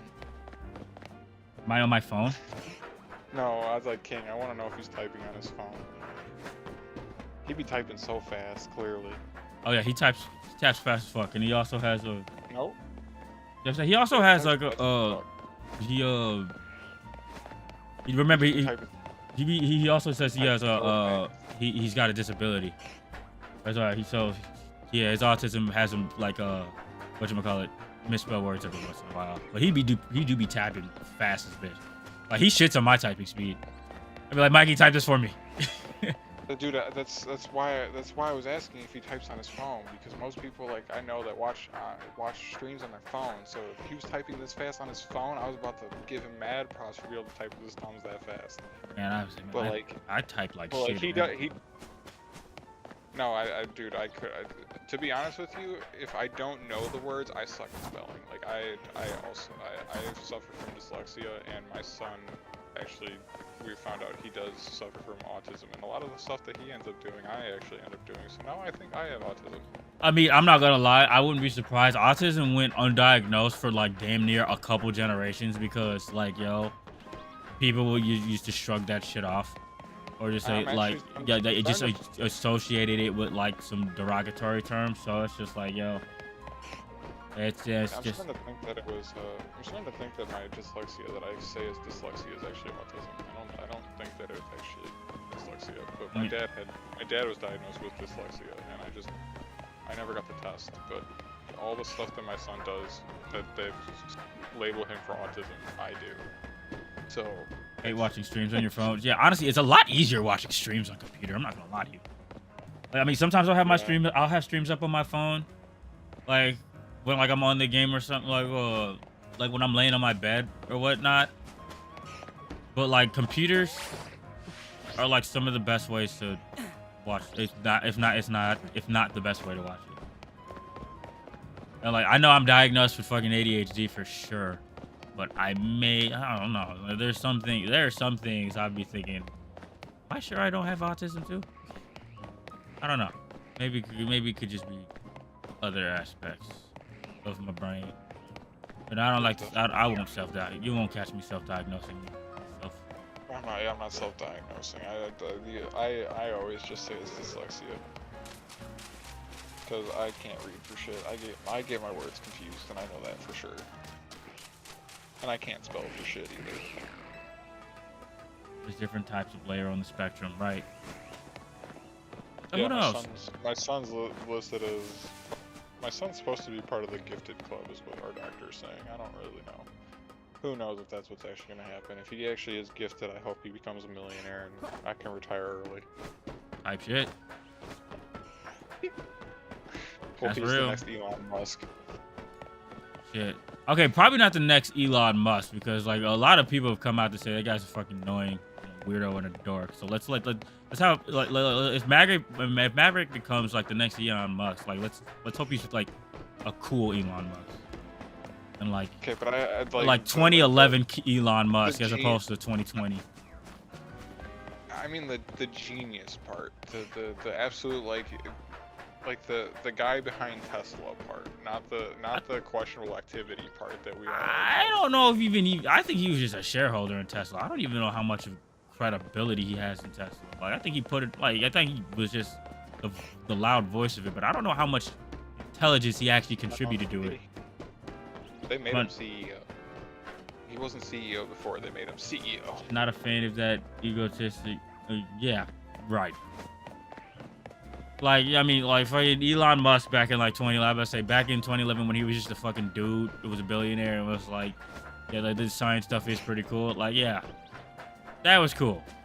Now, like, post buying Twitter, like, dork Elon Musk, I'm cool on.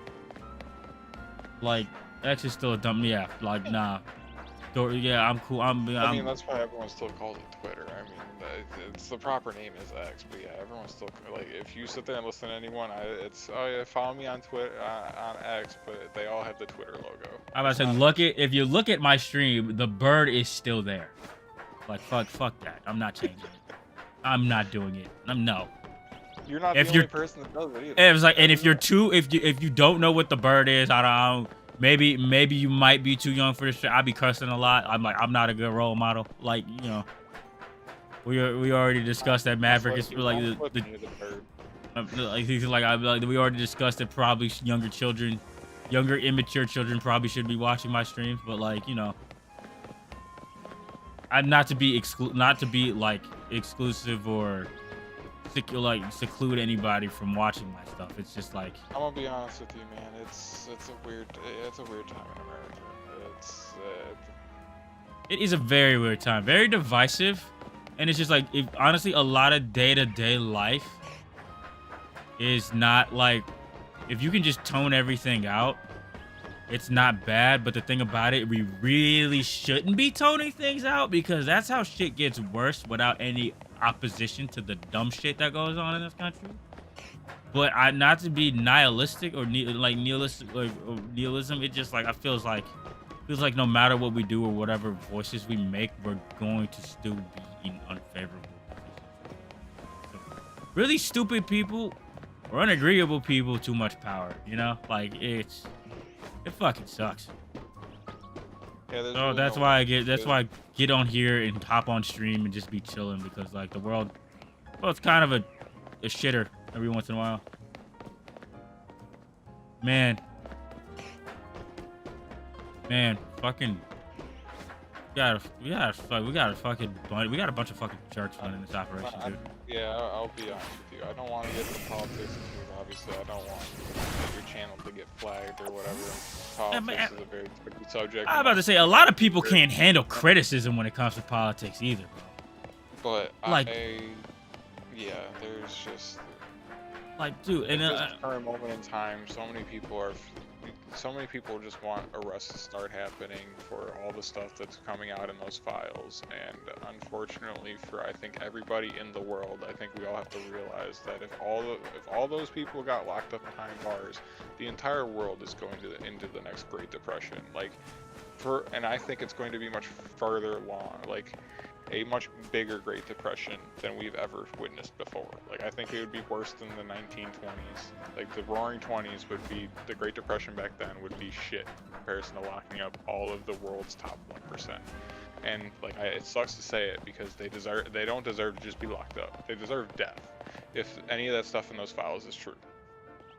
Man, thinking about their kids being safer, bro. Like, yo, they treating any foreigner, bro, like you would think any and every foreigner is being treated like a goddamn virus, bro. If you like it's crazy. It's crazy. It's just no. I don't agree with how they're handling I don't agree with the way that they're handling a lot of those things, but I do think that, you know, obviously, like, my ancestors came across Ellis Island, you know, obviously I don't, you know, I wouldn't, fortunately, since the color of your skin is the color of your skin, man, I would have to sit there and argue that your ancestors probably did not share that same fate. But like, you know, most of the ancestors that did come through, they came through Ellis Island, and I just, you know, I wish we had some sort of system that was, you know, obviously not as easy, because there are going to be some things that we actually have to look into. Like, there are some background checks that need to be done in order to have people be citizens. I honestly think a new system figured out. There does need to be a new system figured out, and it needs to be. I honestly think it needs to be more fucking streamlined, because like, yo, you'll have some people that won't have any negative history, anything checked off negative on their background checks, and you'll still see them being stuck in the system for multiple years before even being allowed get a chance at a visa. Dude. No, I think think there's nothing wrong with being different skin colors or races or anything along those lines. I just don't like.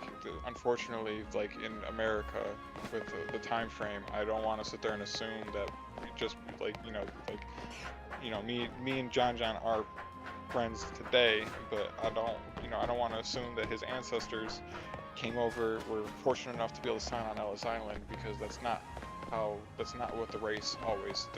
They didn't always seem this. They didn't always get the same treatment, and they don't get great treatment today even. I'm gonna tell you right now. You know, It's better today, I'm about to say probably a couple generations of my family, maybe, because I come with like my family is like my dad's side specifically ain't all 100% melanated, but I can tell you right now, my mom's side, yeah, there wasn't no fucking Ellis Island involved in that. I'll tell you that. That's as far as we need to get in that discussion. But like, yeah, just like, I think it basically it's kind of a shit show over here. It's a shit show, and it's just like, a lot of people we're not really doing anything about it, and a lot of people are thinking, no, I'm starting to believe I'm one of them. Like I feel like we can't do shit about it, and it's like it sucks. It really sucks, and I don't, because especially since I don't agree with a lot of stuff that is going on. Like, I know shit, like, to an extent, there's some legitimacy behind the intent to a very low extent, but like at the same time, the actions is not matching up with like the intent at all. Yes, but we also can't have a system that's as easy as just signing Ellis Island either. Like, yeah, there has to be. I wish that was what the thing was, and like unfortunately that can't happen. Like that puts people that are already here in danger.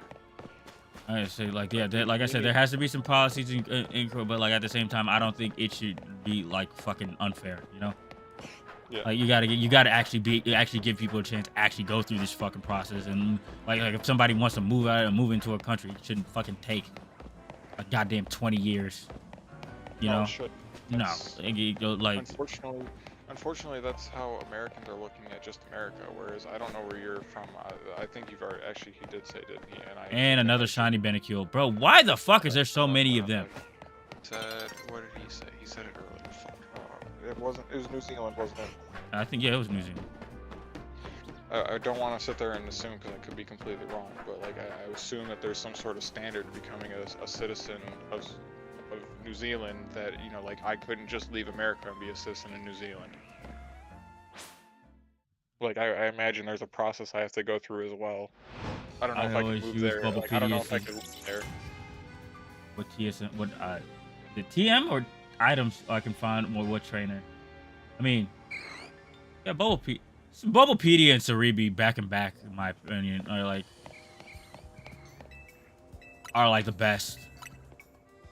Like, Pokemon database, I think, is better for like learn sets and stuff, but like, yeah, Bubblepedia and like Cerebi are gonna be like best, in my opinion, for like all overall game data, at least in my experience. Like, as opposed to just specific Pokemon details and learn sets and some move sets and TMs and shit. There's another shiny Benecule down there, bro. I'm going to have so many of those. Most of the time when I'm looking at Pokemon now, I'm usually looking for its stats, because I feel like I know most Pokemon data. Like, I don't know everything about Pokemon. There are definitely times where I have to look it up using Google, but like most of the time now I just use Showdown. Like, Pokemon Showdown gives me the answers I typically want now, because usually I'm looking for stats, specific stats. Type shit. That or typing.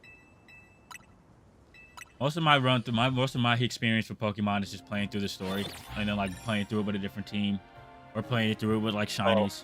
And like I don't. Actually, I got a Duststone from Secret Training, saving my hood. Oh hell yeah, Duststone!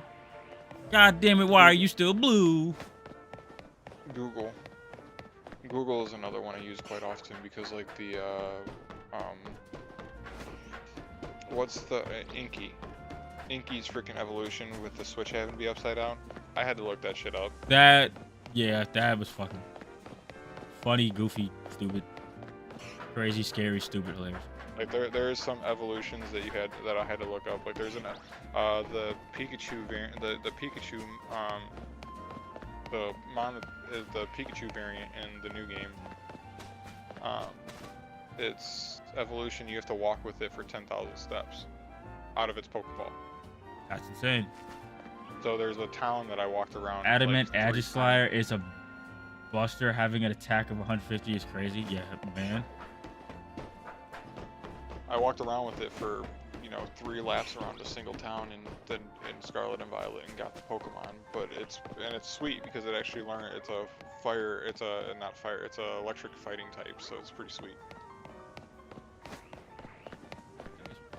Alright, I will be right back. I gotta switch out laundry and then I gotta go to the washroom. Type shit. I mean, it's a lot of walking back and forth for a shiny, dude. I mean, shiny hunting is not supposed to be easy and quick, but good golly gosh.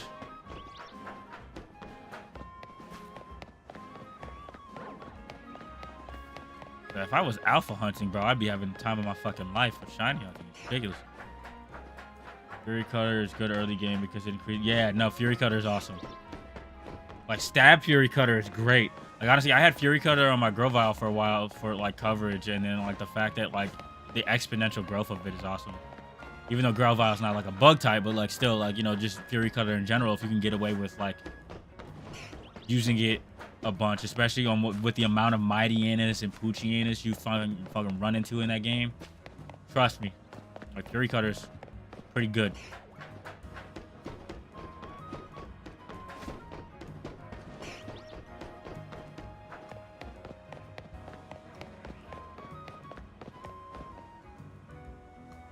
Right? Yeah, X-Scissor.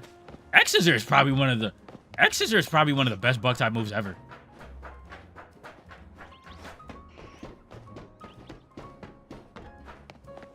I can't remember. Honestly, I really can't remember any fucking bug type moves besides like X-Scissor,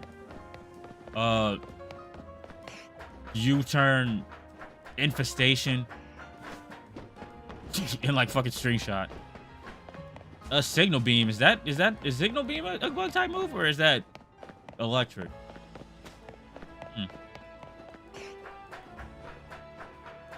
Bug bite. It's bug. Okay, yeah, signal beam. I think I remember being decent, I guess. Leech life, but like, leech life kind of sucks with the amount of damage it does. But yeah, I feel like a lot of bugs in the early games had like dual typings.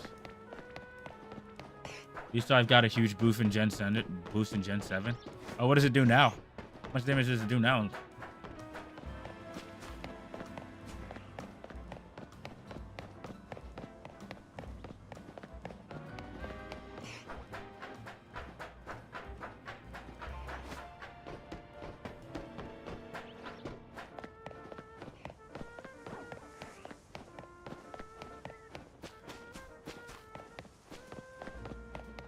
Alright, instead of just damage is now 8. Really?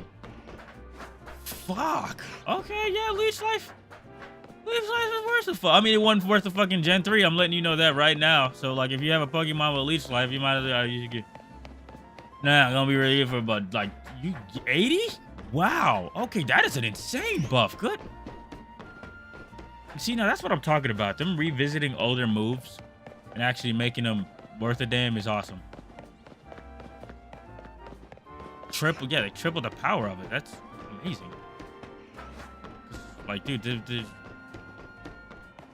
two things I remember about old Pokemon is that Leech Life and Cut and Rock Smash all sucked.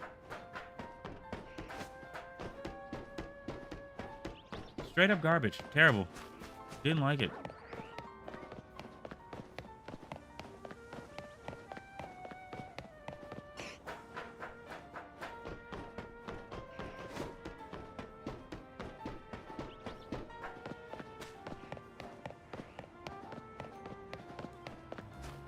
Like, I can't really think of any of the other extra fucking good bug type moves.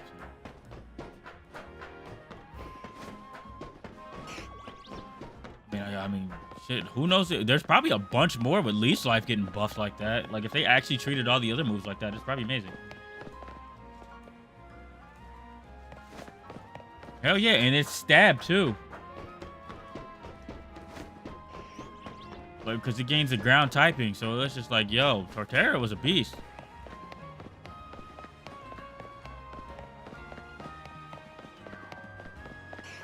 Fortunately, the guy just suffers from being like slow.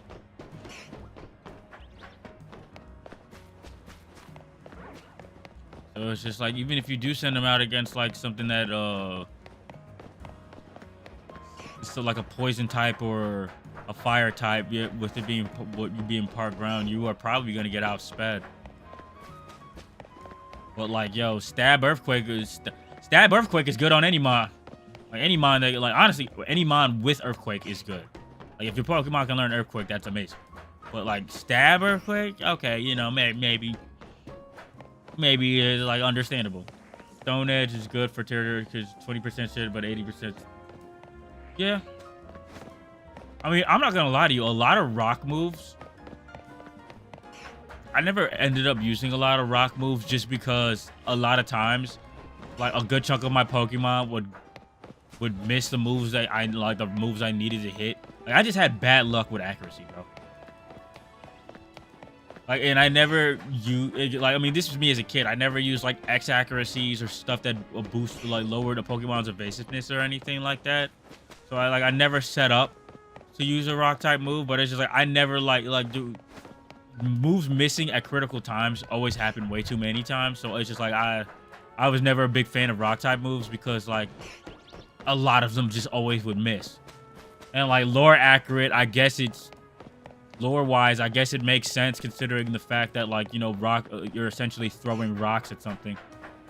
And it was like, you know, you're not, I guess it's not the most accurate thing on the planet, but like still.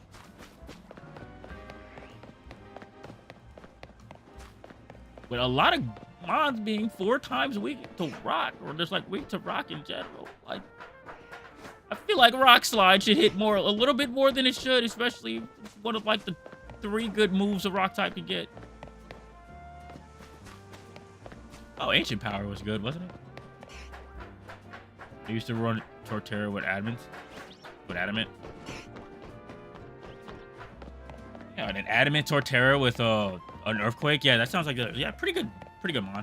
I feel like Torterra was more of a physical attacker anyway, so like, yeah, that kind of makes sense. I can't remember. I know I feel like, yeah, Torterra just kind of looked like it was more physical than special. So yeah, I think that makes sense. Oh yeah.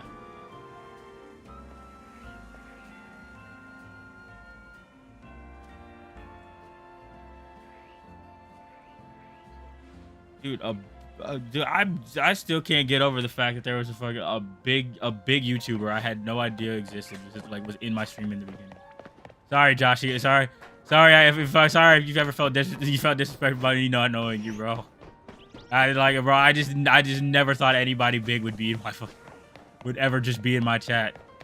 He was like, Joshy's here. I'm like, y'all know each other? That shit is crazy. He's such a cool. He seems to be a cool guy too.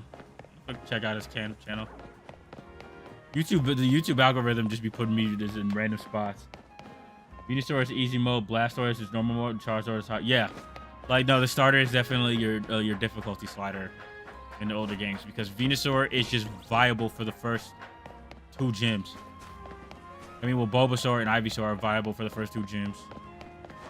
Squirtle and Wartortle are viable for the first gym, and like Charmander is just straight up disadvantaged for like the first 2. And then arguably he's disadvantaged for the last gym too, with it being a ground type.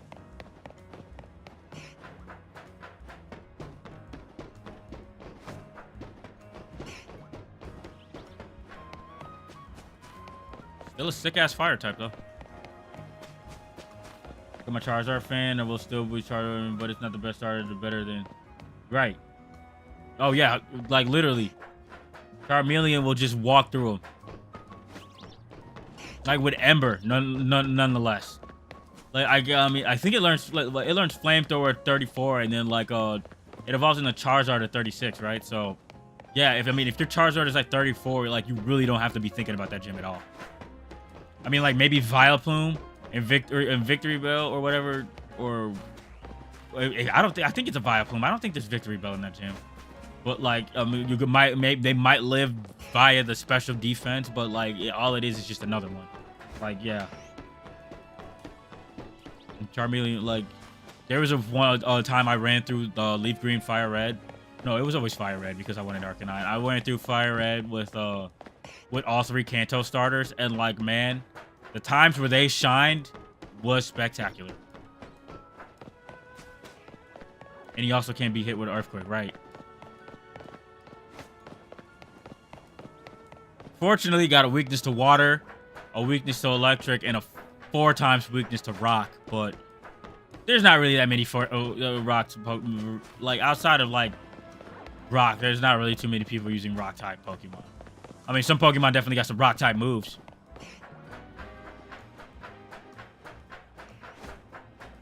Yeah, every type has their pros and cons. It's just like which one you want to deal with and which ones you like.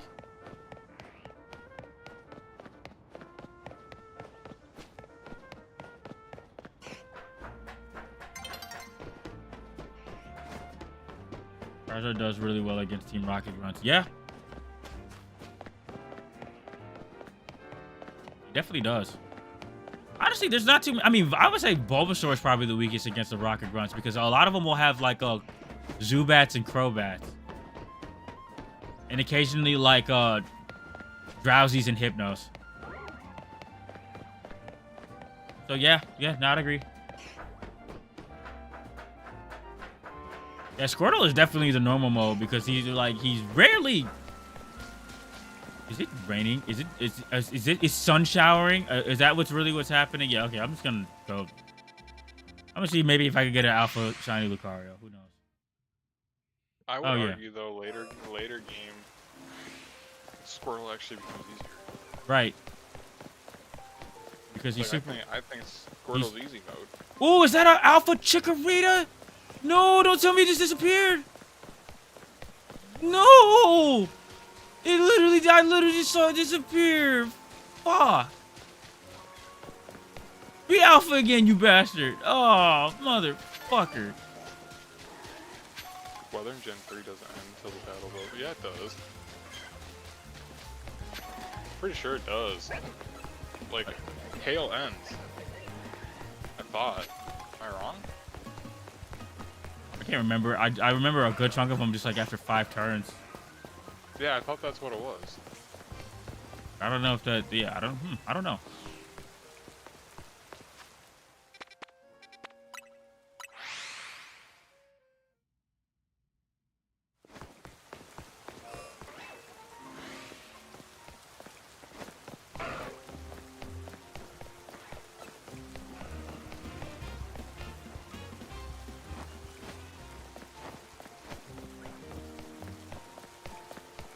Always gotta check the middle because. Ooh, Alpha Metagross, Alpha Sylveon. Do I have either of those? Oh shit. Okay. Oh, that's the difference. Okay, yeah, no. Gen 3, there were points in the game for Gen 3 that. All right, y'all bugging. Y'all bugging. How many of y'all gonna be looking at? Okay. Moonblast. There are points in the game where you can see, like, Gen 3 does have when it was raining, like when it was raining outside. Oh yeah, that one. Yeah, that one time. Oh, I mean that one outside that one town. No, do I have an Alpha Silver? Outside the route, it would sit there. All the battles were in rain. I remember that. He is right there. But what? I want to say like Groudon's ability. I want to say is only 5 turns. I do have an Alpha Sylveon. Okay, I don't think I need another. What about Metagross? Is that true, or once Groudon leaves? Because I know that's the Mega version. I mean they have instead they got that primordial stuff, but like they also in the primal and the remakes, yes. In the OGs they just have Drizzle and Drought. So like I'm pretty sure. Yeah. I don't know if it reactivates after you switch them out or not. I can't remember.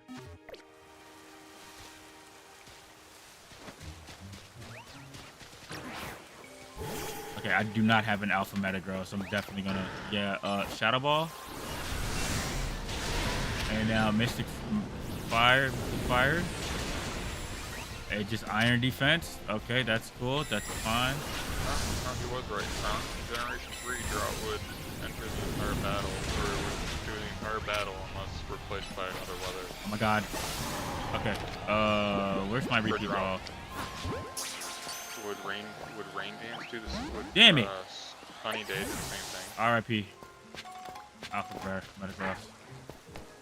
R.I.P. Alpha Metagross. Oh man, you were so cool. I wanted you, but I couldn't get you because the repeat ball just failed me. Bitch ass. Alright. Sunny day was only 5 turns. So So the abilities lasted the entire battle, and the environment lasted the entire battle, but the moves, the setup moves, only lasted 5 turns. yeah, in Gen 3, and then Okay. I want to say they probably changed it to the 5 turns for the abilities not long after. I don't know when did I can look that up.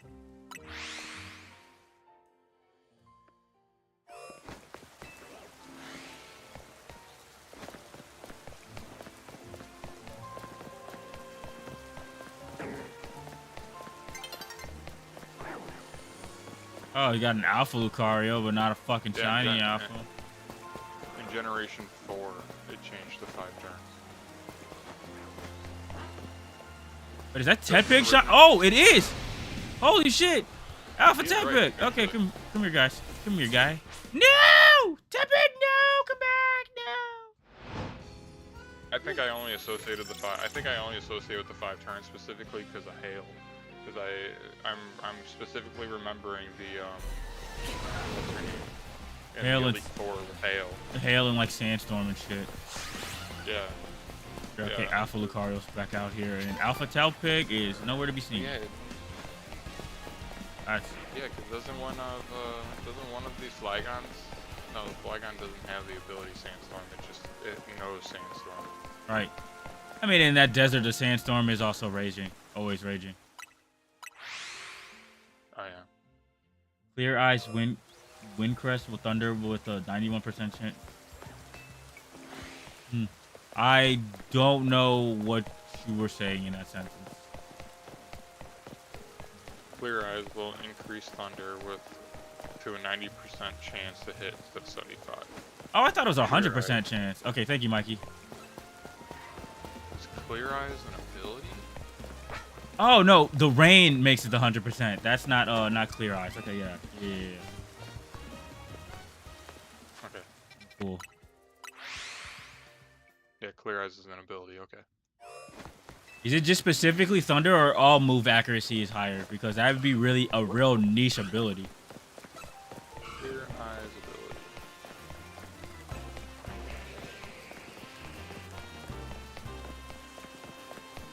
Clairvoyance is psychic ability. Huh? No. Pokemon. You mean Keen Eye? No, that's the lowering stat one. What's the Clear Eye one?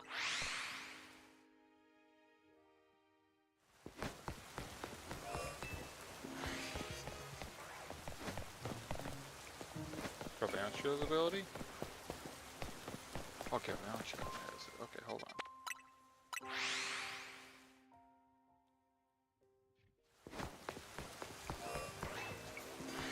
I have a Pokemon Showdown page already. Hold on. I'm looking. I like seeing it. I need to see it. I'm a visual person. Compound Eyes. Got it. Oh, Yeah, moves have their accuracy multiplied by 1.3. So it's a no matter what, it will never make a move 100%, but it will 1.3 it. Yes, rain does make it 100%. Yes. That's But it. even at 1.3, like would 1.3 only make flame or like a heat wave 99% or something like that?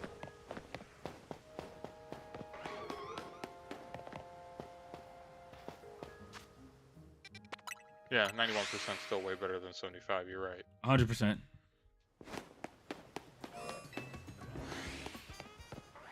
But personally, if I was going to run Galvantula, I would probably want Compound Eyes probably is its best ability. I mean, Swarm is pretty broken just because of the 1.5 for bug type attacks, even though bug doesn't do that much against a lot of things. Oh, an Alpha Skarmory. Do I have an Alpha Skarmory? I can't fucking look in the box because the goddamn Pokemon are watching me. Hey, liquidation. You alone. Alpha Skarmory. Do I have an Alpha Skarmory?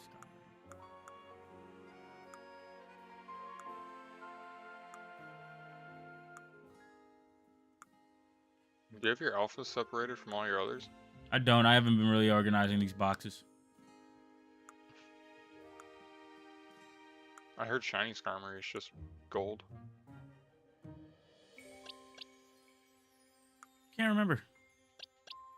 I do have an Alpha Skarmory. Okay, yeah, I'm not going to trip over that.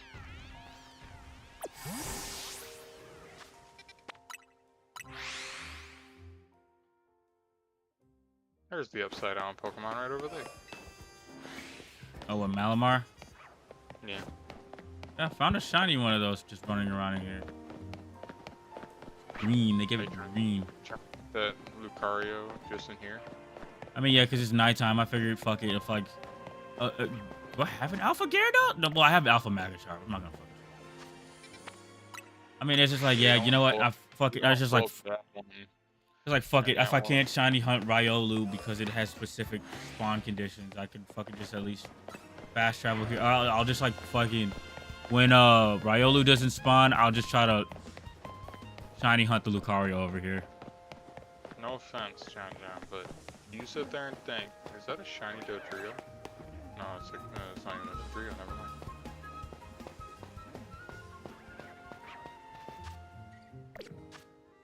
But the, You get Thunderbolt as a TM for your third gym. Yeah. That's, wait a minute. That's like, is that... Yeah. Rube? Is Yeah, that 'cause... Surge.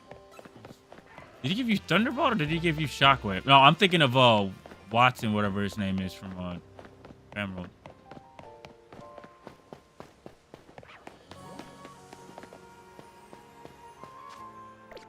Man, this is how I be finding the fuck out of the evolutions here.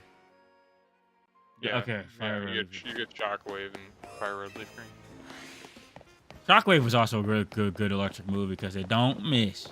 Granted, 60 damage, but like, you know, stab and then like don't miss. Like, you know. It doesn't miss unless it's a ground type. Oh, hey, an Alpha Garchomp. No thanks. Even if it was shiny, we wouldn't be able to tell. I mean, the shiny... Bro, you are not that... Oh, hey, Alpha Gengar. Yo, that's not that fucking serious.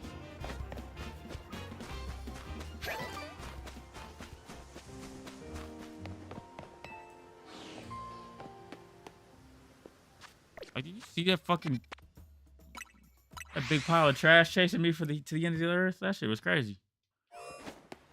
In Gen 3, absolutely, it's the go-to replacement, but Shockwave is such a good coverage move for other Pokemon. Like, I forget the Pokemon that can learn Shockwave, but they can't learn Thunderbolt, or that I don't want to spend the money on Thunderbolt on, but like, Pikachu being able to learn Thunderbolt on a level up, I'd rather just run, Yeah. I'd rather just learn Thundershock and teach Shockwave to something else. Like, I always taught Shockwave, like, I would initially teach Shockwave to my Jolteon just because, its only electric move it will learn on fucking evolution is Thundershock. Yep. And it's like, as good as a fucking electric Pokemon is, Jolteon is stat-wise, the shit that is pretty damning. Like, bro, Gen 3 is like criminal to a lot of its Didn't hear mods. anything in the last 30 seconds. I think the only thing that we sat there and said is that Shockwave, I'd usually teach Shockwave to some other Pokemon just because if it, Pokemon, like especially Pikachu, in that game specifically, with it learning Thunderbolt at 26, I never saw the reason of teaching Pikachu Shockwave. Right. Just like leave it for Pokemon that don't have good like level up moves.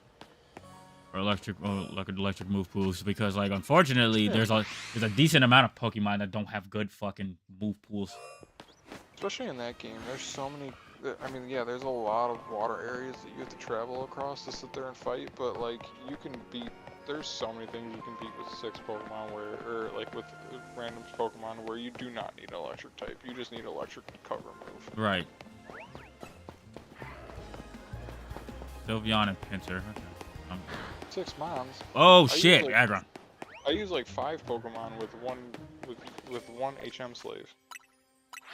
I always have one Pokemon that's only job is to sit there and have 4 HMs on its first move set. I'm not gonna lie, I don't like swapping out my teams as much, so I probably set it up 1,000 times already, but like yeah, I probably just teach HMs to my Pokemon on my team. I just kick Pokemon. Like his strength is never a bad move. Surf is never a bad move. Fly is never a bad move. So it's I like, usually have one that sit there can like I find one Pokemon that can take care of Rock Smash, Whirlpool, for the games that require Whirlpool, Cut, and what just look at? Flash if I need Oh. it. And Flash if I need it. Yeah, type shit. Noivern. Do I have an Alpha Noivern? Because that's Even not though pretty. I can get through Gen 3's tunnels without Flash at this point. Like I don't need Flash ever again. I think I the used to only be one at that point, but I'm not gonna lie, it'd be convenient. I could still do it today. When it comes out in less than a week, I could still do it.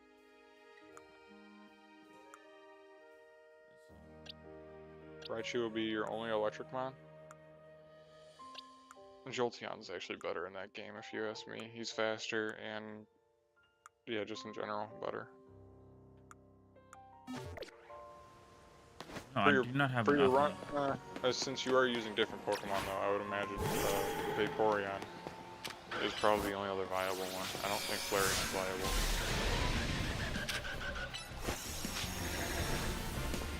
Fair enough.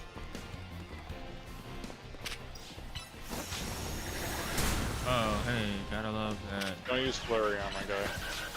Flareon is unfortunately hoed in that game.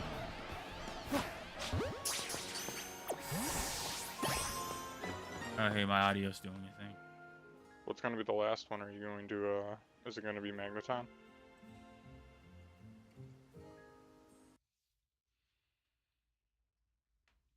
Jolteon will be on Or the are you not Blastoise team. gonna have, Jeez. will you not have one for the, okay.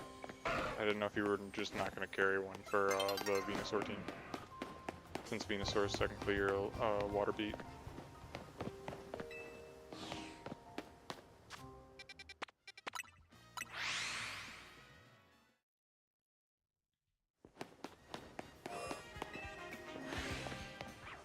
It's so interesting to see how the different ways people go about completing Pokemon games. Playing Pokemon games. It's really cool. What's your idea for the Charizard team? Because, I mean, obviously Charizard can be your fly Pokemon. So, like, are you going to have a separate bird on that? Or are you going to run, like, the birds on your Blastoise and Venusaur team since you can't learn fly with those two? Are you going to have a separate bird for Charizard then, too? Actually kind of curious to know, like, if you have, like, the full teams planned out. Okay, Charizard will be the flyer. Sense.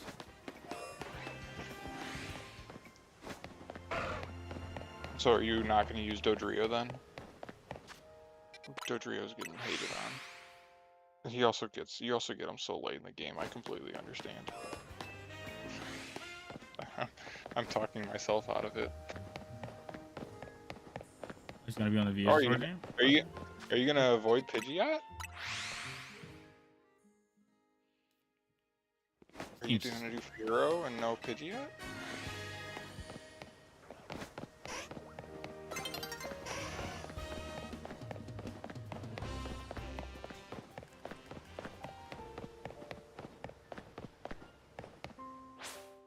I forgot to be running to the middle.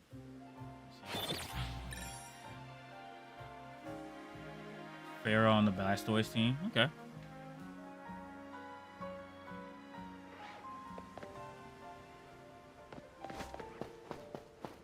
Okay, so Fearow and Dodrio. I respect it. And then, I mean, I assume for a water type, for one of those two, it's gonna be Starmie. What's your other water type? Fast travel here. Because, I mean, it's not gonna be Kingler. Because Kingler's physical. Horsey? Seadra? Or Goldeen Sea King? They might be physical. I'm not really sure.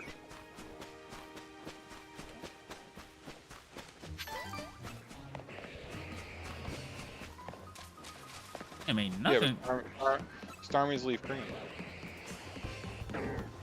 Starmie So I figured. is deviously. I figured you would use it for your Venusaur, run.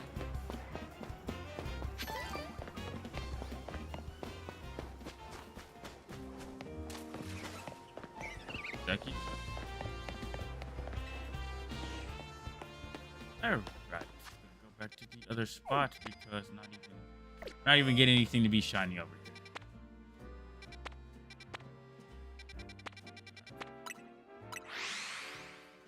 Ooh, I would almost change that if you can. I would try to run the Starmie, because what's your other plan? Are you gonna use Gyarados? I just have such a hard time using Gyarados with just crappy special attack.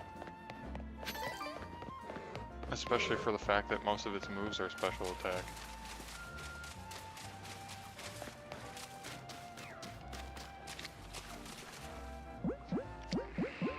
Like, you get the dragon moves that I think are some... are dragons? I don't think they are physical, actually.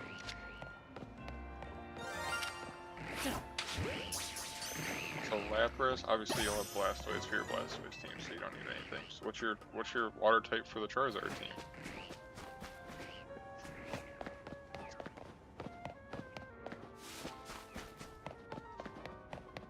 Oh, Vaporeon. Right? I think I just answered my own question. I feel like we just talked about Vaporeon.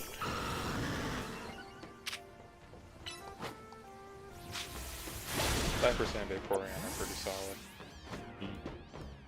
I'd agree. I think I'm biased to Starmie because I don't remember. I've used it one time and it really is just that the psychic typing on Starmie is just so fucking broken. Like Psychic in that generation is absolutely broken, but yeah. The fact that there's no dark types, just dark type moves, Starmie's pretty broken. Pretty good. Ain't it kind of crazy how Gengar was like the one fucking counter to Alakazam and like Starmie back in the day? Oh yeah, because Ghost wasn't. What was Ghost not like? Ghost was a physical move. It didn't have. You really only had Lick, and the Gengar line was so poorly. But then also, Poison type was, I believe. Wait, was coding, especially. Was Ghost not super effective against Psychic? In Gen 1, I believe Psychic was 4 times effective to them. And Ghost was not super effective. Yeah, I want to say in Gen 1 they messed up the coding, I believe, and I want to say Psychic absolutely just demolished. Plus, Alakazam on Spet. Yeah. Okay, so I didn't remember them being like Ghost not even being super effective on it. That's disgusting. Plus, it's poison. Even when they balanced it out, like I was about to, before I was gonna say, and it fucked up that it was supposed to be a counter, and it's still weak to Psychic attacks with it being poison. That's what I was gonna say, but it's just like, wow. Psychic types were. Jinx. Where is the Jinx trade for you to have Jinx on your team? And why wouldn't you just run Vaporeon with an Ice type move? Like, it gets Aurora Beam, I'm pretty sure, on level up. Yeah. Hey man, some people just want to. I know. I'm just trying to figure it out, because like Charizard, like, yeah, he gets this. I guess it is Psychic and yeah, Psychic and. He probably isn't assuming. You probably aren't playing on Alakazam since you can't trade, right?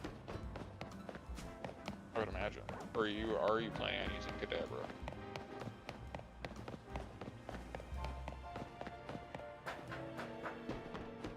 His Jinx would probably be the best Psychic type. Okay. Is Jinx the best Psychic type other than Starmie? How good is Hypno? I say Hypno's physical. Well, or fucker. Hypno is actually split. He's 73 and 73 for his stats. He's 73, God. attack. Damn. Yeah, 73 base attack, 73 special attack, and then he's really slow. He's very specially defensive. He's got 115 base special defense. But his base stats are only 483. He's pretty bad. Well, damn. Fuck it, no. Well, nigga a creep anyway, so who cares? No trait evolution rule. It's a solid rule. So, is Executor on your list then? Is that a trait evolution? I don't think so. It's gotta be. Isn't that at least now? I thought, yeah, wait, yeah, is execute the executor. Is that a leaf stone? I can't remember. I've never used an executor. Not even on Lowland. I want to sit there and say I'm on the same boat as you. They're really slow. They have good base stats though. I like the team. Like overall, it's a good team. I'd be worried with Jinx. I guess I've never used Jinx. I don't even know where you get it.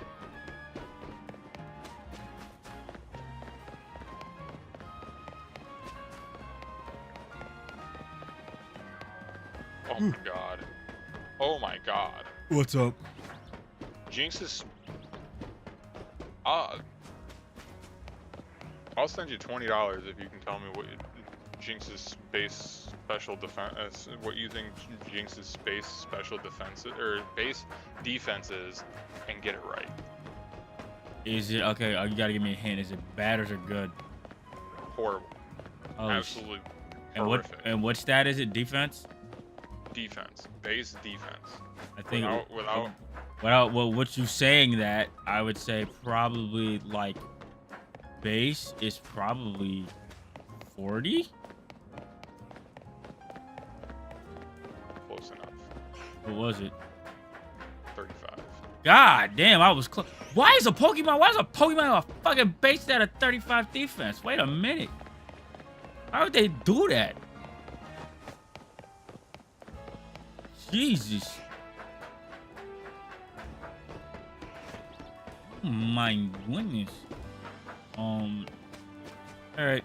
So guys, I'm gonna take a quick break real quick. I'm gonna go heat up another slice of pizza. I stayed up long enough to get hungry again. And I'm probably gonna make a milkshake. So you guys just discuss among yourselves. Shit, I don't want to use PayPal.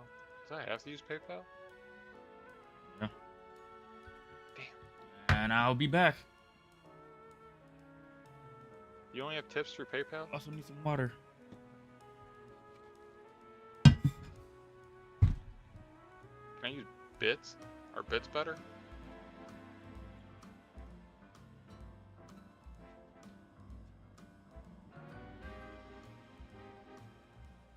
I have to ask him when he gets back. I'll just quick pay him $20 fucking. I think it'd be better. He doesn't have to pay taxes.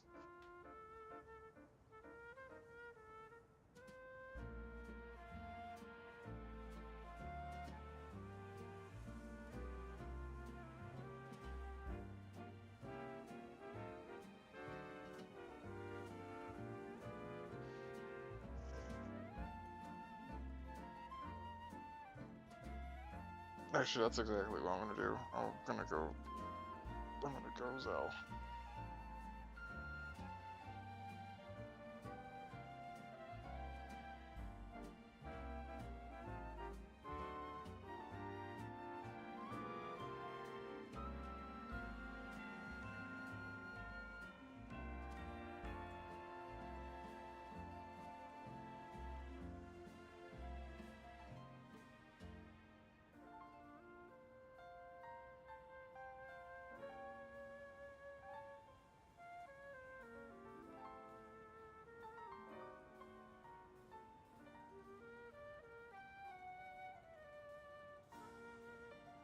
Okay.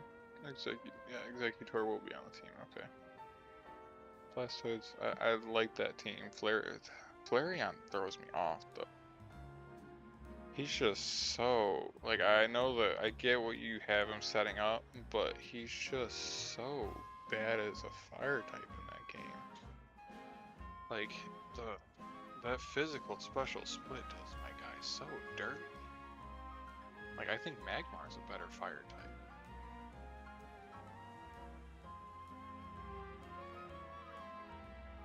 But I think that's another version exclusive. Yeah, he's definitely a better fire. His defense is really weak, though. I guess Flareon's not terrible. His defense isn't great either, but like, he does have 95 special attack, I guess. His speed's also pretty bad. But that 130 attack does really kill it.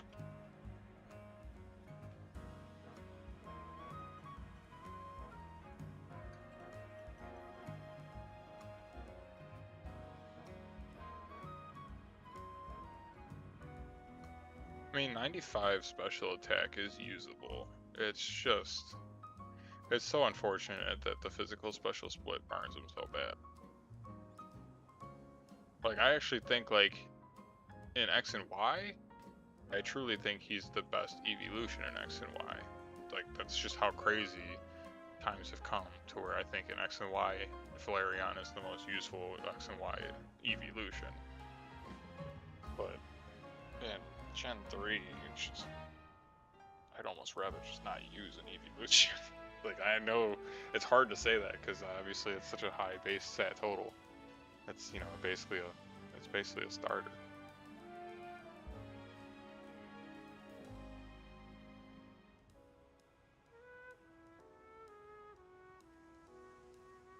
Yeah. Yeah, I think he'll be fine. Especially setting up for Executor, giving him double speed. Does that mean you're gonna run Executor with a speed nature? Get him as fast as possible, if you can. What is that? Timid, I want to say, is the attack lowering nature. Modest, okay.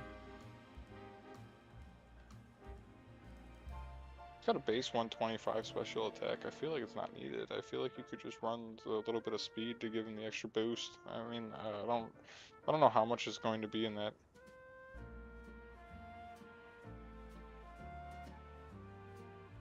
Yeah, I mean, yeah, I guess I'm looking at 125. Like, that's not impressive for back then. I'm comparing it to the fact that, like, Fluttermane today has 135, so I guess I have to remember that we're talking about Generation 1 Pokemon and not, you know, Fluttermane and Chien-Pao and all the shit that we got today.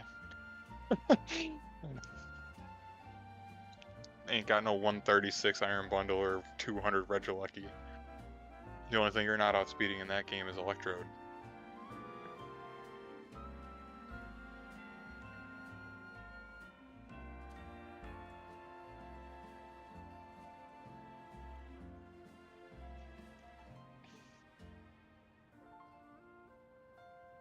Actually, what are the is there anything that's super fast that I'm not thinking of in that game?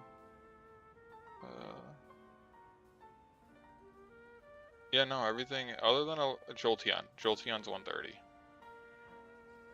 So yeah, you won't be faster than Jolteon, you won't be faster than Electrode at 125, but that's it. Everything else you got speed on. Yeah, so I guess Modest is probably the right call. Don't listen to me.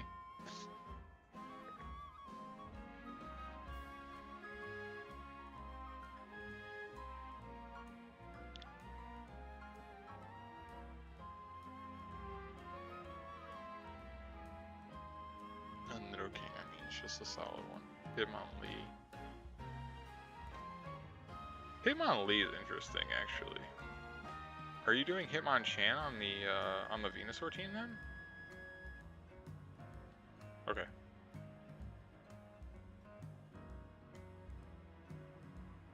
Okay. Alright. Are you using Hitmonlee on a team, or are you using Hitmonchan on a team at all? Like, I'm just, I see the Hitmonlee, and I've never used Hitmonlee. I feel like everyone always says that his stats are pretty bad. I don't think I've ever actually looked at them.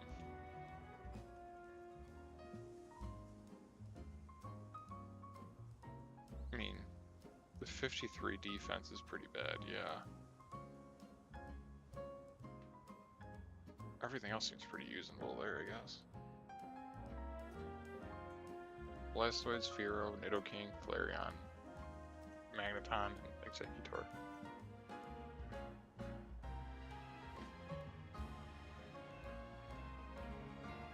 It's not bad.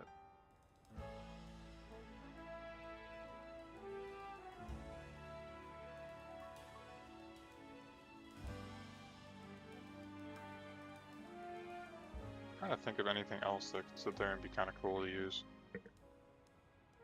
Just trying to figure out, like, so if you got that for your Charizard team, let's see if I can figure out. This is your Charizard team, this is your Blastoise team, so that means Venusaur is Venusaur, Jolteon. You're gonna have Dodrio. Are you playing on Nidoqueen?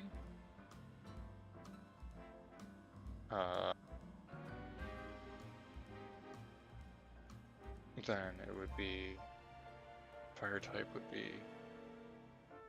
Why am I blanking on fire type? Arcanine, right? No, it's version exclusive. You said no version exclusive, right?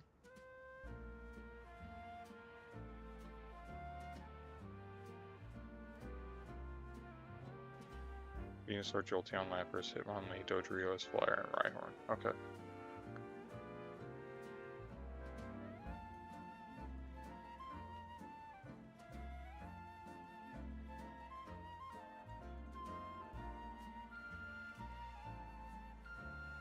Why Hitmonlee over Hitmonchan, if you don't mind me asking? Just out of curiosity. I know Hitmonchan has all the elemental punches, so I didn't know if there was a reason why. Is there something that Hitmonlee does that Hitmonchan doesn't that you want over one over the other?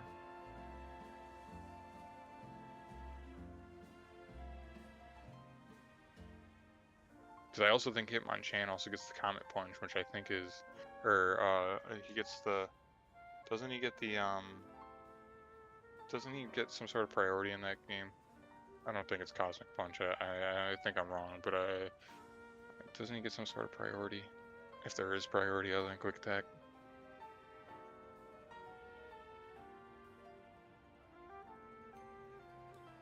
Actually, I think there's Extreme Speed. Okay, yeah, we just talked about Extreme Speed with Jolteon or with Arcanine. So yeah, Extreme Speed exists. I don't think I know all the Pokemon with Extreme Speed in that generation.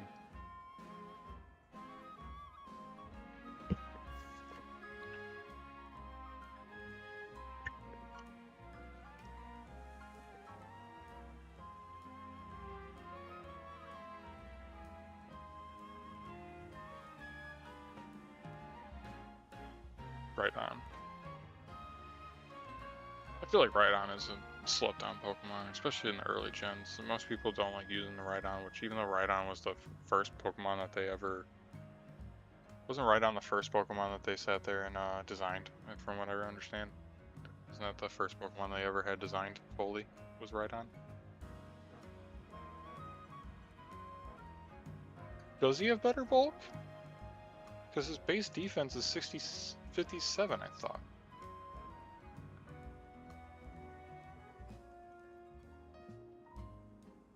Or 53. Yeah, I think Hitmonchan looks like he has better bulk. Hitmonchan is 79 base defense with 110 special, whereas Hitmonlee is 53 base defense with 110 special. Bulk up, okay.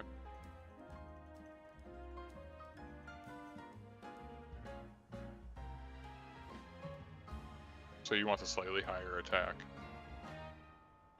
And then bulk up. That's fine. That's preference, I think. And he's got slightly higher speed. I get it. 87, I think, outspeeds every rock type, or everything that would hit. Late game, there's really nothing that hits him.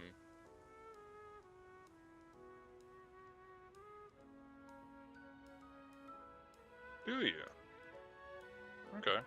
I respect that.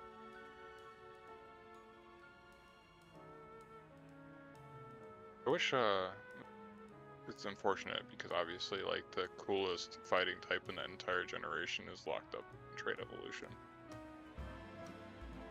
yeah, Hitmonchan is definitely the coolest one. Or not Hitmon, no, Machop. Machamp. Machamp is obviously the coolest one. And I think Hitmontop is the best. I think Hitmontop is the best Hitmon.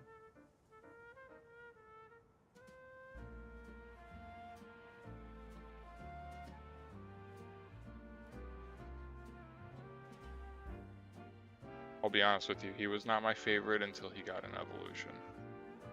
Once he got Annihilate, it made sense to me. And Annihilate is just godly, to be honest. Yeah. Yeah. Yeah, that's another reason why I don't want him using, that's another reason why I don't want him to use Skeldurge, is because there are so many other cool fire types. Like,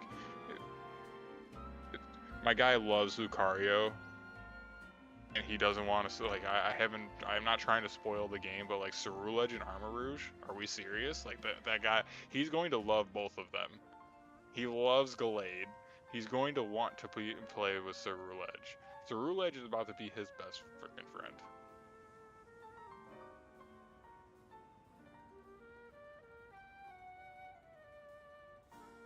Yep. Yep.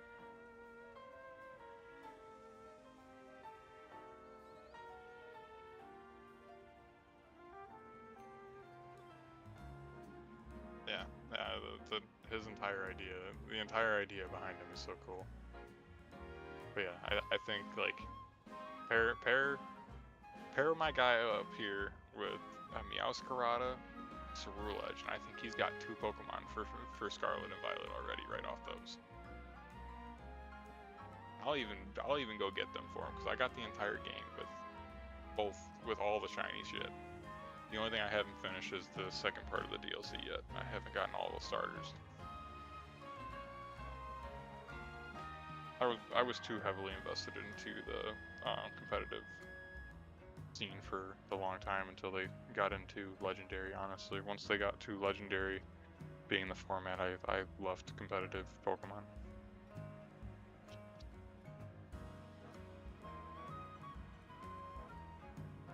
Yep. It's like the same thing that they did with you've played Legends Arceus, I'm assuming. It's like the same thing they did with Basculegion. So cool.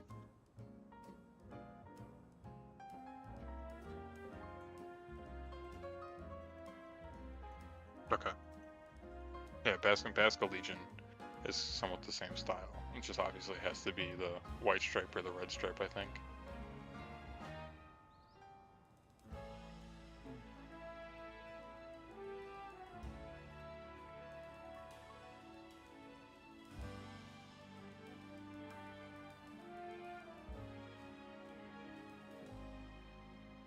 I really mess with those teams, though. I wish they had the trading availability. That way people could still, like... That's the one thing I like about emulators, is that I can do all the trades on my emulator through, like, even, like, I can just make a separate account really quick, or have a different save of one of the other games, and quickly trade everything over for all the trade evolutions on the emulator on my phone. But they're not going to give us trade evolution on a freaking Switch 2. Which makes no sense. But...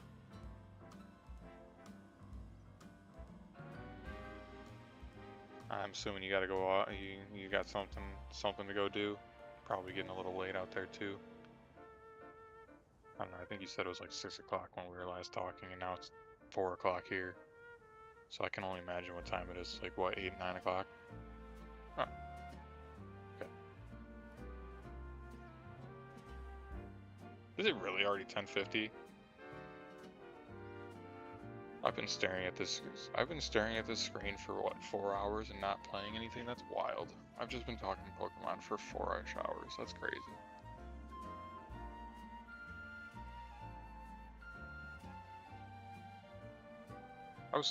When he started streaming, I was playing Rainbow.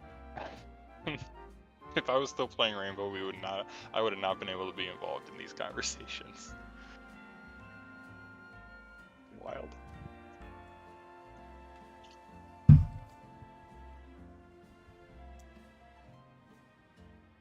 Oh man.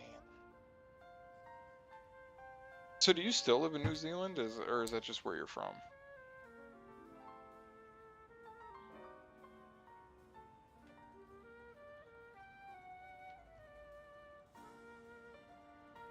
You get you can use Grass Pledge. I think I remember running Grass Pledge in like on Venusaur. I think Grass Pledge is pretty good. Living in New Zealand your entire life. That's cool. You like it up there? Nice place? I'm assuming it has to be somewhat decent.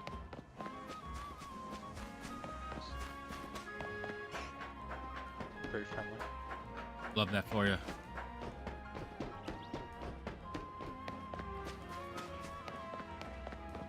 All right, I'll guys. say, I don't know if America gets bad rap for not being friendly. Even though we're a messed up place right now, it is actually, so you can walk through and most of the time you don't get told to go for yourself. Usually people are being nice. I would say more times than not. It just depends on where you go, if somebody's gonna be an asshole or not. You guys are the second least racist country in the world. Is that how that? Is that what he's saying? Second least racist country in the world. Type shit. Hey, New Zealand. Gotta love it. Anywhere that got the least amount of racism is the best. How does that get measured? I don't know, probably people reporting it and like experiences it with it, as opposed to people just outright claiming they're racist, because you're not gonna get some jackass that claims that. Unironically. Oh yeah, but I mean like, I don't know. I guess I'm like, because like I've been. And then you got also xenophobia. Like, that's probably can be classified as like. Well, that's the racism. thing though. Like depends on, I guess, on what people are saying that for, because like I've based on my beliefs and the way that I sit there and I view like how the border should be patrolled. Like most people would say I'm somewhat racist in a way, but like yeah, I don't want. I don't think that it should be as easy as signing like on Ellis Island like it used to be. That's whereas like that's what my ancestors did. So some might argue that I'm just being racist towards everybody. At least That's what some of the white people probably want me. more fucking. I mean, if anything, that's like kind of more on the nose of being like, if you really want to be extreme, like xenophobic, like in a sense. But I don't even really think that is. I just don't think. I think it shouldn't be super easy to enter a country as a citizen. I don't think it should be stupid, dumb, hard to get into. Bro, the whole idea about this country was supposed to be like, yo, we want everything. So it's just like, as for us to be like, I don't feel like we should fucking like turn our backs on that whole mentality now, just because you guys got people. We got people immigrating still to this day. Like, I don't know, or just like not doing it legitimately. I guess. Like, I feel like we can remind me. Like, I feel like there's a middle ground to be made. Yeah. And it's like and it's just like, yeah, like, because like you can't just let any and everybody in here. Yeah, like, true, because like then it's like with no regulation, it's chaos, But Oh yeah, no, I like tourism. Yes, I think most people should be able to be welcome. Obviously, like and becoming citizens, yeah, but like, yeah, no, there's probably, yeah, I agree with you, but like, I personally believe it should be like more of a streamlined and more of a, more of a, but like, well, I'm trying to find out the word for it, and it's never, yeah, I completely agree with you, Ice King. Like, it's all about actions, like a lot of people need to judge based on character. I mean, granted, like, I'm not saying you should trust some guy because you like the way they fucking look, like, or like, just because they're nice to you on your first interaction. I feel like you should just base people, any and everybody, just based off of like, the kind of person they are. You're the kind of person you figure out that they are, and not just either their first impressions or like how they look. 100%. I mean, in every movie that's about a killer, most of the time the killers are usually they start out in some sort of suit. Really nice. At least when they're putting on a face.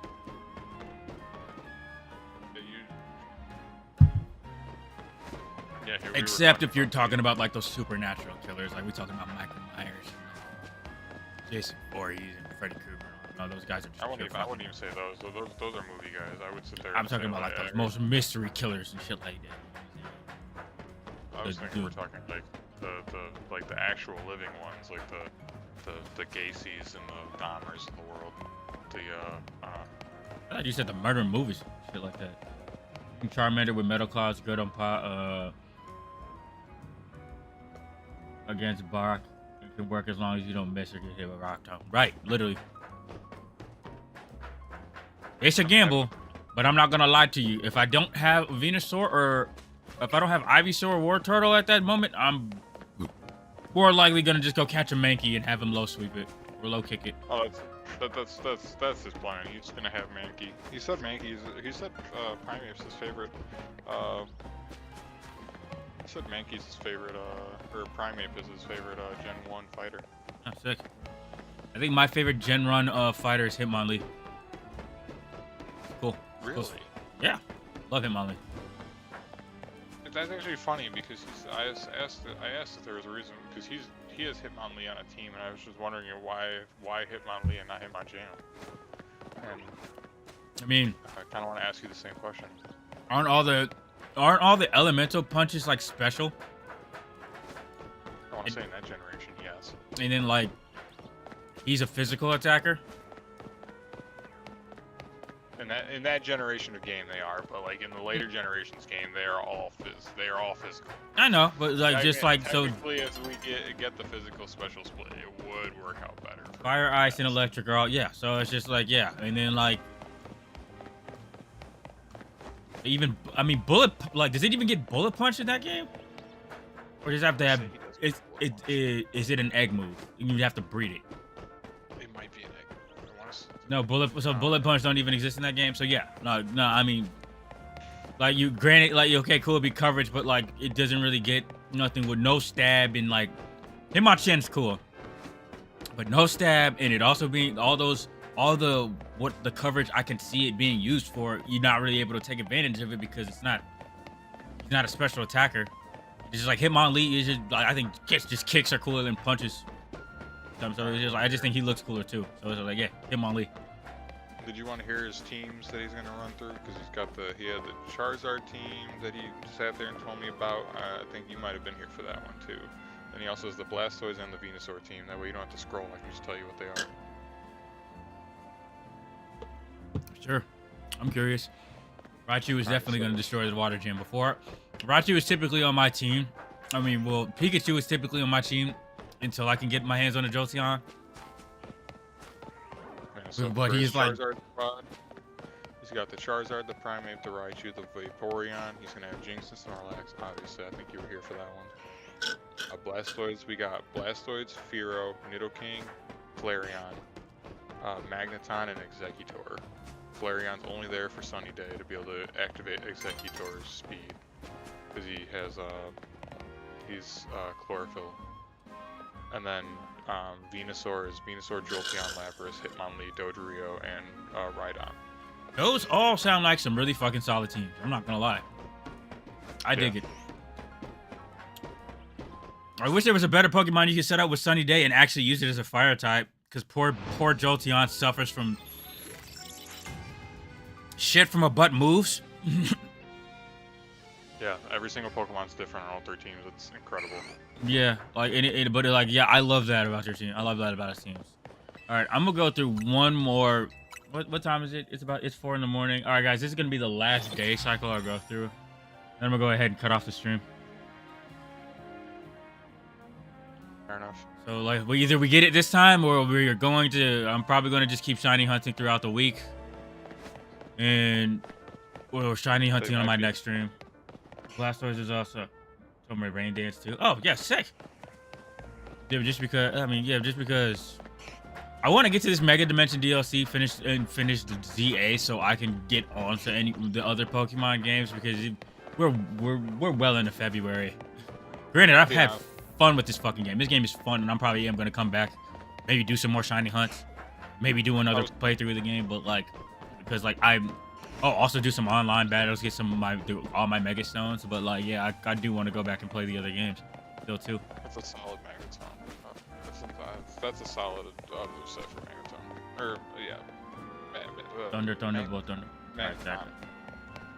Are there any good steel type moves in fucking Gen 1 in Gen 3? No, I don't think for Magneton. I think So he can't really take. He really only has steel for just. Plus, what are you gonna hit steel really with? There's no fairy types other than rock. Yeah, like yeah. You really don't got too many. I guess Magneton is just like a solid. Rock and ice. It's just Rock and got. ice is the only thing that steel is good against in those games. Yeah, and you don't got really a lot of rock and ice opposition. I mean, you got Magneton just having pretty solid resistances. Unfortunate 4x weakness to rock. Unfortunate weakness to fighting. Unfortunate weakness to fire. But at the same time, it's like, who's gonna send out a Pokemon against his weakness, you know? Yeah, Iron Tail is can miss. Yeah. All I got is Metal Claw, Steel Wing, Iron Tail. Yeah. I want to say Metal Claw and Steel Wing also have 95% accuracy, which can both miss then. Does Iron Head exist in those games? No, I would imagine he would have said it.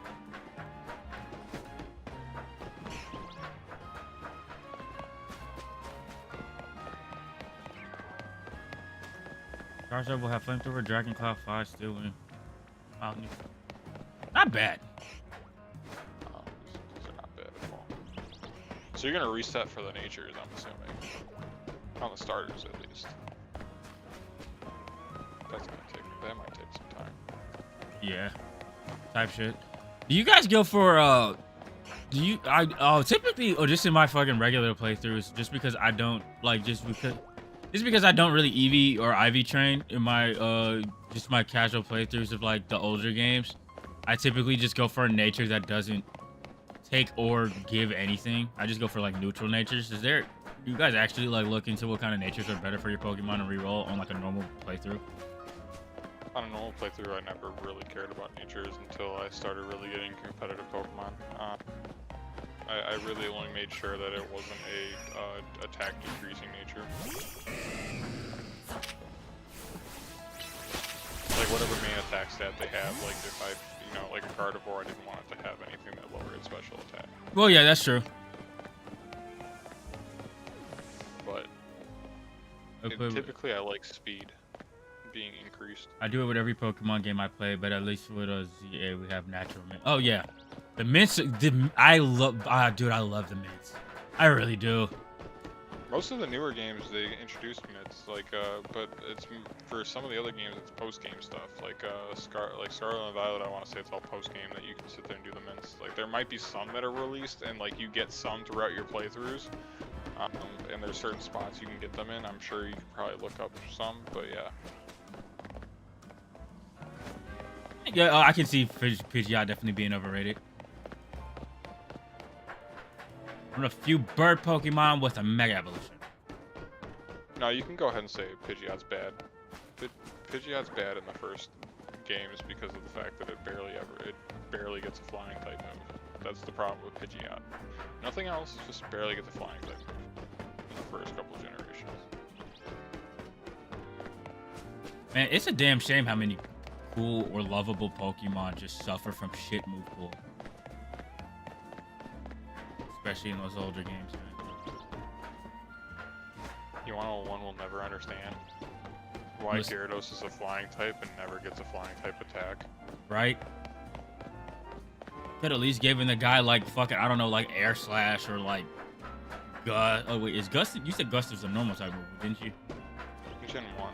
Okay, yeah. Gen 2 and Gen 3 it goes to flying type. Gust or fucking, I don't know, Aerial Ace or something, dude. That's crazy. Fun fact, you don't evolve Sparrow until level 22. He can learn Aerial Ace. Oh, cool.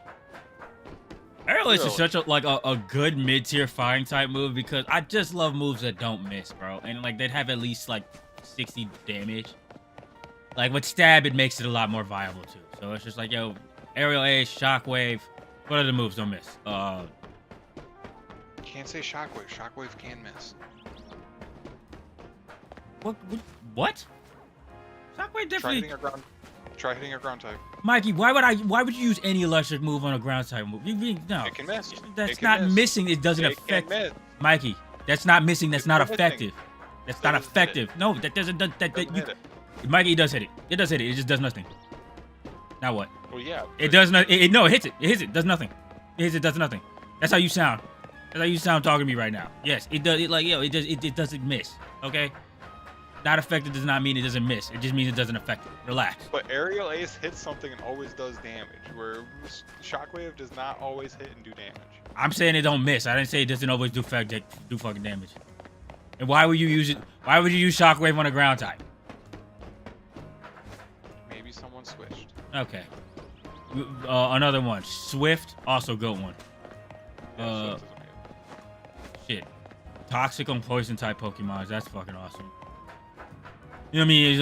In Mikey's case, as long as you don't use it on a steel type Pokemon. Pikachu learns dig. Is he? I don't know if, I mean, Pikachu, you definitely, I think Pikachu can learn dig. I don't know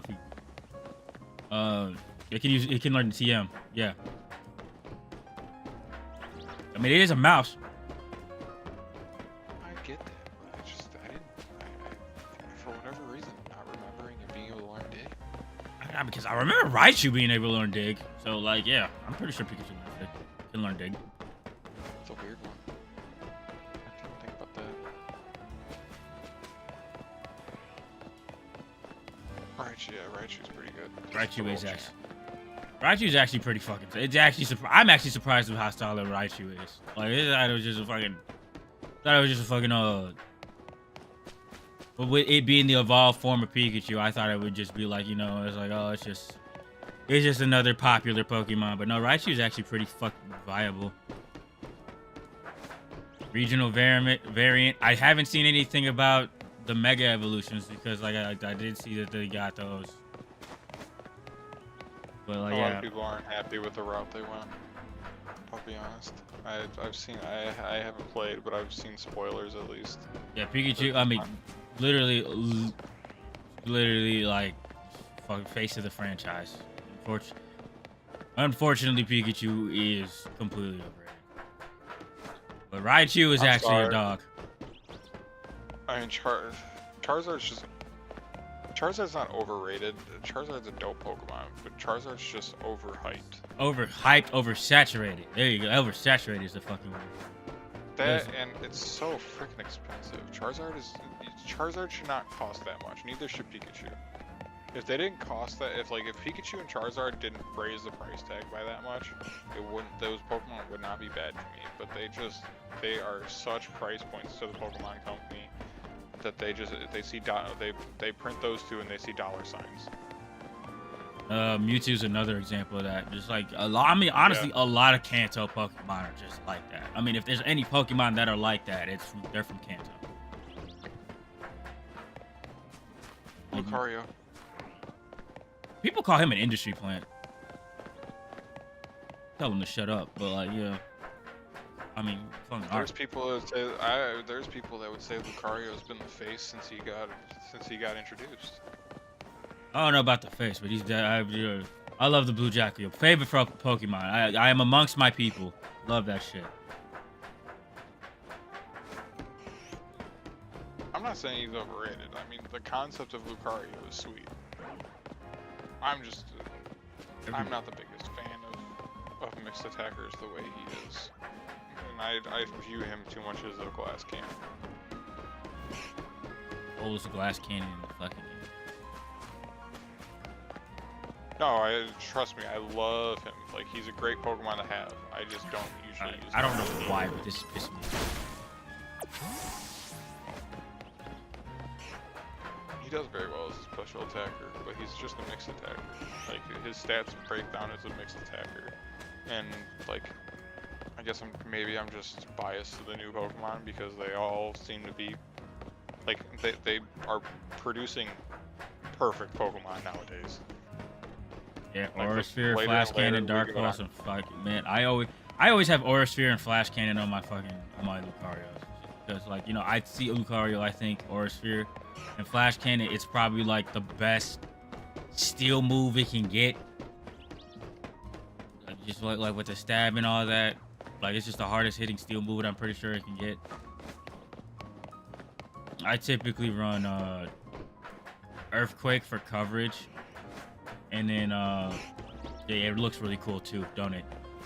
I usually run Earthquake for coverage, and then like the last move, it's either fucking it's either Psychic or Shadow Claw or Close Combat. What do I have on? What do I have on Big Lou? What's your Extreme Speed. Sometimes. What's your perfect Lucario's ability? I don't know. I don't really like either of his damn abilities. Like Inner focus. Inner Focus or Steadfast, they're just too fucking situational. Like they just boot. They boot like they either like what'd you say? He also has Justified. Don't forget about that. Yeah. Oh yeah. Inner Focus, Steadfast, and Justified. Wait, what does Justified do again? Raises attack if hit by a dark type move.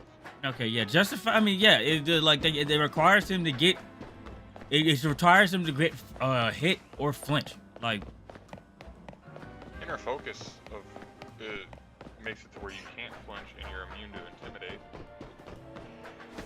Yeah, but I feel like it feels like that's kind of a niche use. I mean, outside really of competitive, where a lot of people you'll see intimidate, or stuff like that. Every time I ever see a Gyarados. Yeah, exactly. So it's just like but at the same time, either prevents it or gets a boost from it. But like it has to be a detriment has to be or a fucking applied for it. Azai King, I completely agree with you on Heracross is great for Soul Silver and Heart Gold, but in order to get him, it's a 1% or is it a 4% chance? Yeah, they hold you on that one. I'm not gonna lie. You supposed I look. I don't believe you should have to use some encounter. That's a headbutting game, isn't it? That's the other. It's the other one with the honey. The honey is the 1% chance, which is bullshit. The game with the honey is bullshit. I'm not gonna lie to you. You should. I mean, if you, I was like, I am not this is not me really condoning the usage of always having to fucking use encounter cheats, running an emulator on your Pokemon when playing Pokemon. But I'm not gonna lie, some of them Pokemon is you get a pass. Because what the fuck is that honey? What the fuck is that goddamn honey encounter situation? Bro, that shit is stupid. Or like Pokemon you can only catch in certain spots at certain days and certain times. Like it as an evolution feature, okay. You know what? Because at least I can go get the Pokemon. But you mean you mean to tell me I gotta do all this for a percentage chance at catching this Pokemon? Like, yeah, alright, man. Sure, yeah, why does that feel like a complete hit at the you haven't even played the remakes. Me and Nicole played the remakes, and I got to the point, the Diamond Pearl and Platinum, where you have to go to the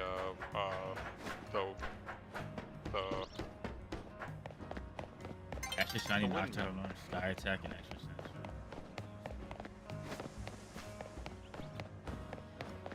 You had a Noctowl in the Sinnoh League? Huh. I mean, he caught Noctowl back in Johto. I mean, I was about to say, I knew he had a Noctowl. I didn't know he brought him back for the Sinnoh League. I don't remember it being the Sinnoh Regional. Was it shiny back in Johto? Pretty sure it was. Or did he get a different one? Was the shiny Noctowl the first one that he saw? He brought back. Oh, was shiny? Back. Is that the first shiny Pokemon we ever saw? Was that Noctowl? Like in the anime, I guess? Or was there another one? No, you might not know, but he seems like you will.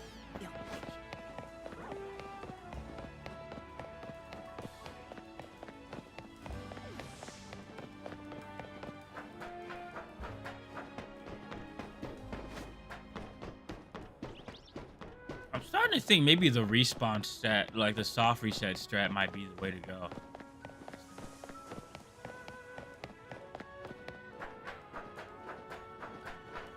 I don't know how I feel about constantly going back to the main menu, closing my application, and reopening it. I feel like that would piss me off just as much as the damn day-night cycle. Is that the first shiny Pokemon we ever saw in the anime, though?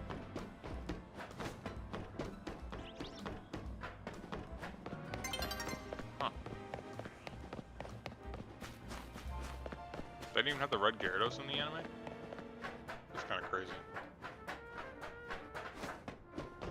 You want to know the one that still pisses me off that it's not the shiny, it's the Crystal Onyx. Yeah, Crystal Onyx would have been that would have been elite. That would have been an elite shiny. I mean, sure, yeah, gold Steelix and whatnot. That's pretty cool. But like Crystal, come on now. Lance Yeah, wants a red Lance did catch a regular. I remember seeing that on his team. Okay. Well, that was another fucking full day cycle. I'm gonna go bring it back today. We just hit the. I'm pretty sure we just hit the 5-hour mark. I think I'm going to have to call it. On that note, guys, it is 4 in the morning where I'm at. He didn't even spawn. That's cool. All right. Yeah. Gligar was... Ash's Gligar is the reason why I wanted to use a Gligar, to be honest with you. And of course, another Binacule spawns down there, shiny. Dude. Dude, you should just do a Binnacle giveaway on your next Twitch stream. I mean, yeah, fuck around. Does anybody want a Binnacle? Does anybody want shiny Binnacles? I mean, because what the hell? Is Binnacle your favorite Pokemon? I got some news for you. Shiny! Pokemon can be trolls sometimes. Just sometimes? Alright, well, yeah, I'm gonna go climb right back up to my spot. And I'm gonna go ahead and end the stream. It has been fucking fun. I'm so glad Odd Eyes King, you were able to make it back into another stream with us. We all got to talk about stuff we liked. Got to chill out.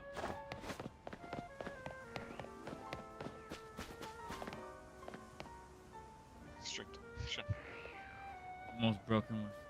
Okay, I'm not gonna lie. I'm gonna at least go through one more until get it to where it spawns again, so I can jump right back into it. Next time, shiny Binnacle giveaway and shiny hunting Lucario. Yeah, type shit. Yeah. Like, man. Only in Gen 1, or only in Kanto. He's the most broken in Kanto, just because of the Psychic type. That's the only reason. If they put Dark types in the remakes, it would be a different story. But since there's no Dark type in Gen 1, it is the most broken water type. Who are we talking about? Starmie. Oh, okay. Yeah. Alright, gents. Surf, Thunderbolt, Ice Beam, Ghost Out. With Starmie. Psychic, yeah. Add Psychic to that, boom. Done. Game over. Don't need another Pokemon. And I think the great part about Starmie is that like it's a Water Stone evolution, yeah? Yeah. Yeah. It's a Water Stone, but he's not using anything that's exclusive. That's why he's not using Arcanine or Vulpix. He's using all Pokemon that you can get in any game, and he's not using trade evolutions. No trade evolutions or no trade or stone evolutions? Oh no, wait, you said not. Yeah, no trade stone. Well, not stone, but it's like not. It's not game exclusive Pokemon, is what he said. No game exclusives. Oh, okay. Good luck with that, man. That sounds like it's gonna be a fun way to run through Pokemon. Yeah, no trades, no exclusive. Okay, so yeah, sweet. No leagues, no mythical. Yeah. I don't even really, I mean, I get them for the value. I haven't used like a legendary or mythical Pokemon on my team in a year. I mean, last time I used like a legendary Pokemon is when they gave you Latios or Latias for Omega Ruby Alpha Sapphire. That's understandable, but for at least for the first Kanto, playthrough. For the Kanto games, I will sit there and say that Articuno goes hard. I imagine Articuno does it.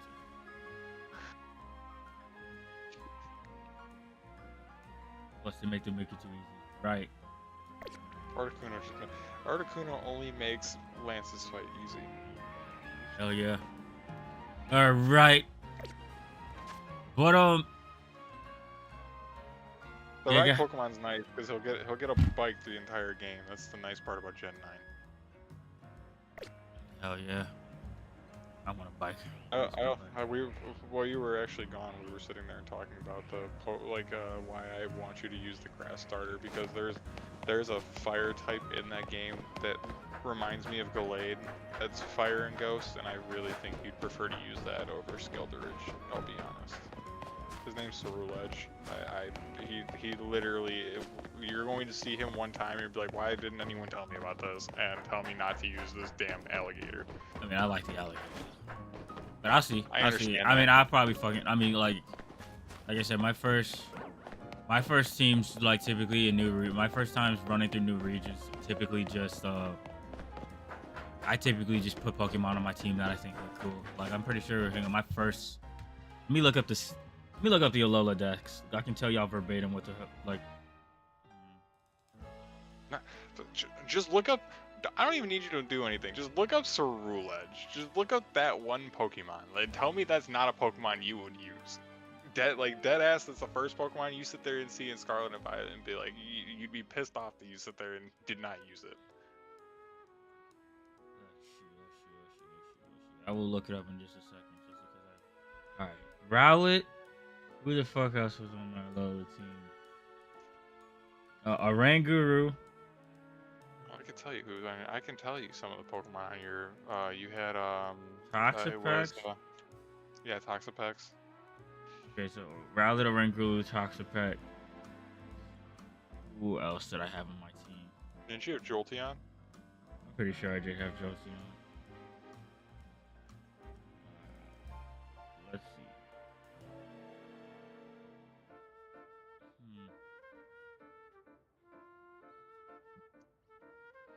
I was not one of those people that got that damn Salamence. Oh, I definitely got a Growlithe, an Arcanine, and then what was my last Pokemon? Not on my first playthrough though. I didn't know about the Salamence until my second playthrough.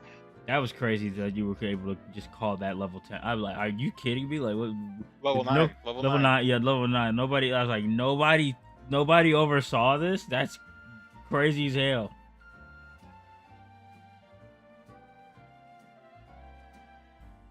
What was my last? Was it Snorlax? I think it might have been Snorlax. Yeah, that probably was my first team. Fair enough. All right. I'm just if you're gonna give Vaporeon Aurora Beam and Jinx having Ice Beam, I fear with having both of those having Ice type moves, you're going to feel like you don't have that much that you need for coverage, and you're going to miss having a Soul Psychic type of some sort. Just because Ice isn't that great of a defensive type. That's just me, personally. I think Water is much better. That's why I think Starmie is a better option, but it's all preference. Ceruledge does look cool. I wonder what the shiny looks Fair like. enough. Good call. That's another thing I didn't think about is what moves it could sit there and do. Yeah, Calm Mind's amazing. So if you play competitive Pokemon at all, I'm a Goldango stan with nasty plots, so I love me some nasty plot Goldango. With a Murkrow that knows Haze next to it. All right, boys. For real this time. Hate to cut the conversation short. That just means we need to meet up again and do this again. I'll try to stream again on Saturday. If I'm not doing anything, if not, I will definitely. If I don't stream on Saturday, I will definitely stream earlier on Sunday, and not at like 10 o'clock. I'll try to start when the sun's up. Well, with that being said, appreciate you guys for tuning in. If you didn't, I hope to catch you next time. Nice to meet you too, man. Yeah, and yeah. Let's hope it's not the ass end of the day again. Peace.